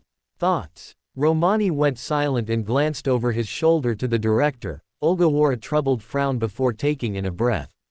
The words of King Arthur leave much to consider, as do the implications. The simple fact is that we do not know enough of the Avenger class to even begin to understand the basic characteristics of them beyond wild speculation related to the name itself. That is all. As for the matter of this collector and their pet demon. Olga folded her arms and raised her other hand, glancing to the side and rubbing her thumb along the side of her knuckle before she stopped and smacked her lips. Continue as you were. The information we obtained was valuable in a sense, and we can determine there is indeed a mastermind behind this. Though I am now doubtful that the Arthur you encountered was summoned, spoken from experience, she would have never allowed you to live if she believed you an enemy and would have made it clear to you if you were. Ritzka spied a shuffle of movement from Mordred in the corner of his eye. The knight turned ever so slightly and looked at the director briefly with a tiny frown on her lips before she looked away and seemingly pretended to remain uninterested. It was only a short thing.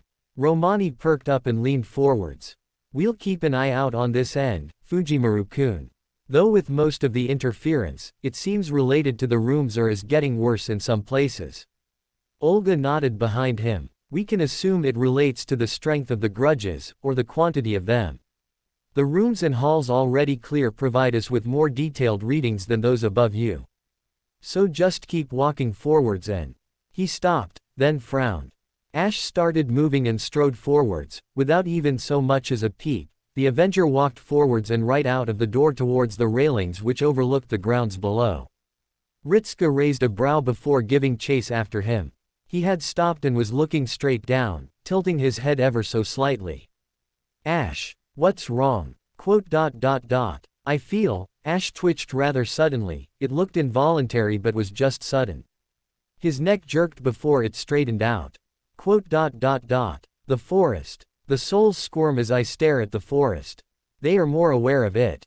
That sounded like a clue to him. He turned and looked right down towards the trees beneath them. It could hardly be called a forest, but it was a rather thick patch.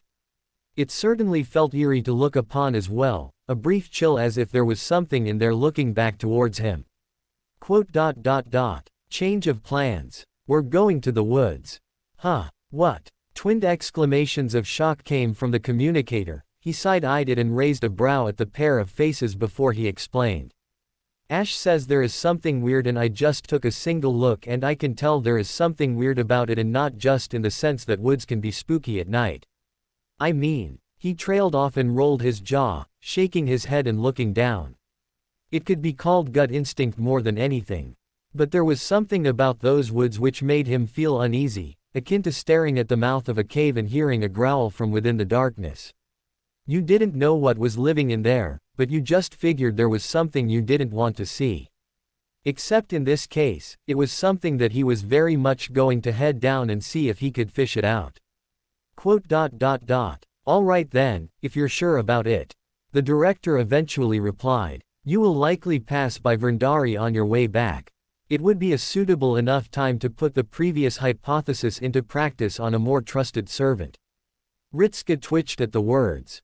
He wasn't sure if the director meant it as a jab against himself or against Priscilla, or if she was just speaking openly. Right. Nodding his head, he turned to the way they had come and jerked in that direction. Guess we're going back the way we came. We could just step over the balcony.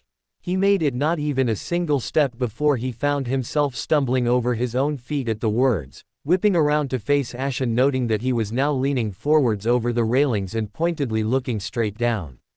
Ritska was certain that he was measuring the distance of the fall now. You could. Ritska corrected him. As could everyone else. I, however, cannot. Mash could carry you. He blinked, then turned towards Mash.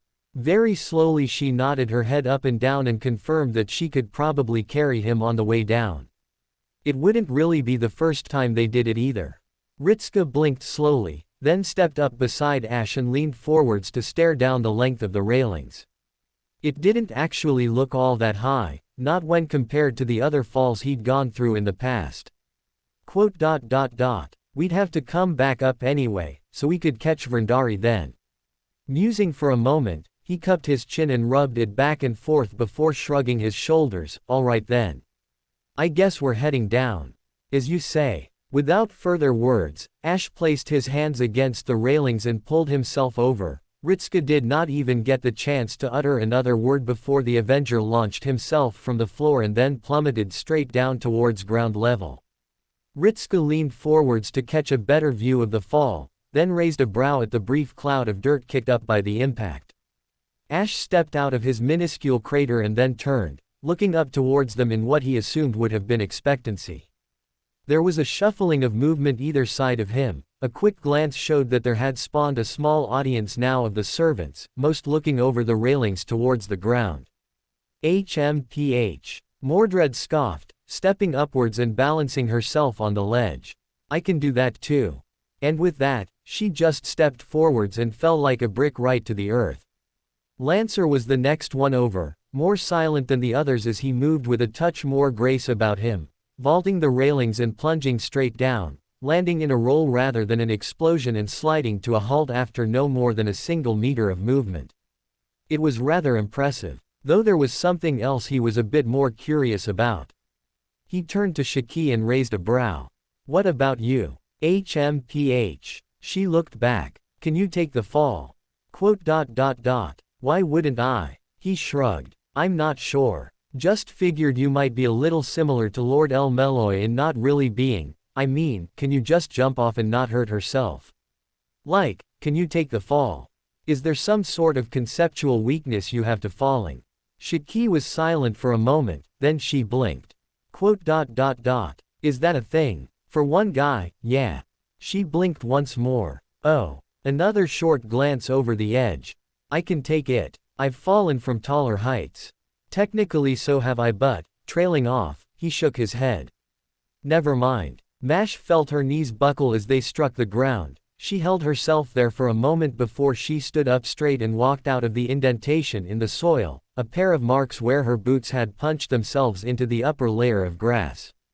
Another happy landing. Senpei spoke with a trace amount of cheer in his voice. It was relieving, but she thought he might have been referencing something again. She was sure she was learning the tells for when he did something like that. Also there was a little accent in his words, as though he was doing a voice. Eyeing him for a moment, she held him up in her arms and kept herself quiet as she watched him. He did not immediately move to dismount out of the carry, instead he turned his gaze towards the edge of the woods and just went silent. She could not quite see his expression without leaning forwards, but she felt him go tense. Quickly, she turned to the woods and squinted at them. To her shame, she could not sense anything out of place. Though both Senpei and Ash claimed that there was something wrong with the woods, she felt she was letting them down by not also being aware of it. Even as she stood no more than a few meters from it. Her jaw clenched as Senpei started to move, twisting about and turning to let him down. She straightened up and brought her shield into existence a moment later. All her attention focused on the woods and for any sign of movement or something amiss. "All right, Priscilla." She jerked at the shout and flinched ever so slightly. Senpei had turned about and looked back towards the floor they had leapt from. Mash followed his gaze and could see the furred woman hesitantly leaning forwards. Even at the distance, Mash could see the look of apprehension on the face of the blind woman and rolled her jaw. "Ah, right. Getting Priscilla-san down would be difficult, unless I can catch her, Senpei." She could and she would. He turned and flashed her a brief smile of gratitude before he turned back and raised his voice. "You hear that? Just jump off and then Mash is going to catch you. It'll be fine. I'm very sturdy, Priscilla-san." Raising her own voice, she hoped that she could provide some sense of relief to the assassin if there was any. "Don't worry. I can catch you." Priscilla bobbed her head once and then started to rise over, awkwardly pulling herself over the balcony in some manner of strange hold. It looked more as though she would crawl down than jump, but after a second or two of nothing, she let go of the railings and fell straight down towards them. Dashing until she was right under the shadow of the larger woman, Mash tensed herself and held out her arms. She was prepared for the weight, and it was fortunate that Priscilla had been able to shuffle herself in the short time she was falling so that she fell with her back to the ground, rather than her feet. Mash sucked in a breath as the mass of white fur and body slammed into her arms, very nearly dropping to 1 foot more out of the reflex than of anything else. She pulled in more air and hoisted the woman up. The jerked motion earned a startled noise before Priscilla relaxed a little. "See, what did I tell you?" She did not need to turn to see the proud smile on Senpai's face, the words contained it. In truth, she wasn't sure what she had actually done to earn most of that praise. Any of the other servants could have done exactly as she did, it just so happened that she was closer to them. "I didst not doubt thy strength, young Mash," Priscilla assured her as she turned her head. Mash straightened as she felt the tail coil around her, likely for some support, but that was not what had her startle. It was oddly warm and there was a softness about it that almost made her giggle. She had not yet had the chance to touch any of the fur, but now that she held it in her hands, it was as if she was holding a weighted pillow rather than a person. It is ironic for one with the blood of dragons to be ill at ease in the air. Mash detected the hint of shame and embarrassment in the muttered words. She frowned and shook her head, then realized and corrected herself. "Don't worry about it, Priscilla-san. It's no trouble for me. Thou hast mine thanks for enduring mine troubles. It's fine, really." She repeated the words again, but they found no purchase on the face of Priscilla.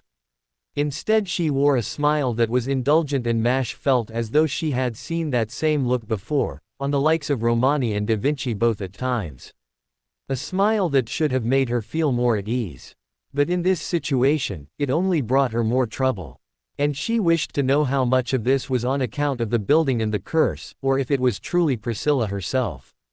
The woman who had fought Chaldea tooth and nail within London until she was slain. It was hard to equate the two.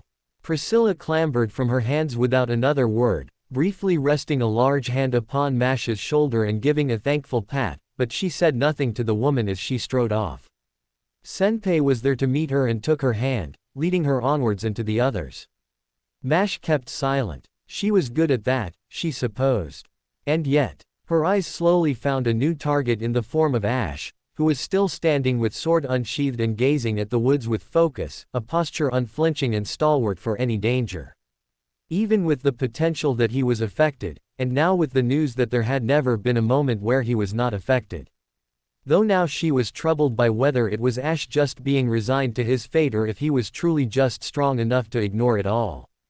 She strode towards him, sparing a glance for the woods for only a short time and over the top of the shoulders of the others. A small perimeter facing the woods and a watch established. If something were to happen, she thought it would not be long, but she was beside Ash after a moment or two of walking and looking straight out. Can you still feel it? Stronger than before. His words came back and they were just words. He spoke as if he was reading something aloud. She eyed him. Ash's face was like carved stone, there was no hint that anything he said previously was even affecting him. Then there is something here.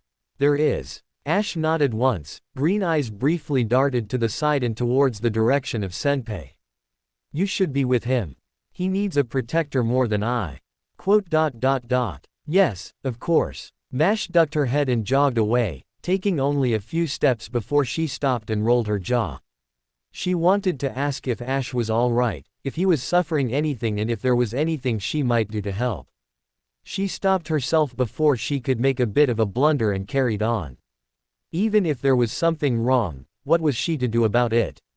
They scream. They claw. They beg. It's unending. It's unyielding. Anger. Hatred. Fury. Vengeance. The source is here. They claw and scramble to find it. To tear it apart. He feels it in every thought. They surge to dominate and they rush to claim it. To pull and twist at his consciousness until they can drive him forwards. To throw him into chaos so that they can find the source of their fury. The one who broke them. The one who was broken. The one whose memory lingers. None of them have forgotten and none of them will forget. He's here. He's here. He's here. Ash felt his head twitch for just a moment. It was loud. A deafening silence which brought only the annoyance of anger to the surface of his mind. He was curious how long it had been there. It was not something which merely emerged. He could not think of a moment where it had not been present, but now he heard it louder than before. The writhing in his skin. Right at the very corners of his mind, in the deepest parts of his soul, the memories were bubbling and boiling. Perhaps drawn forth by the one which had made them as such, which forced them to be remembered as such, but he picked them apart and looked them over. He was not gentle as he examined the minds of the wraiths. But they were dead and gone. All that remained was their anger and he needed to understand why they were angry, why they continued to linger in this wretched place. Why they had lingered even after dying. It was not solely for the distortion. He reached forth within himself and tore open the minds and drank the memories. Every single iota of information they held was sucked dry and all that remained were the emotions that were left behind. Those he kept and stored. He would never forget those, he could never forget those. The sole remnant that these people existed in the first place was their anger and their rage. Aimed for this man, the man he saw at the forefront of his mind's eye drummed the image forth and he found it. Uriah Soren. A sunken face, almost as if he suffered from the curse of undeath himself, and as he examined the image, he looked through what he had been granted from Solomon. A gift he had asked for and would make use of, and he found a link between them quicker than before. He saw it and he watched. Uriah Soren, the man who could see the soul, who could see the origin of humans. Not of the race, but of the individual. He could see what comprised them. He had been motivated by this until what, he wondered. Was he truly a man so driven by intrigue and curiosity? And yet he had passed away over 100 years ago. His death had been utterly ordinary and without interest, but for the distortion of this land there was something else. He looked through the minds and they all spat and cursed his name, as though the man had somehow done this to them. Perhaps he had. Perhaps Soren had lived through this distortion and was the cause. A curious something cracked in the forest. Ash turned about and, why would you come to this place and deny the dead their existence? Dead silence, but the woods seemed to churn with darkness. It was an alert which spread across the servants as one, but Ash stepped forwards and brandished his sword. In the same fluid movement he coated the sword in a mixture of black and white flames, gazing across for the source of the words, but there was nothing to be found. He was sure there was a servant out there, but they did not reveal themselves. No. Ash narrowed his eyes and straightened out his posture. A coward who skulks in the shadows. Mordred spat. Come out and fight if you're so brazen to speak. The darkness met the words with nothing but a ripple, but Ash noticed something. It was there, in the gaps of the woods. The shadows had grown all the more stronger, where light did not pierce. There was something in those shadows, something that lived. Fight. HMPH. So that is the sort you are, there would be many who once fell upon your blade. I can see it all the more clearly now, those who would have cursed your name in both life and death. Does this place not speak to you, wayward knight? You mean how you tried to play puppet master? Mordred was swift with her retort. Come on, you wanted to see my anger earlier. So why don't you stop hiding and come on out? I'd be glad to show you just how much use I can get from it. You bark well. The shadows rippled with mirth. I can see that you hold your anger, but make no use of it. Though not all can be as I, or the other. A curious state it is, that I find another of my sort brought here, isn't it? Ash understood the implication. So you are an avenger. As much as you are. The shadow confirmed. We are both ones born of fury and vengeance. Ours is the rage that shall never be sated, nor shall it be forgotten. It is for that reason this place exists. Surely you have come to understand that much, have you not? It is why I must ask your meaning in slaying the spirits of the dead. Ash said nothing. He instead looked towards Ritska and awaited his own words. The boy was quiet for a moment, eyes searching the woods before he raised his voice and spoke up. So you are the one who created the singularity then? Or turned the distortion into a singularity? Why would you ask us the reason behind banishing the ghosts? I wish to hear your own words, your own motives. It was a demand. You come here and purge those who walk in darkness, bringing light to those who found none of it in life and do so with one who has rather troublesome eyes. What is it that drives you forwards? Compassion for the dead, who found no peace in life. Do you believe they need such things? Ritska's face turned to a frown. I'm not sure if that would be the word for it. In truth, I never considered it in the first place. Silence. Coo. It started as nothing more than a ripple at first, but it grew louder and louder. Coo ha ha ha ha ha. Is that so? You would never even think to consider the depths of their rage and fury. To even turn your mind to those who were banished from life and accepted by neither hell nor heaven. They rejected the finality and sought only the emptiness of the unending. There was no gesture behind it, but Ash could tell when the shadow's gaze fell to him once more. Do you hear your master, O brother of mine? Comrade in fury, does it not trouble you to hear how he would so callously discard the grudges of those who were rejected by even the other side? Callous. Ash thinned his lips. Even if that is the case, I am there to recall them in his stead. The grudges of those who perished in the tower. I will carry them with me so that he would need not be troubled by their existence. Should he choose to remember them, it is fine. But I am unconcerned with it. Oh. The shadow's voice twitched for but a moment, they grew closer and closer, the leer of interest focused in their words. What is it then, that drives you? A voice so tempest and calm, but filled with anger. I see. Do you consider yourself to be a hell of your own make? Do you shoulder their fury so that they can claw at your mind with the peace they shall never be forgotten? That their anger shall not be cast to the winds. It was not by design. Whether it was done by accident or by intent, you are hell itself. Avenger sounded as though he was praising him. Or perhaps he was cursing him, it was hard to distinguish the two of them. Surely you have more to say. Surely you have a drive of your own to collect these wrongs and reveal them to the world. He never thought of it. So long as they existed as even memories, he was sure that was the end of it. Should he have done more? Was he compelled to do more? He held onto them, he ensured they were not forgotten because they were alive, and that was enough. They worked for something and it was by that merit he remembered them. Even if they achieved nothing, even if their memories were short, they were surely worth remembering. Human life was valuable. It had value. It needed to have value for this to make sense. They existed. Ash found himself speaking after a moment. What more is there to say? They existed and they were valuable. Avenger went silent. The shadows retreated backwards. Even if all that remains of them is their anger. The blessed and the cursed alike. Did they have equal value to you? I do not know. Ash shook his head. And I do not need to know. They lived. They should be enough. I see. Avenger spoke quietly. I misjudged you, holder of angers not of your own. 'Tis a terrible thing you have done to yourself, but you are right. There is value in the grudges, and with that, you might see what I have done, can you not? Ah, yes. It made sense now. Ash could understand why this servant had done this. You collected the grudges. Ritska, it seemed, reached the same conclusion. You filled that apartment with all those dead because they needed to be remembered. Because you did not want their grudges to be forgotten, right? I did. Avenger confirmed. And I found another who would mourn for them all. Who would shed tears for the loved and the unloved. Who did not care for crime or for punishment.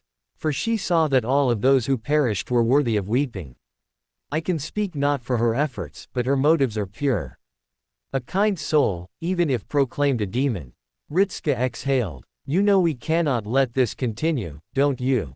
Avenger laughed once more. Indeed. For this was once the design of the King of Mages himself. His enemies would surely tear it down, even if it no longer follows his desires. Ash went ramrod straight. King of Mages. Solomon was the cause of this. Kuahahaha. Come then, those of you who claim to be light banishing shadows. I shall await you at the summit if you have the strength to challenge the weight of all these cursed souls. Wah hey. Mordred charged for the woods at the clear indication the Avenger was to flee. Coward. She roared rather loudly, sweeping out Clarent and dragging a buffet of wind as she did so. The leaves rustled as the shadows faded away and left the woods as they were with no indication there had been anything at all. But he was not so convinced. His eyes narrowed. Something was amiss. His eyes caught the flurry of movement past Mordred. He twisted the sword up and drew his arm back. The flames were brandished with bleached light as he thrust the sword forwards like a spear. Not even a moment later. The shard cleared the length of the woods and slammed into the blur before it could emerge. But it did not stop it for long as it was thrown off course, striking the side of a tree and caving it inwards in a shower of splinters. The hell! Mordred's curse was drowned out as the thing shrouded in pale darkness stumbled out of the woods and drew back its head, unleashing a great and bellowing screech which had him twitch ever so slightly. Ghoulish by appearance and by nature, it was bereft of limbs from the waist down and looked to be some manner of wraith, but there was more to the creature than he could sense. As if it was born from something, or many things, unified as one. The ghastly presence turned towards them and swung its arms out. A thin slash of light tore through the air and raced towards him. He held the sword flat and let the attack stagger into his guard as he lowered the weapon. Defensive positions. Ritska ordered not even a moment later. Well called, as Ash spied others of the sort lurking in the woods. Garden of Order. 11. He turned and dragged the sword across with both hands. Flames poured from the metal and drenched the ground with heat and light, surging outwards as he completed the swing and set the forest alight with a mixture of darkness and furious pale white. And yet that was not the lone source of heat that flew into the woods. Bushels of heat were further fanned at the explosion of scarlet. Mordred's body snapped and crackled rather suddenly. A shockwave fled from her body which beat at the black flames and sent them further across as well as sending burning embers of the leaves soaring upwards into the sky above them. Ash stepped forwards and pushed, clearing a distance and thrusting forwards. The wraith, the translucent ghost adorned with a veil, held and tried to catch his sword with fingers that were more like daggers. It was a futile effort. The sword, still glowing hot with cursed fire, pierced right through and shredded the fingers from the body. He twisted and yanked upwards in the same motion and wrenched a limb away from the spirit. A brief howl was all it managed before he brought his left arm forwards and caught it by the chin and then squeezed inwards. It was indeed a soul, or perhaps the memory of one. The mere second he came into contact, he felt his own essence snake forwards as unseen tendrils coiled around the spirit and prevented it from escaping. A desperate howl emerged from it as he pulled backwards and then collapsed his fingers inwards. The skull was crushed in a heartbeat and the body imploded into a thin mist. Ash breathed as the mist flowed into him, seeking out the cracks and gaps in his armor or just fading right through and finding a new home within his own body.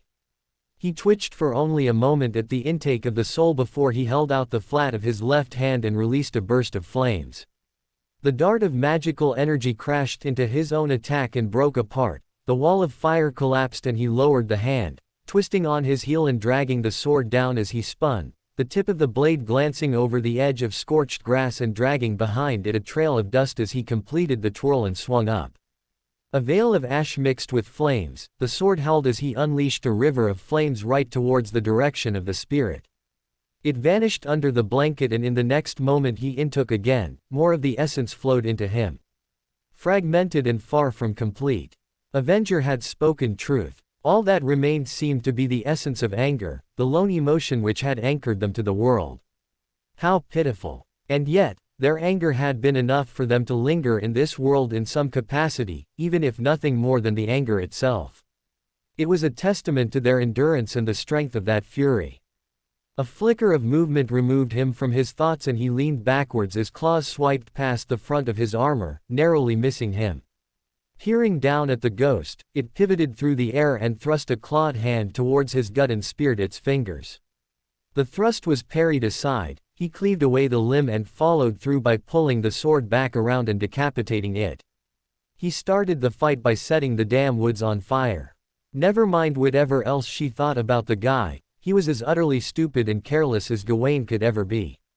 She would be that when pressed about it. He wouldn't even look as if it had occurred to him in the first place and would then just say he would think about it later. Because that was exactly the sort of thing that Gawain would say. Well, at least they both had the common sense to point their flames away from their allies, but it was rather too close for comfort for her.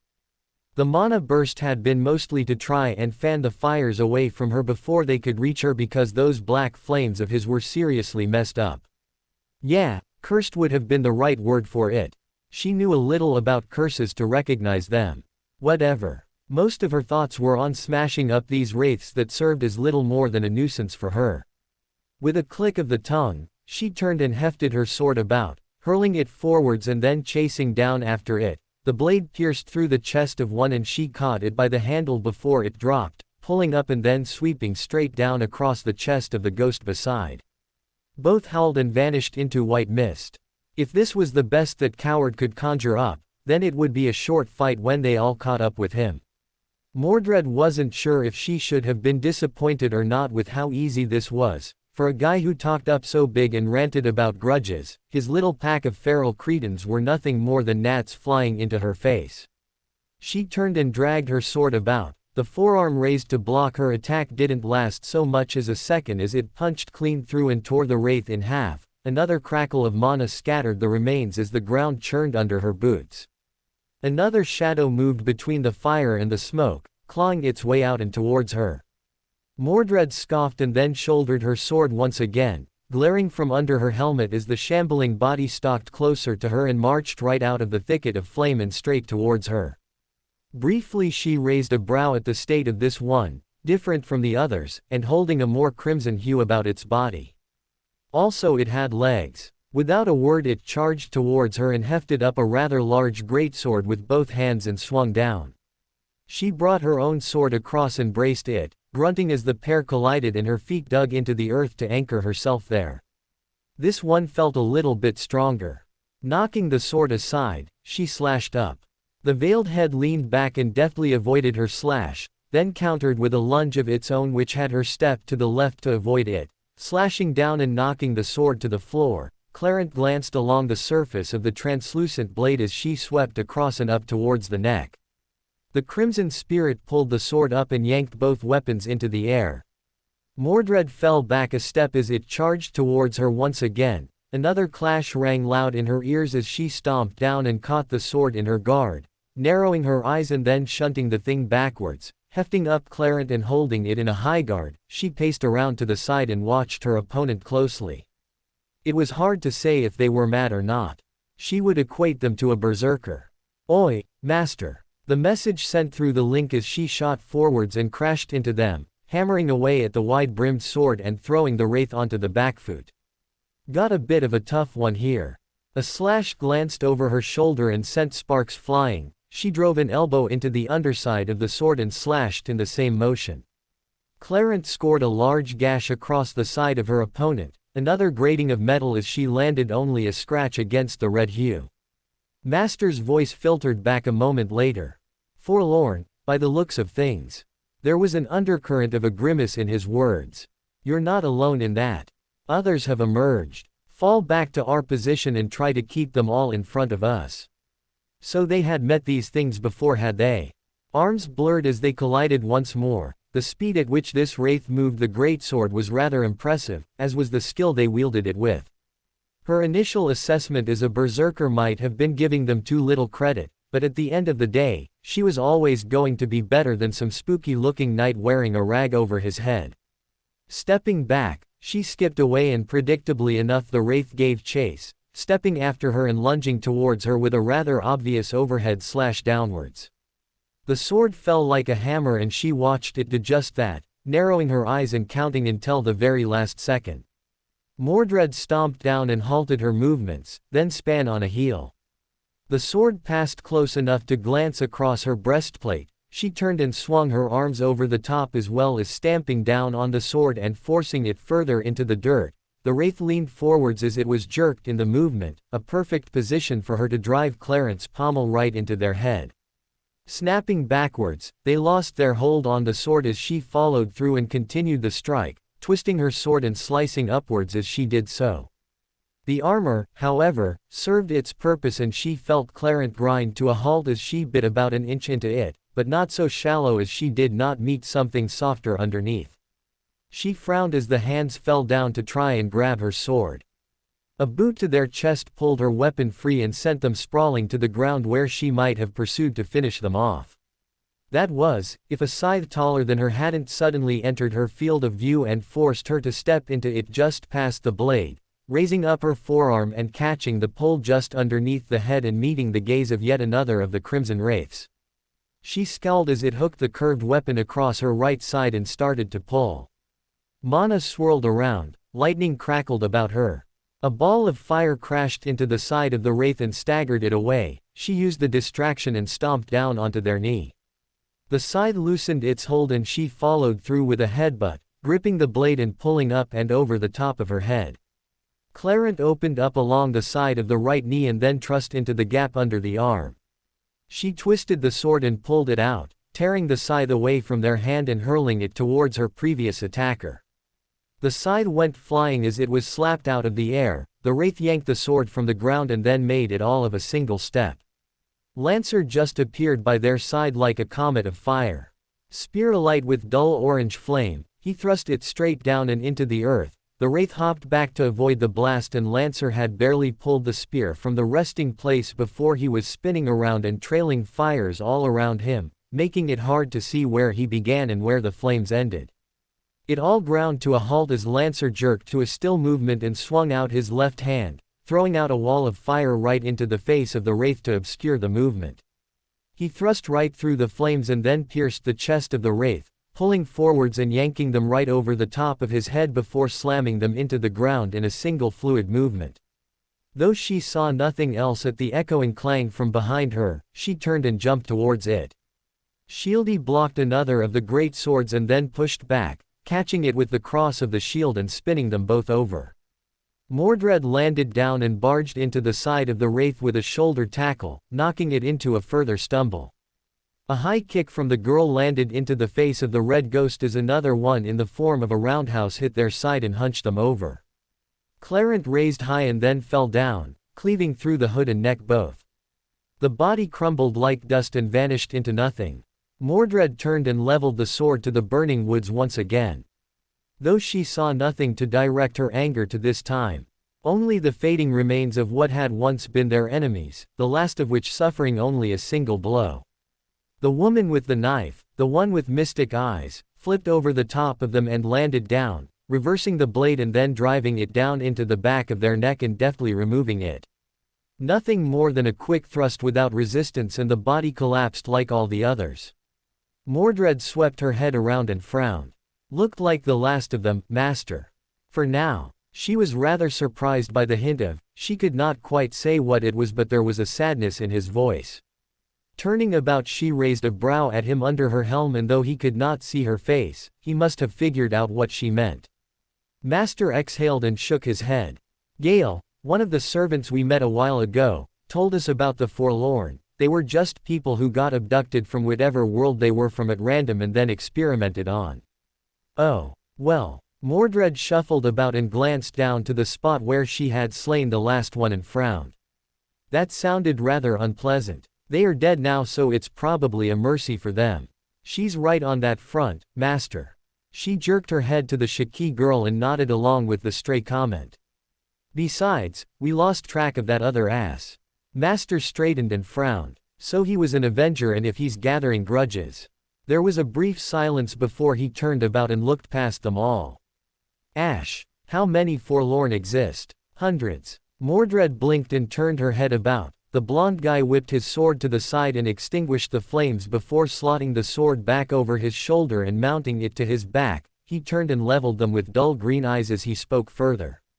Perhaps more. They were abducted from alternate timelines. The only ones that I would know about are those who directly knew of their abduction. Aldea was secretive in his research, and if any ever saw it, they are not among those who I have access to, it is unfortunate to say. Master smacked his lips and nodded. All right, we'll have to pick up the pace then and rush to the top. That's probably where the Avenger is, and he indicated he would be waiting, but if forlorn are crossing over now, then we probably won't have much time before we get overrun with them. She was inclined to agree, and while she was confident they could fight through all that a lot, it would probably take time and someone would get hurt during all of it. Not to mention it would doubtless spill out of where they were. Master stepped to the side and held out his hand. I'm bringing in specialists for this. Mordred raised a brow and would have otherwise commented on the idea that she thought they needed more help. She bristled at the implication she wasn't enough. Rider. Ruler. Two servants flashed up, and in moments, a pair of women now stood bathed under blue light. Suddenly it made sense why he'd bring them. She could excuse that. Master. Jean was the first to greet them as she stepped forwards, then frowned and glanced about with a sudden sense of unease. I can guess why you would have called us. There is something that lingers in this place that is rather unpleasant. Beside her, the violet-haired woman wore a much deeper frown that looked almost disgusted as she aimed it towards the burning woods. I heard word spread through Chaldea about lingering wraiths, and yet, I can sense them clearly. Restless souls who should have never been forced to remain here. It goes against, no, I can focus only on bringing them peace. Martha turned to Master and frowned. Though with this number of servants, it'll be fine until we get to Avenger. Master responded quickly, perhaps a little too quickly. The dark-haired boy set his sights upon the apartment. We're going to march back up and clear that entire thing out as we move. It'll just be for the undead and the wraiths. Perhaps some of the forlorn are starting to cross over as well, and there is the potential for other servants, so if that happens I'll have to send you back to Chaldea. Yeah. Because he'd never be able to support the amount of servants all trying to fight properly unless they all suffered for it. Mordred stopped, then sent a sour, and definitely not envious, glare towards the green-eyed blonde out of the corner of her eye. Because it definitely wouldn't have been a problem if she had some sort of magical energy conservation like that guy over there. As one, they all turned to the apartment once again. Mordred felt a grin slowly crawl across her lips as she nodded her head forwards. What are we still pissing about out here for? She took a single step forwards. Language. And almost landed flat on her face. Her head whipped around so swiftly she almost felt like her bones cracked, and she leveled a baffled stare towards the speaker. Martha looked utterly without shame at having said something so damn stupid.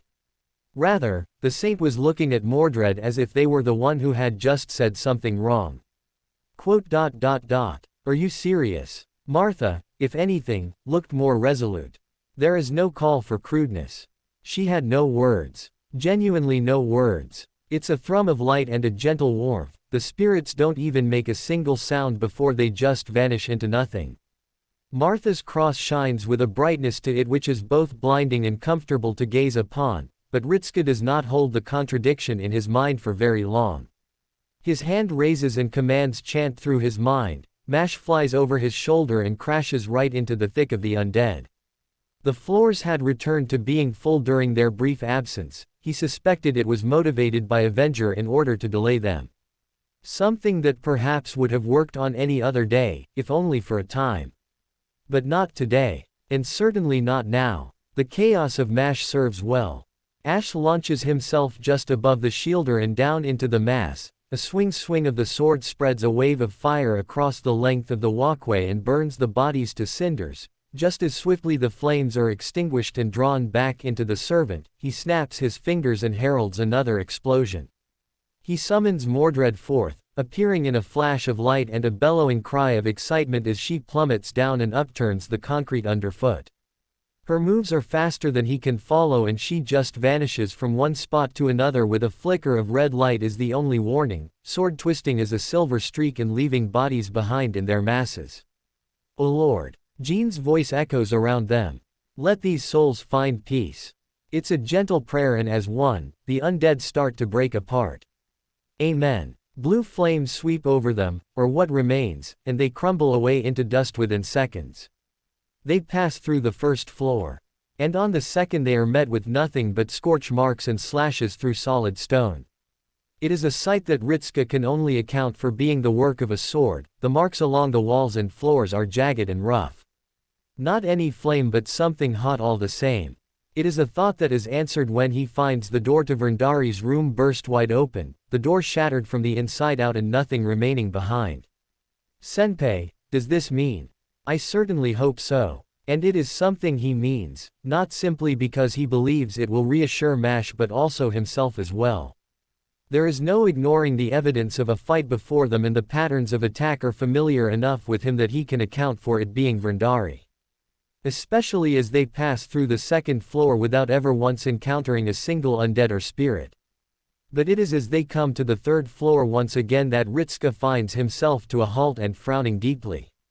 The doors peel open and within moments, Lancer has appeared and rendered a corpse in half with a flourish of his lance, drawing it back in the same motion and hurling it straight forwards and through another several more. It impacts the balcony with a burst of fire and smoke. The explosion snuffs out the view of the dozen among them for a moment. Lancer strides forwards and holds out his hand. The spear emerges in his fingers once more under a cloak of fire. The orange peels away like a blanket and shows the darkened metal once more. The bodies are returning again, it seems. Martha. He steps to the side. HMPH. And the saint steps forwards with only a fleeting look of disdain on her face as she gazes down at the undead and the spirits, all of whom are appearing out of both the air and the ruins of the apartments they had once cleared. The saint twirls the cross within her hands and then grips it tight with both and thrusts it down. There is only a fleeting moment of nothing. But then Ritska sees it. From in amongst the horde, they shamble forwards but then light forms in the epicenter of them, a mere flicker no brighter than a candle but they turn as one at the sudden sensation. It is a swift thing as the light bursts out like a balloon and quickly consumes them all. Their forms turn to silhouettes as they mutter out cries which are abruptly cut short. Ritska is once again greeted by the blinding light that does his eyes no harm. Martha raises her staff and then steps backwards. He notices the flicker on her eyes as she stares to him. His confusion lasts until he realizes he is heavily leaning on the side of Priscilla. He didn't even notice how exhausted he might have been until this very moment. Looking down at the hands which keep him upright, he draws in a breath and then steps away from her, eyes hardening as he pushes onwards. Because he needs to keep doing that. Because he can't afford to stop. Come on. He announces as he strides forth, ignoring the numb feeling in his fingertips or the itching on the back of his hand. There's still more to do. And there might still be other servants of Chaldea who remain here. So he kept walking. Fourth floor. Forlorn made their appearance once again and in greater numbers than below them. Ritska ducked down to the side as Mash appeared before him, the thud of metal against the shield as he placed his hand against her shoulder to brace her. A shudder ran down his arm from the pressure and he felt his teeth tremble in his jaw. For a brief moment it was numbness again. His hand came up and he activated the mystic code. A surge of strength flowed into Mash. She stepped forwards and countered with a roar. A jerked movement of the shield parried the greatsword directly into the wall with a crack, leaving an opening long enough for Mordred to charge in. The Forlorn turned too slow for brace and the knight drove him into the wall, folding his body to a curve and then driving Clarent through the chest before tearing it free. The same movement spilled brick and mortar across with dust thrown up by every impact. Ritsuka ducked out and shouted. Shiki, get ready. His hand flashed, and though they had barely a contract between them, it was still more than enough. To her credit, she looked utterly unfazed as she all but appeared behind the lines of the Forlorn in a flash of light, and she took advantage of it swiftly. In the same movement, she buried her dagger into the throat of one of the Forlorn as Ash charged right into the thick of them, crashing into them with a thunderous echo and knocking them off their feet with a burst of magical energy. A thunderclap rolled over him and he brought up his arm to wave away the cloud of dust. By the time the smoke settled, his vision was instead consumed with jets of flame and the sight of Lancer turning into a vortex. Despite that all, he never once saw the rather gangly man lose control of himself, hitting the ground and then charging forwards like a spear and launching himself into a corkscrew, stopping and twisting about, the spear alight with serpentine-like fires which billowed out and honed in right towards the enemies. Mash! He pointed rather than speak. Mash saw it and gave a grunt of affirmation, stepping forwards and launching herself towards the front lines. With a mighty swing, she caught the head of the falling scythe before it could meet Shiki. The woman slid underneath Mash and slashed across the knees of the Forlorn. It dropped down and was met with Clarent across the K-neck, sending the hooded head flying into a wall. Not even a second later was Mordred attacked by yet another who threw her onto the backfoot with what could only be described as an assault of pure chaos. The walls and pillars offering little in the way of resistance as the Crimson Wraith just smashed through them all, twisting on its heels and barging its shoulder into Mash when she flanked around and throwing her backwards. Ritsuka flashed his arm, Mash vanished as the Forlorn staggered as it lost its sudden opponent. Ash's fist crashed into the side of its head and knocked it away, right into a thrust from Mordred which opened up the breastplate. Despite that, the Forlorn countered with a backhand to the sword and a thrust for the knight. Mordred ducked and avoided both before throwing herself back in. Ritsuka narrowed his eyes and pointed down, turning towards Martha and gesturing with his head.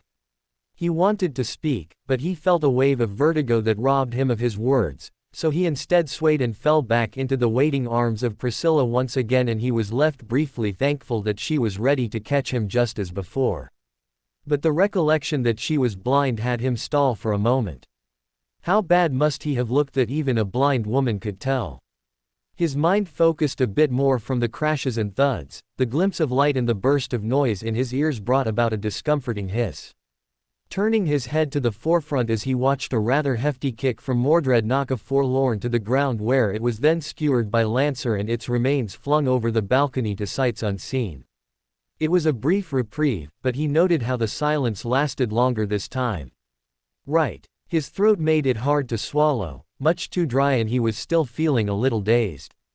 Briefly he was reminded of Fuyuki. He managed all of a single step before a grip on his shoulders suddenly held him in place. Ritsuka blinked before suddenly a weight forced him down and he dropped to the floor. Or something just above the floor. His legs were swept out beneath him by something long and tensile, yet very soft and warm. His back was embraced by the same cloud-like texture, and the grip on his shoulders yanked him back into it with just enough firmness that it removed him of the chance to escape. Eyes blinking, he slowly looked up and found the blinded face of Priscilla all but glaring down at him. No, that wasn't the right word for it. It was an expression of disappointment rather than an outright glare. All too soon he whipped his eyes away from it. Though it proved pointless, as he could still feel the gaze on the top of his head boring down into him, and turning his head only brought him into the line of sight of everyone else. They all watched in silence. A wet squelch echoed as Ash tore his sword from a fallen foe and then turned and looked, being the last of the group to bring his attention towards him. "You look sick." The very first words out of Ash's mouth had him flinch. It is to be expected from supporting as many servants such as this. Especially those with as great power as that of Sir Mordred. Jean moved forwards next and she crossed the distance between them. It was odd that he felt as though he was sitting on something and yet he remained an eye height with the saint as she leaned forwards and pressed her hand against his temples. It stayed there for a moment and her expression started to shift into something far more troubled as she pulled it away. "A brief rest is needed. Myself and Martha will need to return to Chaldea while you recover. Head back." Ritsuka frowned and made to shake his head. "Senpai." He stopped and winced at the tone. Slowly he glanced towards Mash as she appeared just above the shoulder of Jean. You, Mash looked at a loss for words. I think it would be better if we rested. If you try and fight Avenger like this then it won't go well. The words sounded strangled, as though she didn't want to say them. And she was probably right as well. Another shadow appeared and stepped into the light. Lancer, this time, thy determination is to beest commended. The words began smooth at first, the barest hint of a nod from the tall man. However, before the expression even had time to settle it quickly vanished and was replaced with a frown. The serpentine head draped across his shoulder reared upwards and started to close the distance between them, hovering right in front of his face with the head bobbing up and down. Looking him up slowly before Lancer continued out. Though thy want of preservation is a beshrew upon thyself, rather than a blessing. The head drew back as Lancer stepped away from them, voice echoing as he wandered off. Taketh the word of thy allies. A true campaign is better served with rested soldiers headed by a mind cleareth of distraction and sharp with rest. It seemed as though everyone was going to gang up on him. His eyes slid towards Martha as she silently watched him, face devoid of emotion. Then she angled her head. I believe the others have made the point rather clear. If you still need further arguments to take a moment to gather yourself, then I shall provide them for you. Yet I doubt you are so dense as to avoid the pleas of your friends. We have done as we bid and are ready to return. Martha's lip twitched down for a brief moment. And I shall hear of whether you granted yourself the needed rest. I understand the drive to put an end to this foul place, but there is no need to destroy yourself in the process. Ritska lowered his eyes down and nodded his head slowly. It was clear he wasn't going to win. And the moment they'd all stopped and he was sat upon, he leaned to the side and stared at the furred branch which had coiled around under him and swept him off his feet, further turning his head to the origin and blinking several times as he found it connected with Priscilla. Ritska blinked once more, then turned back to the front. He was sitting on her tail. It was really comfy. All right, he breathed at last and nodded his head, turning to Jean and Martha. Thanks for the help. Jean responded with a smile and a nod of the head. We are ready for whenever you call. Should you need us, do not hesitate, but I would ask you not to make a repeat of this again. It is rather depressing to see you pushed so hard. Now he felt even more guilty. The only one who had rest was Ritska. Even then, Ash doubted it was anything like what one would expect. He could hear the conversation behind him rather clearly. You're being too hard on yourself, lad. She was right there and, my boy, Sigward sighed, his voice sounded different from normal. There remained the light tone about it and yet it was not much like the other times. He recalled the tone of voice. When he spoke of Yorm. Some forlorn sense of sadness. What happened is certainly no fault of yours nor is it hers. Though she will likely blame herself when she returns, you wouldn't let her start doing that now, would you? Well, no but, it was a trademark of Sigward for the long and unbroken hum. And there we have it. There is no blame to be had for this rather cloudy day. None that neither yourself nor Boudica can lay down at your own feet and I say, I shall hear none of it from either of you if I have my way. He supposed Ritska sounded rather flummoxed. Ash assumed there would be further arguments, but he tuned out the remainder of the conversation. It was not for his ears. More than that, there was something strange about it now. The context of this building. Where once he had felt revulsion and anger directed for it now he experienced only some strange sense of apathy. It was the words of Avenger which had provided a clarity and it was odd. He would remove this place, it was their duty. Duty. A word like rust and yet still so welcome within him. He doubted he would ever be rid of it and he was unsure if he even truly wanted to. But no, that was not what his mind sought. It was instead something else, something different. Was Avenger right? Ash was no fool and he understood that not everyone had the same capacity for storing grudges and memories as he did, a repository for hatred, but that was something unique to him. Were he to perish, and he could well do so, then that knowledge would all be lost. The proof of existence that all those souls would fade with him. Their lives, fleeting as they were, would be forgotten. It would be as though they never existed in the first place. Perhaps it would be better, but they had wanted to live as well, did they not? They had been the same as Ritska. So it made sense to keep some memory of them around, even if it was not of their best. As long as it was something. In which case, did he think that Avenger's goal was wrong? He did not know. He was neither disgusted nor pleased with it when the thought came to him again and again. There was nothing but a muted silence in his mind. They were not people who had yet to end, they were those who had failed to pass on. In which case, was it wrong to ignore that determination? It was not as though it was an existence forced upon them like the undead curse. In some way, the corpses and spirits wanted this existence. For whatever reason, Ash closed his eyes and rested his hands atop the pommel of his sword. The thoughts were becoming confusing to him.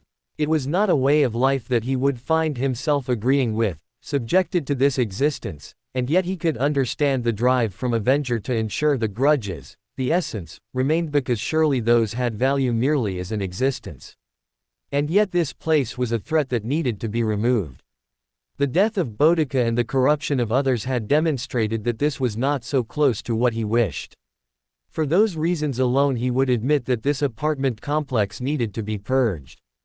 But that was instinctive of the Chaldean objective. What did he want? His eyes opened, and he found himself staring at a dust-filled landscape once more. The burning ring hung in the skies and bore down upon him. Oh, so he was back here. Which meant, as always, this landscape remains wretched. It is as I remember the world. That makes it all the more hideous that this husk is how you recall what was once your home. Ash turned slowly to the direction of the speaker. They stood right beside him with their eyes pointedly facing towards the brand carved into the sky. Disdain briefly written across their face before it slowly evened out and was replaced by something that he would merely describe as apathy. Though he was sure that was not the feeling they were experiencing at this time. His attention turned to the brand next, a silence falling between them.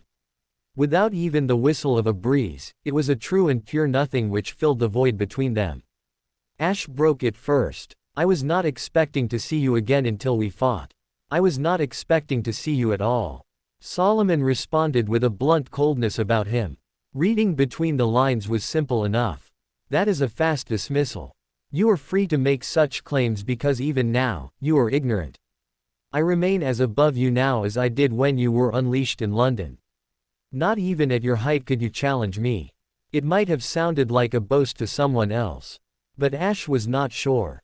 In the brief time he had spoken with Solomon, he was sure it was not boasts the man made but statements of facts. Whether they were utterly true or not was irrelevant, it was something that Solomon believed without any doubt. Whether it was arrogance or truth, it did not matter in the end. Perhaps, Ash admitted, not caring much for an argument in who would win in a battle between them. But I am not the only one you will be fighting. Still you speak with the belief that your allies shall even catch a mere glimpse of my temple and put a stop to me. Did I not make the gap between us clear enough already? You did. I did as well. That does not seem to matter to them. Because they are fools. Yes. Solomon turned his head and looked at him. Ash turned and met his gaze. Angling his head, red eyes narrowed upon him with a frown emerging across the lips. You would accept this as truth and yet you would still stand beside those of Chaldea who would seek to write the history I showed you. Has it become less hideous to your eyes? No. No, it had not. He doubted it ever would be anything but ugly to him. Solomon clearly saw the same answer and sharply turned his head away, the silence falling on them once more. Are you disappointed? Ash at last asked. That would imply I held a vested interest. You were interested enough to approach me in the first place. The reminder was met with silence, but there was an overhanging pressure upon the conversation now. If he were to give it a word, he would have called it frustration. Are you vexed that I wasted your wisdom? I offered it freely. What you did with it after the fact was no concern of mine. It would be inevitable that we would clash. Though, as I said, it remained nothing more than a whim which first brought us together in that manner and it shall remain a whim even now. Akin to spotting the same insect still buzzing around in a room weeks after last spotting it. The comparison was rather peculiar to him. But that was not what he wished to know. You aided Avenger. I summoned Avenger. Solomon corrected. There was an edge in his words which had not been present before, but it just as swiftly faded away as if it had never been there before. I summoned him for a purpose which he has since rejected. His reasons were utterly without logic and based entirely upon his own sense of morals. In essence, he proved himself to be the same manner of blind fool which occupies the throne of heroes. Ah, I see. His tower was not what you desired. Solomon was silent for a moment. It was to be a singularity, and yet he formed it into a hell that would never burn out. It is deeply unpleasant to gaze upon, even you must admit that. Deeply unpleasant. That was something he was having trouble coming to terms with.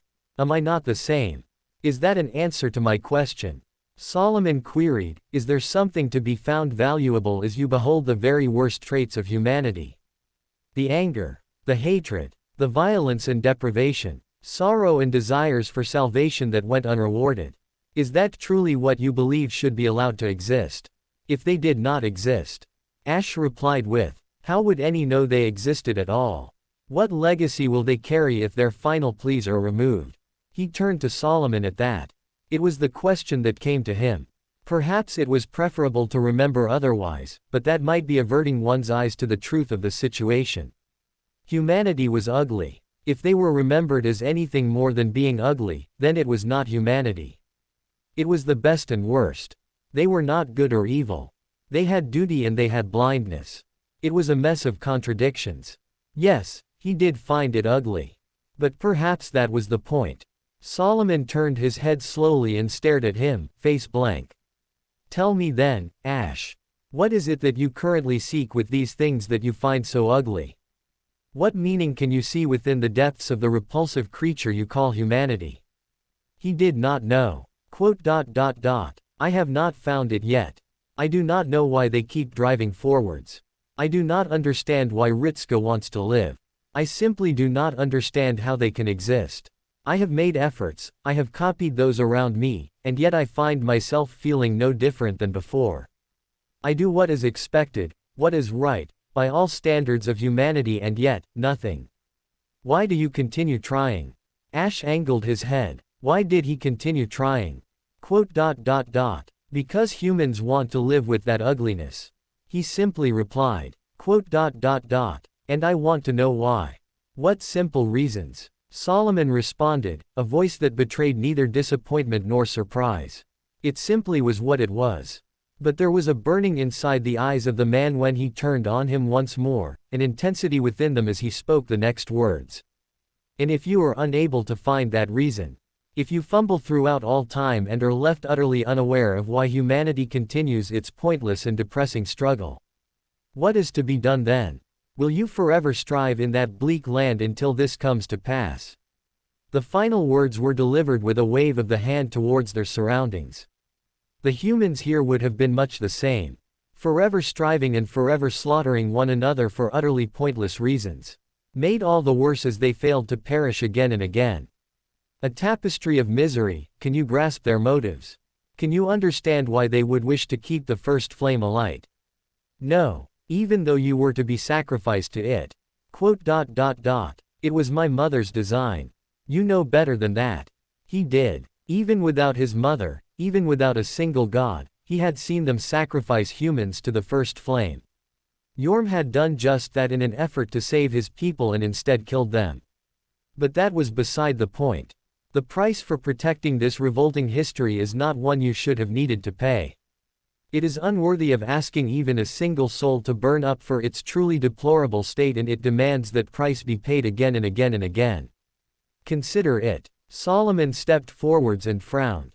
Until you. They had been throwing themselves upon this inferno with the full knowledge that it would not last. That it was nothing more than an extension that would come to fade.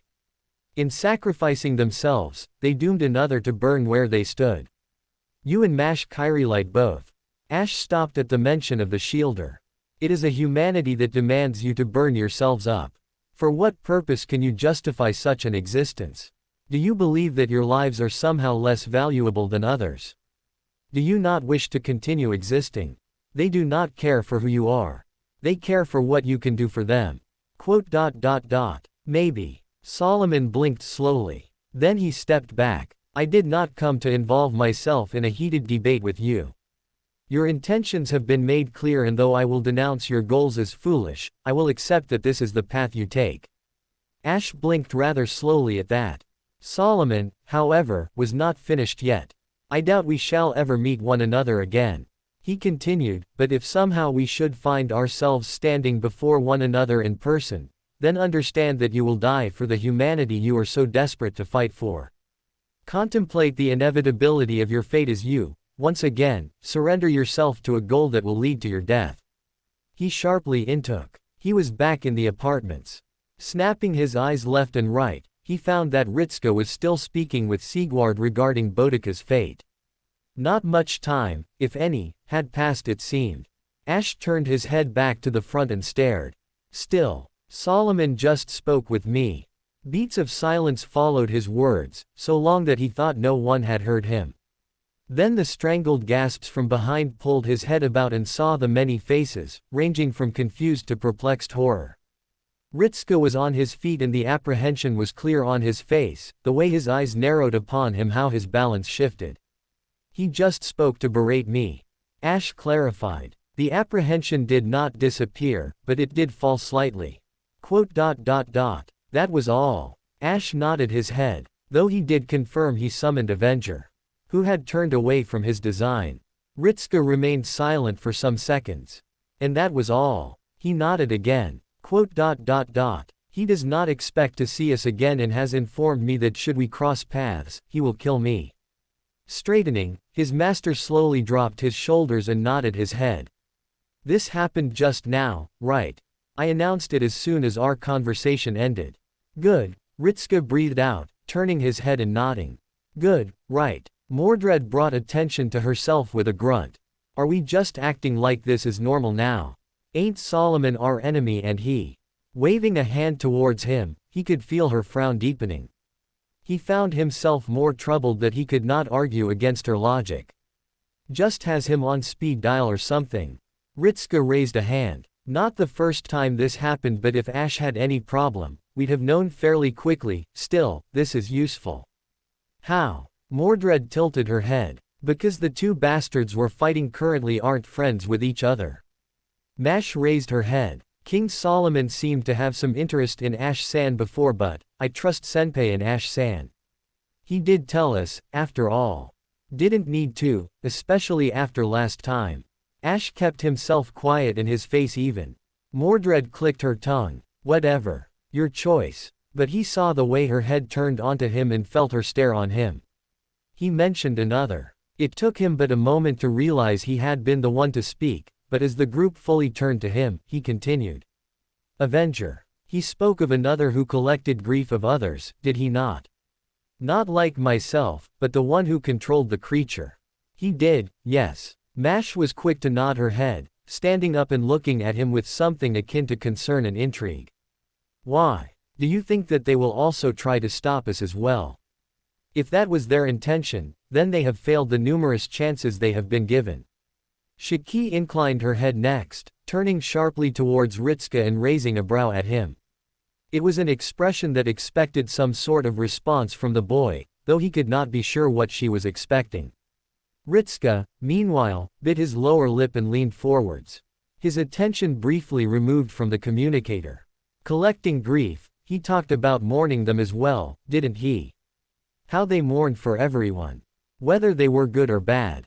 We haven't encountered them yet, which means that they were either with Avenger personally or they are in one of the rooms we haven't gotten around to checking out. Shiki leaned forwards slightly, hands tucked into her pocket. And if you meet them? Her question was leading by nature. Ritska shrugged. Then we speak and see what their role in all of this is. They haven't been fighting us directly, nor have they come to see us.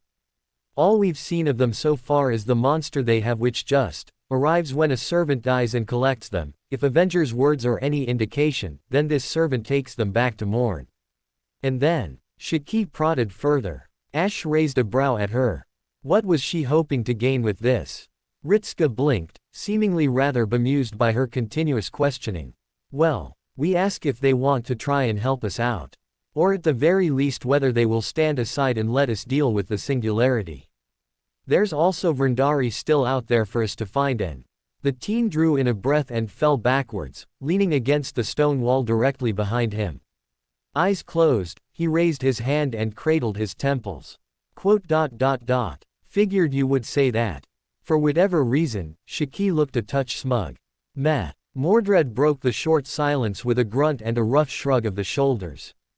As long as I get a crack at the bastard then I don't care. That punk has a serious beating coming for him if he thinks he can get away with this cloak and dagger bullshit. Ritsuka remained silent, then pushed himself up onto his feet. Right, we should probably start moving out again. Senpai. Mash moved forwards. It is. I've rested for as long as I'm comfortable with. The interruption was gentle and far from unkind, even Ritsuka looked rather troubled with his words. With Avenger possibly bringing more of the ghosts here and Vrindari on the loose somewhere, I'm not comfortable with waiting for much longer. I can move and the aches are manageable. Mash remained stalwart with her discomfort. She then looked towards him, perhaps in the hope that he would say something. He just shrugged and turned away. If Ritsuka felt comfortable then he felt comfortable. At the very least he looked healthier than when he started resting. I'll try not to push myself too hard until we get to Avenger.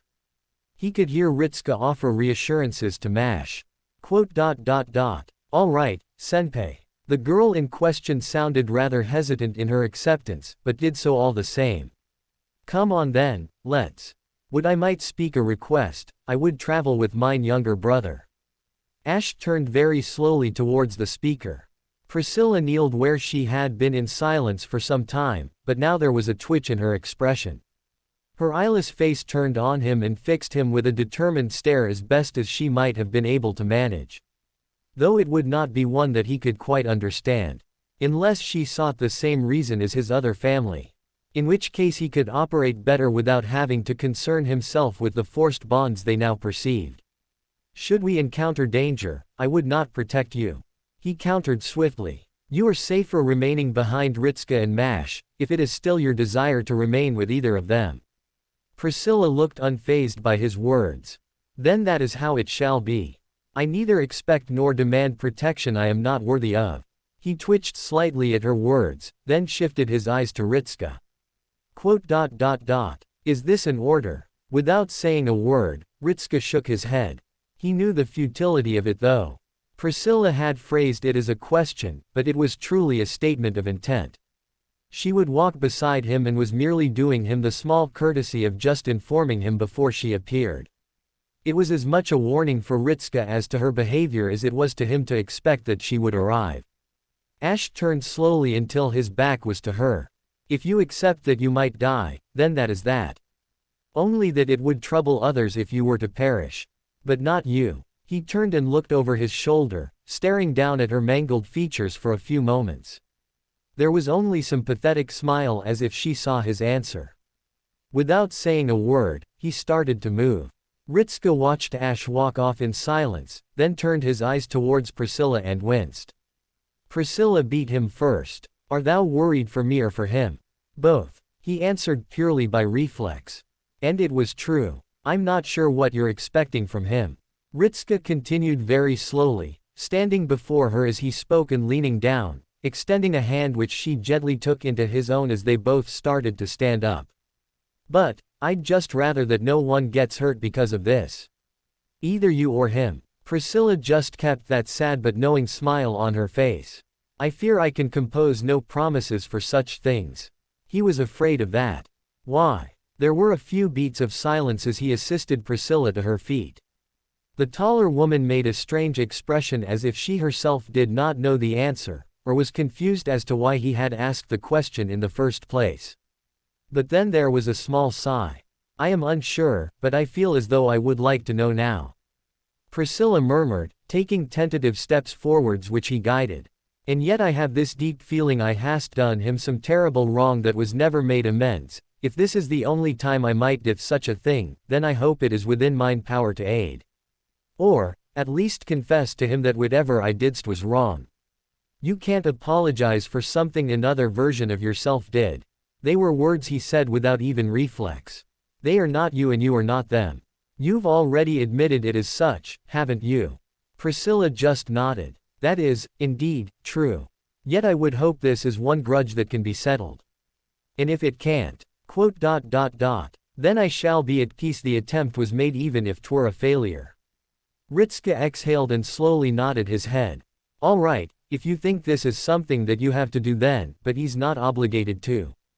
Priscilla silenced him with a hand upon the shoulder.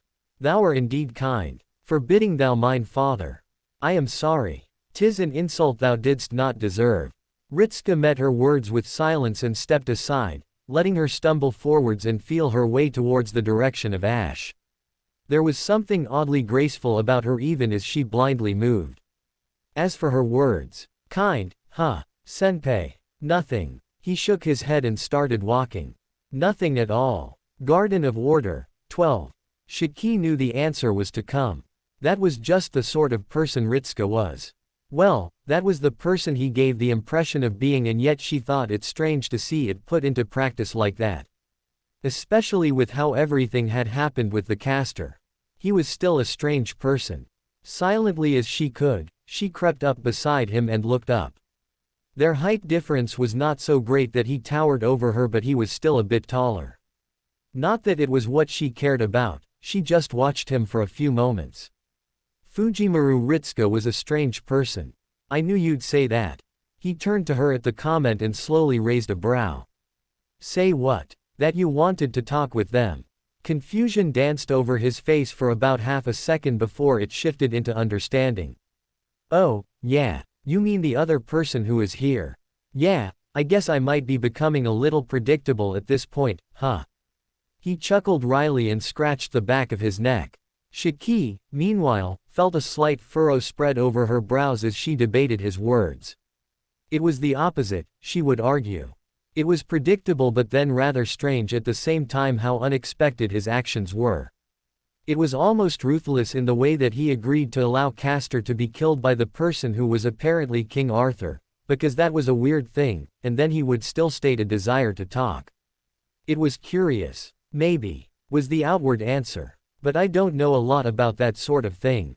I figured that would be your answer, and if they don't want to talk, then they don't want to talk. He concluded with a nod of the head. And we can only hope that they won't try and stop us. He sounded a little sad about that. Did he feel bad about it?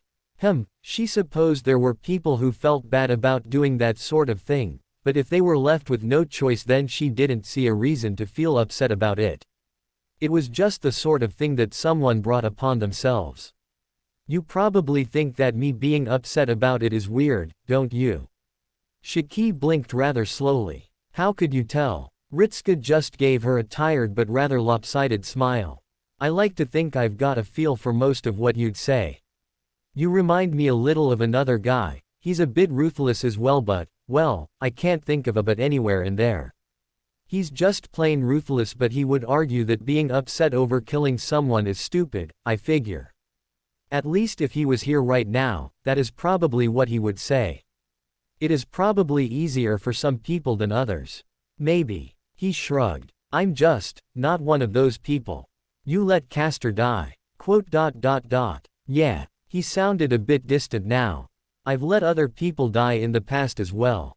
I've killed too, indirectly or not. I gave commands to my servants and then they killed people. Other servants are people. Ritska just tilted his head and stared at her. You don't see a difference. She reminded herself with a slow nod of the head. He just hummed in affirmation but said nothing more. She supposed they had already gone over this sort of thing before.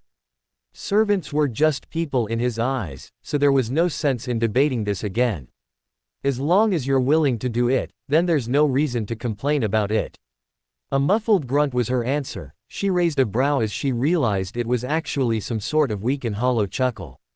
Raising a brow, she watched as he shook his head from side to side and raised his hand to his temples, rubbing his fingers across his brow before lowering them down again. I've had people argue that my habits of trying to talk first are stupid. Maybe. Shiki wasn't one to debate it. I think we're opposites like that. My first reaction is to kill. She glanced at him. It was the first time she had actually come right out and said it, and she was curious as to what his reaction was going to be. Though she was sure that it would hardly be something noteworthy. There was the mental image of him just nodding his head. Sure enough, that was exactly what he did. All right, is that it? Ritska shrugged. Did you want something more? If that's what your first reaction is, then that's what it is. I can hardly say it's any weirder than mine most of the time. Yours might be more appropriate for certain situations. I've actually tried to engage in conversations with demons, and even after that, we still ended up fighting each other to the death. She figured that. Wait, demons? Shiki blinked and leaned back. You talked with demons? Yeah, couple times as well. He just admitted it again as though there was nothing noteworthy about it. Don't get me wrong though, I'm not saying that I regret speaking with Aod. The demon had a name. And I think that the two of us came to an understanding.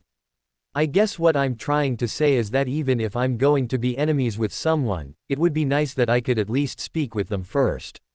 He turned and looked at her. Shiki just continued to stare. Yeah, that is strange. He snorted and waved a hand towards her. See, that's just something that most would find weird, but that's just how it works for me. I don't even need to like someone either, but I'd want to speak with them all the same. So, I guess when you say your first instinct is to kill someone, then that's just how it works. Yeah, he really was a bit of a weirdo. No, maybe he was normal. Shiki couldn't quite decide which of the two it was. She wasn't exactly normal by any definition of the word, and she understood that, so to say that he was strange would be like admitting that he was different to her, which would make him like everyone else, but to admit he was normal would be to say that he was the same sort of weirdness as her, which would make him different from others. So she could not decide which of the two it was. I guess people do like to talk to each other a lot, Shiki mused to herself, but I don't think I've ever heard of someone trying to go out of their way to speak with a demon before. Do you do something like that frequently? Ritska went quiet for a moment and then grunted. Sometimes it works. I think that's why I keep doing it. I mean, even if we do fight, I feel like I've gotten something worthwhile out of the conversation, and if we do come to blows, then, I guess it's a relief to understand why we've reached that point. He folded his arms and hummed. I guess it just makes me feel more comfortable if I know why we're fighting. I guess that might matter less to other people. Shiki just shrugged her shoulders. It was not really something she thought about all that much when it came to fighting someone. There was just the desire to kill, and then they were fighting. Maybe there were motivations other times, but those were exceptions, and, really, she rarely felt like engaging in discussions with the people she was going to kill. Does it bother you? Ritska hummed in puzzlement. Does what bother me? Wordlessly, Shiki pointed to herself. He raised a brow. You mean how you just immediately go for the kill? I mean, I wouldn't say it bothers me, I'm not like that, but you are. I guess that's the best way to describe it. That seemed like a safe answer to her. And a little too simple. Was that really all there was to it? Did it really matter? She turned away slowly and then frowned to herself for a moment. What if I tried to kill someone you wanted to talk with? I think there would need to be a bit of context surrounding that. Ritska scratched his cheek. Because I can't imagine that you would immediately just run in and try to just kill them without at least knowing they were a threat. So, I guess I would be a little troubled by something like that, but if you were just acting to try and remove a clear and present danger, then I wouldn't be too angry about it. A little frustrated. What if I saw the person you want to speak to here and decided they were a threat and tried to kill them before you could speak? That's a strange thing to just come out and say. He replied. Shiki pointedly looked at him and waited. Well, do you feel the urge right now? The urge? She thinned her lips. I haven't met them yet. I guess it's just a natural inclination for me. You talk about wanting to speak with them, and I'm curious if I'll get the urge to kill them when we meet. I might, but doesn't mean you'd act on it. Ritska pointed out. You might get the inclination, but I don't think you'd do it every chance you got. Like with Castor. You were the first one in there with him and you didn't immediately try to kill him, though I'm pretty sure you thought about it the second you saw him. Maybe. Ritska just nodded. My point is that I figure you'd have a good reason for it. What if my reason was if I felt like it? Would you though? He asked, but he didn't sound upset, merely curious. There was really quite something innocent about the way he asked the questions. It was with the same sort of intrigue she imagined someone would ask about the weather. Have you ever killed someone just because you felt like it? Maybe I have. Ritska just looked at her, a slight tightening of his expression before it loosened. I'm not wholly convinced of that. Shiki frowned this time. That's just you being optimistic. It was something like that all over again. She just stopped walking and stared at him for a few moments. Why do you believe that I wouldn't do something like that? Ritska stopped walking as well and turned to meet her gaze without even so much as a blink. I'm not quite sure. I guess because we're talking right now to one another, aren't we? Shiki just maintained her stare. That wasn't proof enough. So, what does that have to do with anything? Well, Ritska tilted his head. Don't you want to kill me right now though? Shiki blinked slowly. What? You said you felt the pull for it before, right? Ritska continued onwards. Which means you probably still feel it at the moment. I get that we're working together, but if it's so natural for you, then it means you've not lost the urge. I guess what I'm trying to say is, it's a bit like a thing you can't help. I just want to keep talking with people when I can, and you. He trailed off, but he didn't need to say anything else. Then he rather suddenly frowned. Though this is just me guessing. I'm sorry if I offended you there by saying something out of the blue. Shiki just took a breath. Suppose you're right, aren't you too comfortable like that? I have experience with this sort of thing before. Ritska replied with a shake of the head. Doesn't mean that I'm used to it, but I guess I'm just starting to expect to meet people who want to kill me. It's actually a little terrifying when I stop to think about it, but then I'll still try and speak with them. She raised a brow. Why? Is it to beg? Ritska went quiet for a moment, then slipped his hands into his pockets. You know, if I really thought it would work, then yeah. I probably would beg. Shiki looked past him towards the others who hadn't quite noticed they'd stopped, then glanced back to Ritska. The distance between them was nothing. You take me not killing you as proof that I need a reason. I guess so, yeah. Ritska made a half turn, then stopped and shot her a rather strained look. Though I will freely admit that I am pleading in my head to be right at the moment, because if I'm not, then, yeah. Shiki wasn't quite sure how she was supposed to react to that. Someone who was so clearly wanting to live and yet showed such comfort being around death. She snorted. You really are a weird one. I would like to say I resent the accusation. He replied with a shake of the head. But these days I'm really starting to wonder. Don't bother. Shiki dismissed as she walked past him. I think normal people are weird, so I guess you are normal. That sounds backhanded. Shiki just shrugged. What about that girl and her brother? Sudden topic change. We could go back to the one where I talk about stabbing you. No, this topic change is nice. Though his words were rather hurried, there was a hint of mirth within them. It left her unsure just how much he truly meant it when he said he was terrified about dying. Ash and Priscilla probably need to have a conversation now rather than later, and I've come to the understanding that avoiding this sort of thing is more trouble than it's worth, for most people. Shiki looked over her shoulder at him. She saw that look on his face. Bad experiences. Ritska looked back at her with an expression she hadn't quite seen on him before. It was just an expression of pure vacancy. Yeah, even his voice was monotone, quiet as well. Not a whisper by any stretch of the imagination, but just quiet. Bad experiences. You worried about it again. Ritska started walking until he was beside her once more. I'm worried that I'll let it happen again. I did some things. To her and the knight with horns, right? I can tell. You have that look in your eyes. Shiki leaned forwards. It wasn't quite like her own gaze, but she could recognize it. The eyes of a killer, and yet there was something rather different about it. Did you kill them? Yeah. Ritska nodded slowly. I did. He did not speak, nor did he even look at her. Priscilla had never been entirely honest. And for that she felt rather guilty, taking advantage of the kindness of the young man, and yet there had been that presence around Ritska. He was not her father. That much had always been obvious. He was kind. Her father was not. But there was a warmth when she held his hand, a sense of security that was so very much like grandmother's but different. She was truly deplorable to have taken advantage of such a thing with her state. Blind though she might have been, there was more than one way that someone might have felt across the world. Priscilla had other options for navigation. But she did not use them. Perhaps that was what her brother knew and had been disgusted with her in doing such, or perhaps he did not, and his reasons for disliking her were truly linked to an action that she had done in the past. Whatever the case might have been, it was something she would either learn of soon or it would go unknown.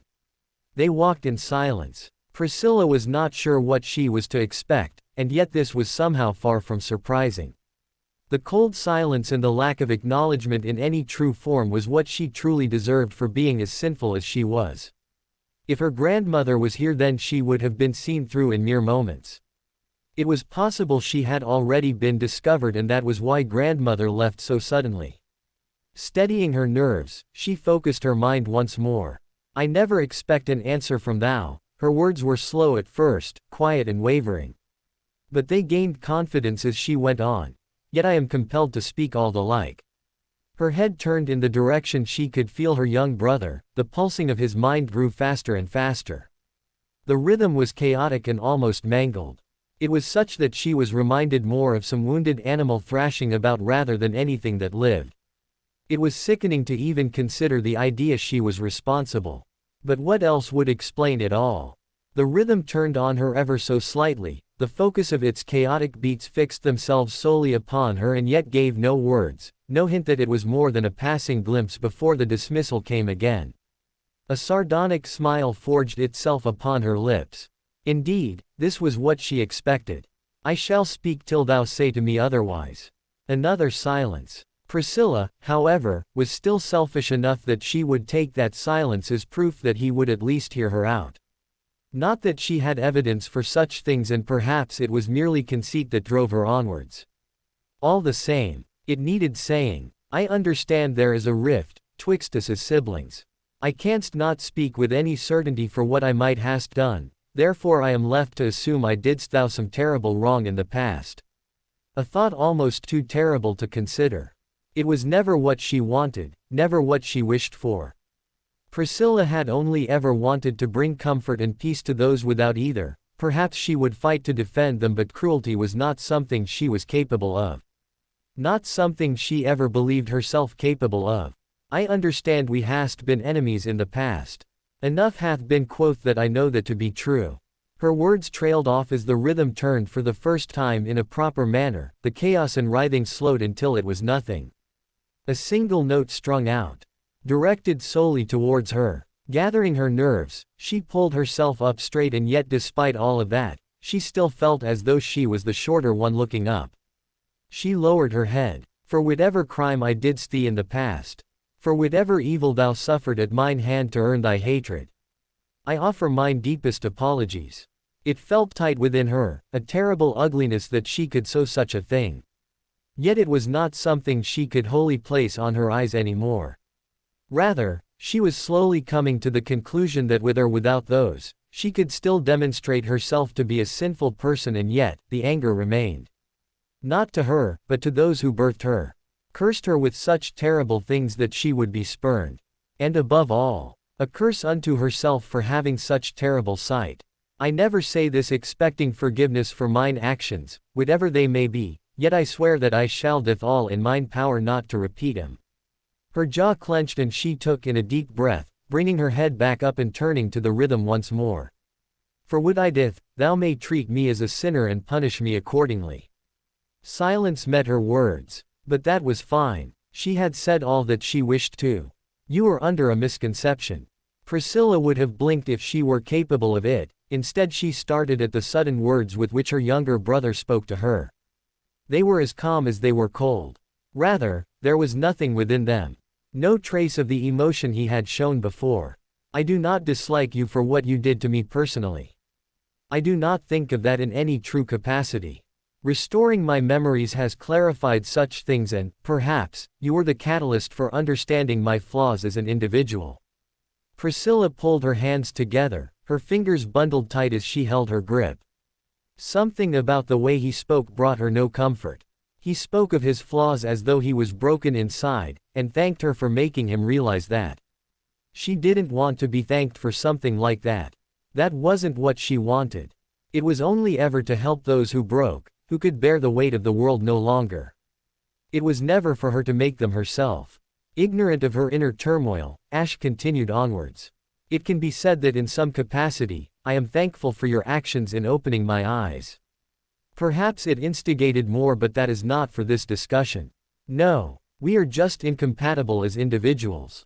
That is why I do not find your company desirable. Priscilla stopped walking and rolled her jaw. It was a confession so open and so confident. We are not compatible. Our goals do not align. Rather, I find your goals to be disgusting. Priscilla had truly tried to harden her heart to whatever cold rejection she anticipated facing. She truly believed that she might have done a good job as well. She had promised as such to herself that she would face the truth without losing face. But to hear it said aloud like that. Perhaps she wasn't as strong as she thought she was. Thou truly regard so little of me. It was spoken in a voice so alien to her own, and she cursed herself for showing such vulnerabilities. She did not wish to try and sway him by appearing wounded. This was never about her feelings, it was always about whatever he felt towards her. But something told her that even if she were to break down in tears, he would not dull his bladed words. It was as relieving as it was painful. Yes, I do not believe you are capable of changing your goals either. The presence of Ariandel, no, Ariamis, within you is proof of that. You will not change. Ariamis. What did her domain have to do with? He found it disgusting that she cared for the lost souls. Priscilla straightened ever so slightly. Art thou disgusted in me or those I care for? Both. The answer was as blunt as it was final. Even now I would consider it a cruelty to keep any alive in that sordid state. They have forsworn even their anger and have chosen to live as nothing until the world rots around them. Such a thing cannot even be called life. It is utterly nothing. So why do you keep them like that? Because it is peaceful. A lack of misery is not the presence of serenity. Priscilla twitched ever so slightly at that. His dismissal of those people, his declaration that they did not deserve to continue living after they had lost almost everything. They are souls with alls bore dear stolen from them. Wouldst thou take from them their lives in a final act of cruelty? Her brother merely grunted as if she had said something amusing. No, it was not as though she had said something amusing. As though she had said something stupid. Cruelty. To give them the mercy they are needed. I can briefly excuse the state of humanity as I learn of them, but for those who cast aside everything else, what little is left for them but death? Whether they find the nothing of Ariamis or the kiss of my blade on their neck, it is all the same. At least with my mercy they are no longer cursed to suffer the cold because they can bear no other living. Priscilla exhaled. That is not for you to decide. According to who? Such unfettered arrogance. He was right. They truly were incompatible, weren't they? Unless thou speak such cruel words with such passion. She realized, something budding away inside her mind as she looked back on the conversation. Her face softened as she realized it. Why his words hurt her so greatly, not merely because they were brother and sister. No, this was something else. Doth it wound thou so deeply to see them suffering such terrible lives? Ash gave no reply to her words, but she heard the tune of his spirit waver ever so slightly. A brief moment of discordance before it straightened out, but though he had no way of knowing, she had already seen through him. Yet he was still right. They, perhaps, were incompatible even as she believed she understood what he meant.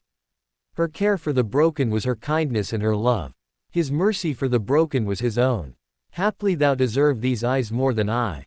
It was some seconds before her brother spoke again. But he did. It would have made things much simpler, true. Perhaps it was the one moment of shared acceptance between the two of them, though she could not quite say whether she would believe as such beyond this place, it was at least something she would grasp with both hands and hold on tight to. Their bond in this one moment. Does it upset you? Perking up at the question, she turned her focus to her brother and debated the question for a moment.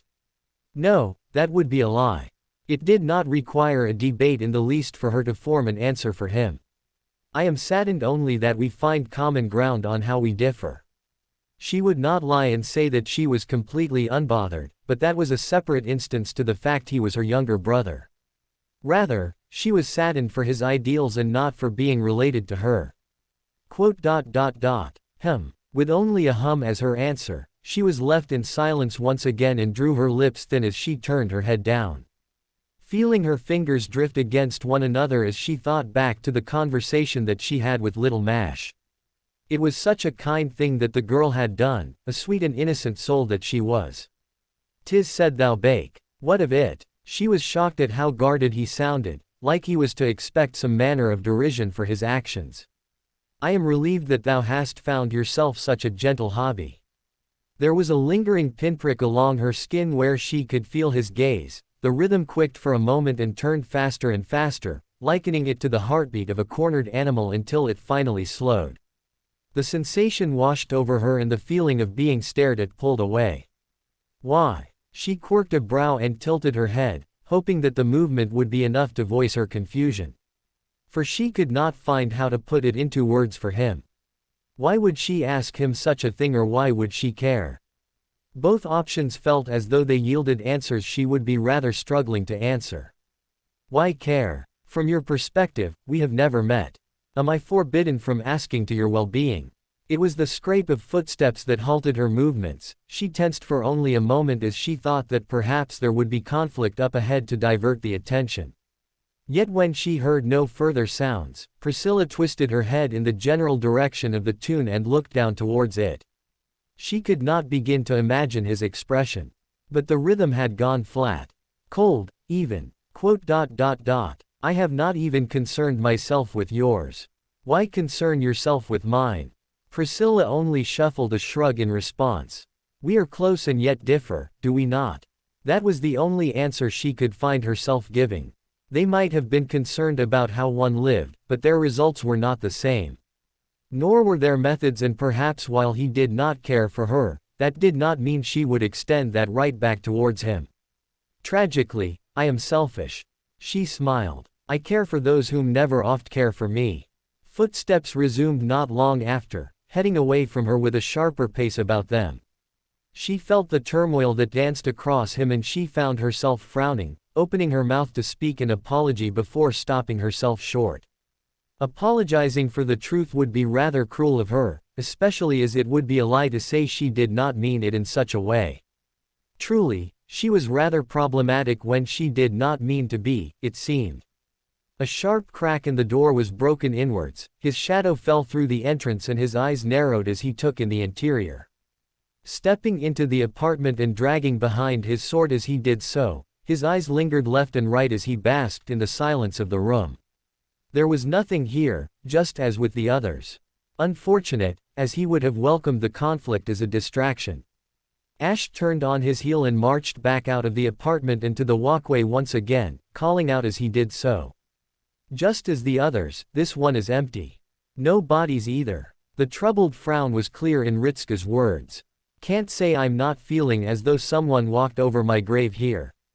Though the words flew over his head, the same could not be said for the others. A jerked nod from Mordred as the knight stomped forwards, moving past him and peering into the room he had just cleared. Her helmet snapped backwards and revealed the scowl on her lips and the frustration bleeding through her expression. Her hand closed to a fist and struck the side of the doorframe, bending wood and metal inwards as she stepped away from it. Getting real tired of all these cowards hiding away and just waiting to jump out at us. All this silence makes it feel like they're just building up and waiting for us further along. Avenger would be foolish not to consolidate his forces. Ash said, moving away from the blonde and further ahead. It would explain how Verndari would advance unchallenged if the floors were cleared out and drawn back prior to the knight's ascent. Mordred responded with only a vexed click of the tongue. Ritska exhaled. Either way, I'm not liking this much either. If Avenger is pulling back everyone to the very top, then we're probably going to be in for a tough fight. Wouldn't make sense if he wasted everyone on the front lines and was surrounded by no one when we all went up. Turning his head, Ritska directed his focus elsewhere. That sounds about right, doesn't it, Lancer? Lancer shifted his head at being called out, then hummed rather lowly. "T wast a fearsome advance. Any commander wouldst behold upon our work and understand they wouldst only wasted their troops in prolonged efforts, 'gainst superior foes." Ash could spy Mordred giving a slow nod of the head. Ritska continued his conversation. "So in his position, would you have pulled everyone back to the top floor and then just waited to surround us with everyone then?" "I wouldst," Lancer confirmed with a single nod of the head. "Though such a tactic is simple enough to go without declaring." A brief flush, the dark-haired teen rubbed the back of his neck and averted his eyes for a brief moment as a faint chuckle came from him.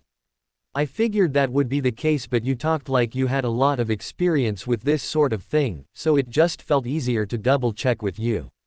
Lancer turned from him, scarlet cloak billowing in the breeze as he walked on without another word. Ash stepped aside and let him pass him by. The snakes tracked his location before turning on ahead. "Good talk." The hushed mumble of Ritska pricked at his ears before the boy sped up. "All right. We'll keep an eye out all the same in case Avenger wants to try his luck on our way up." Lulling us into a false sense of security and all that. Mordred snorted a rather ugly sound. "Makes sense for him. Seems the cowardly sort to try that. TCH, almost wishing he is drawing everyone back. At least that would make him man enough to face us all in a straight fight. Or stupid enough." Ash thought but did not speak aloud. Given their numbers and their strength, Avenger remained only one servant, and while he could not make estimates for the relative strength of them, even with a Holy Grail in their possession, it would be foolish to try and fight so many enemies single-handedly. Especially if Mordred or himself were commanded to use their anti-army noble phantasms and just swept away a majority of the opposition. Well, he would avoid underestimating Avenger. He had done much the same with the caster, and the strange man had used that chance to deploy his noble phantasm and incinerate his arm and blow out most of his organs with that brief chance of his. "Come on. Not many floors left." Shiki's announcement came soon after. "One above us and then there is the roof." Avenger would probably be on the roof.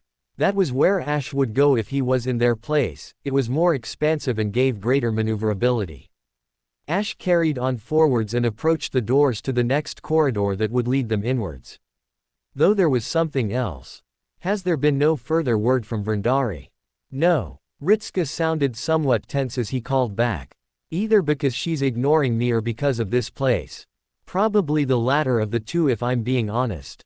I'm hoping that she won't go out and fight Avenger all by herself, but she would have had no method of knowing they had actually backtracked. Troublesome." Ash quickened his pace to be in step with Lancer and passed him by without fanfare, moving ahead to the doors and prying them open without trouble. His eyes swept through the interior for a moment before he leaned backwards and turned his head over his shoulder, giving a slow shake of the head before entering. Sword unsheathed, he entered the hallways and stepped through them, glancing left and right and observing every shadow. If there was something here, it would be revealed soon enough. Unless it was an assassin. He turned once more and jerked his head forwards before taking steps into the hallway and moving for the central area. It was not a short walk, and now that he was left alone to his thoughts, he tried to make sense of them. He and Priscilla were different, it seemed. But her lack of anger was strange to him. He could not make sense of it. When compared with his own approach, his own frustration when others did not see his point of view, when they turned against his own efforts and acted contradictory to what they would have expected. It was strange to consider that Priscilla would hold the same warped ideal as before and yet demonstrate not a hint of anger towards him. He was left with the impression that this version of her was truly broken because of her missing eyes. It was the only conclusion that made sense to him. This place had shifted her anger away, and that was why she did not demonstrate the same annoyance that he would have done. But was that answer right? He frowned to himself and then stopped to glance up. Ash blinked as he stared at the doors to the elevator, then glanced over his shoulder to see that he had walked the entire distance without even realizing it. Another twitch jolted through his body at the understanding, and he mentally scolded himself for being so easy to lose focus. Now was certainly not the time for him to become distracted. Especially not when they were on the eve of another battle. He turned back around and struck the button, drawing his hand back and waiting. Saying no to Priscilla seemed all the more appealing now than ever before, but it was too late for that. She confused him. No sign of enemies, Senpai. Everything seemed to confuse him about this place. Priscilla, Avenger, all of it. Keep an eye out, just in case. It was all just odd. He twisted his head as the presence got closer to him, stepping backwards and turning to the side. Moving his body from the entrance to the elevator and granting access to it. He made brief eye contact with Mordred and then stopped, turning back to stare at the side of her head for a moment longer. Everything seemed much simpler when he disliked her. He still did. Perhaps that was fortunate enough that he could at least understand what his problems with her were. Everything was simple with her. Her goals and her nature. It was just easy. Mordred furrowed her brows and sharply turned in his direction, making eye contact with him once again and then frowning deeper as the two of them stared at one another. Her lip twisted in mild disdain, eyes looked up and down before she released a disgusted, or perhaps irritated, noise and turned her head away. What do you think of Avenger? Huh. It was strange to hear the usual servant sound so ordinary. Her confusion was rather simple as she jerked and turned about to face him. Her head tilted and her brows furrowed. What? Avenger? Ash repeated. What do you think of his goal? She shrugged. Why are you asking me? I don't care what his goal is. I'm just going to kill him. Oh, that seemed simple and rather empty as well. Ash nodded and turned his head towards the elevator, eyes drifting to the smaller arrow which moved past the squiggles through the small glass window. You don't care about my opinion. Mordred accused during the silence.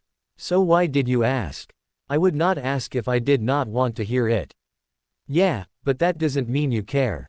A shape stepped between them before he could respond. Hey guys. Ritska stood with arms folded, eyes fixed on the arrow and his foot tapping up and down. Ash glanced at the boy and looked towards the face which was still facing the arrow. It was difficult to tell whether this was a case of purposeful interruption or if had just blundered his way into their conversation. Both were possible. Ritska. Ash inclined his head. Yeah, what do you think of Avenger's goal? You mean making hell? Ritska sounded somewhat bemused by the question, turning on him with a slightly raised brow. I mean, it sounds a little sad to me, doesn't it? Did it? Perhaps his face spoke of his own confusion as Ritska winced for a moment before he elaborated. Well, having it so that all that's left of people is them when they were at their lowest seems a little bit cruel, right?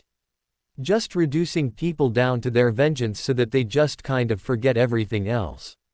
I guess I can see what Avenger is trying to do here, but it just isn't for me.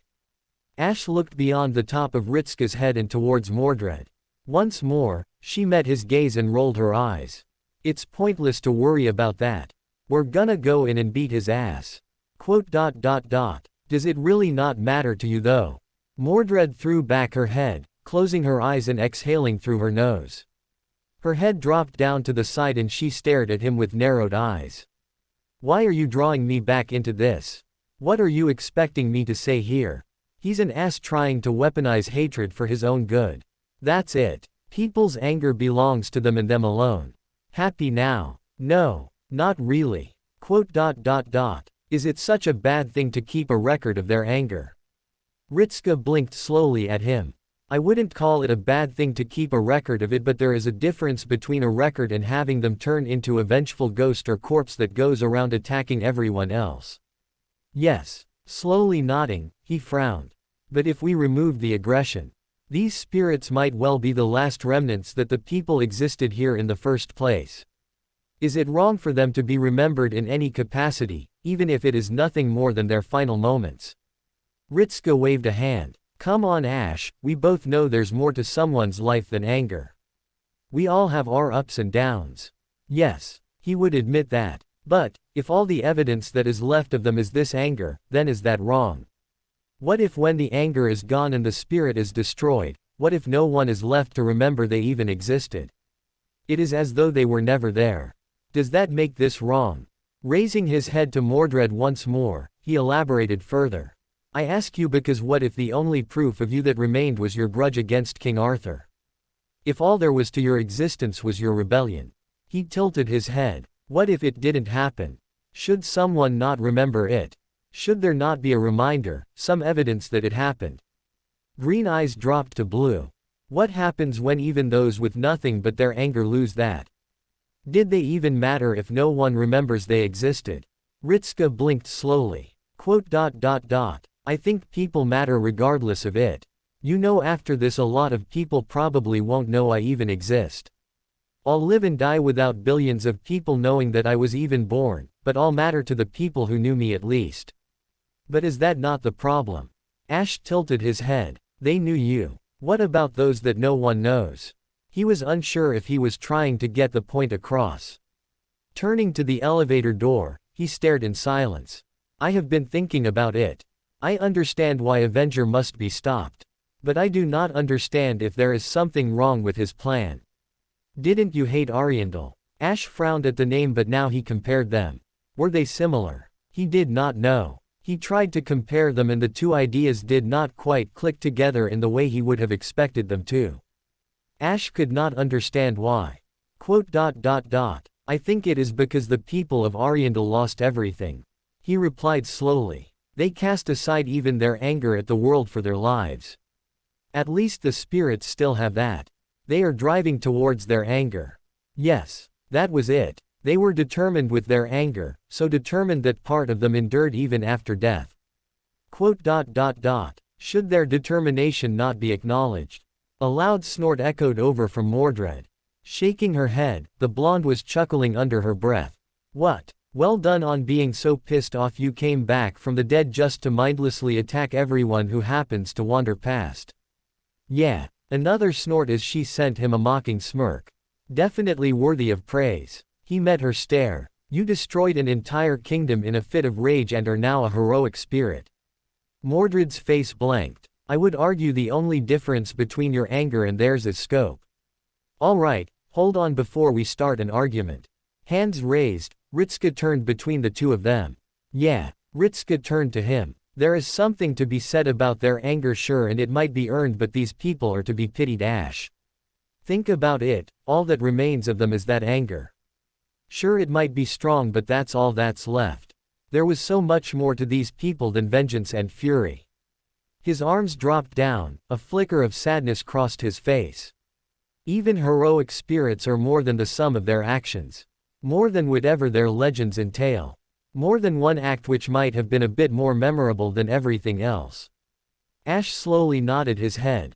Yes, he supposed that much was also true. But what did it matter in the end? Heroic spirits, their noble phantasms, they were all just a crystallized legend. He nodded his head, but he did not differentiate. Even at their lowest point, even in this wretched state, they had value. All humans wanted to live, they all wanted to keep on living. That was something that he accepted. Even if he did not understand why they lived as they did, why they indulged themselves in such things. It was something that he did not understand yet. But it was something they all wanted. So what if this one memory that was left behind was lesser than the sum of its parts? It was still tangible proof that they existed and strove for something. There was a value in their anger. He did not agree with it, he did not understand it. But there had to be a value to their lives because they wanted to live. Which meant if all that remained of their lives was their anger, it meant the anger had value. Didn't it? He could not understand the value that was found in it, he could not see the value that was inside their anger, but he remembered all of it the same. All the souls that burned within him, their combined weight and their fury. He was an avenger. He would never forget a single one of their grudges, and they all looked the same to him. Staring out at the ocean of hatred and fury, at despair and misery. They all looked the same to him. It was. He could not find the words for it. He was not sure there existed words to describe it either, but he just held on to the feeling, the strange sensation, that it was right for him to remember their anger. For him to hold onto them for whatever reason. Even if he did not agree with their lives, even if their lives were wrong in his eyes. If no one remembered them, what was the point in them even existing in the first place? Why was someone born if they were not remembered by anyone? Perhaps that was it. Proof in any capacity. Maybe it did not need to be anger or fury, but he did not differentiate between any of them. The anger was easier to remember, he thought. It came to him easier. He would not say whether their anger was justified or not, he would not say he agreed with the way they lived their lives. He could see many within him who lived only for their indulgences and their vices, and it troubled him deeply. It would not be wrong to say that it disgusted him. But he acknowledged it. He didn't get it. It felt natural. Like absorbing the souls of the fallen. Why were the answers never simple for him? Why did everything need to be so complicated? Mordred did not see reason to mince words. This sucks. The lot of them crammed into one little metal coffin like this was utter stupidity, and she would have thought they should take the stairs, and not just because she was pressed up against the wall because of a certain someone being a damn nuisance. Her hand brushed against the cloak and pushed it off her armor once again. Why do you even wear that damn thing? She grumbled, though doubted she would get an answer. Sure enough, the blonde didn't say a single word. Her eyes rolled and she glanced across, then frowned. The snake was in her personal space and staring right at her. That thing licks me and I'm cutting it off. Thee can treeth. Mordred would have laughed at the words in any other circumstance, but for right now she just shuffled rather uncomfortably and had to restrain herself from just swatting the snake away from her. Not that she was alone in being awkward. The same could be said for the other giant in the room who, unfortunately for her, wasn't built like a beansprout. The half-dragon hunched down to avoid hitting her head on the ceiling and was casting a long shadow over the people she was looming over, namely Shieldy and Master. Mordred did, however, glance down at the tail, which was slightly raised and coming dangerously close to brushing against her leg. Mordred stared. It did look kinda soft. Her eyes danced up to the woman and then back down to the tail. Nah. Sharply she turned her head away and looked across to the other person in the elevator who she hadn't formed much of an opinion on. Which was odd, given that they had literally slashed one of the horns off her helmet, but they hadn't done much else except for quietly following them around and sometimes speaking up. They were at least useful in a fight. So Mordred couldn't complain that far. As for whether she trusted them or not, well, it would be a little late to start voicing her concerns aloud now, even if she still held them. We should take the stairs if we have to go down again. Mordred declared rather loudly. While it definitely wasn't her choice, she was certainly going to make her preferences known to everyone. Or we're jumping off the roof. We're just not doing this again.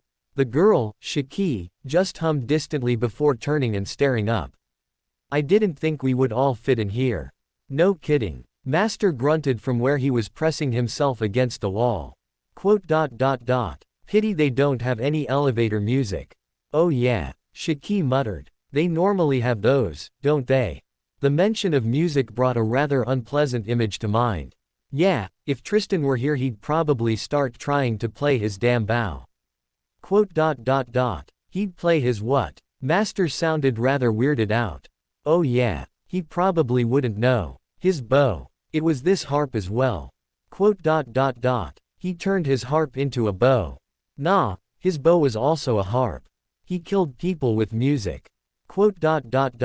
Like Mozart. I don't know. Does Mozart strum a harp and then cut a guy's head off with invisible arrows?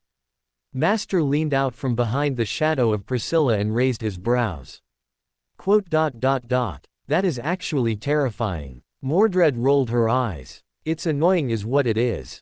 In the middle of a fight and then you just hear these musical notes.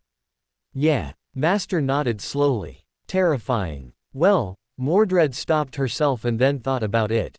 Actually, wait. Oh, that probably would be terrifying if one realized that every time they heard a note, one of their comrades probably died. Huh, was Tristan really like that though? No, it was probably a coincidence. Still, if she ever met Tristan again she would probably bring that up in front of him just to see how he would react to it. She imagined that the face he would make would be at least a sight to behold or something like that. Yeah, Shiki hummed. Sounds like a loud way of killing someone. Though if the arrows are invisible, no, it defeats the purpose of the arrows being invisible if you just announce you loosened one, doesn't it? Mordred shuffled. I didn't make the damn thing, so I don't know how it works. He just had a magic bow that played music and loosened air blades as arrows or something. I never really saw him miss anyone with them, so I guess it didn't matter. There was further movement as Shieldy raised her brows in a puzzled manner. Do you mean to say he also played it outside of battle? Yeah, Shieldy looked weirdly tense now. Weren't you worried when he did that? Mordred blinked, then thought of the implication. Then she snorted and shook her head. Nah, Tristan was stupid, but he'd never let out an arrow by accident or something and kill someone in a tavern. He might have fallen asleep a lot, but he was attentive with his bow at least. Weirdo that he was. Father wouldn't have made such a clumsy guy a knight. Really, Shieldy should have known something like that, shouldn't they? Unless they really didn't know anything. Geez, what was that guy even doing if he wasn't going to fill her in on all the details? Well, not like it really mattered in the end. At least she could say that Shieldy hadn't really been corrupted or ruined by that asshole and made into the same sort of unfeeling jerk that he was. So maybe a lack of knowledge could be excused. Probably. A sharp hum echoed out above them and the doors started to grind right before her eyes. Her head turned and stared at them, peeling open and revealing the lobby of the floor above. She withheld a sigh of relief as she stepped forwards and all but leapt into the open, rolling her shoulders as she was finally able to move them. Yeah, never doing that again. Again, don't have to tell me twice. Master chortled slightly. I like being close to people, but I also like breathing as well. Oh, Shieldy sounded rather concerned. Was I leaning on you too hard, Senpai? No, you were fine. I was more worried about stepping on your feet more than anything. Don't worry about that, Senpai. My boots are super tough and definitely would be able to withstand even your strongest kick. Mordred felt her lip twitch ever so slightly, her eyes slid towards the direction of Master and she found herself biting her lips to avoid laughing at the face that greeted her. The rather strained expression that was torn between being grateful and being marginally insulted. Especially as it was done with such an earnest expression about her. Shaking her head, she turned about and whipped out Clarent, flexing her hand around the sword and mounting it on her shoulder. Then she stopped and stared. Directly in front of them, right at the other end of the hallway, she could see it clear as day. No longer did it hide and slither about. Now it just sat under the light of the halls and stare at them, revealing all the sickly details that had been shrouded in shadow. The snake with skin like oil and eyes like blood. Oi. Mordred raised her voice. Master. She nodded her head forwards and drew the eyes of everyone to their silent audience. We got a welcoming committee. For more thrilling fanfiction stories like this, check out my channel Fanfic Audiobook. Dive into epic adventures, mysterious realms, and legendary journeys brought to life through immersive storytelling. Don't forget to like, share, and subscribe for more amazing audiobooks.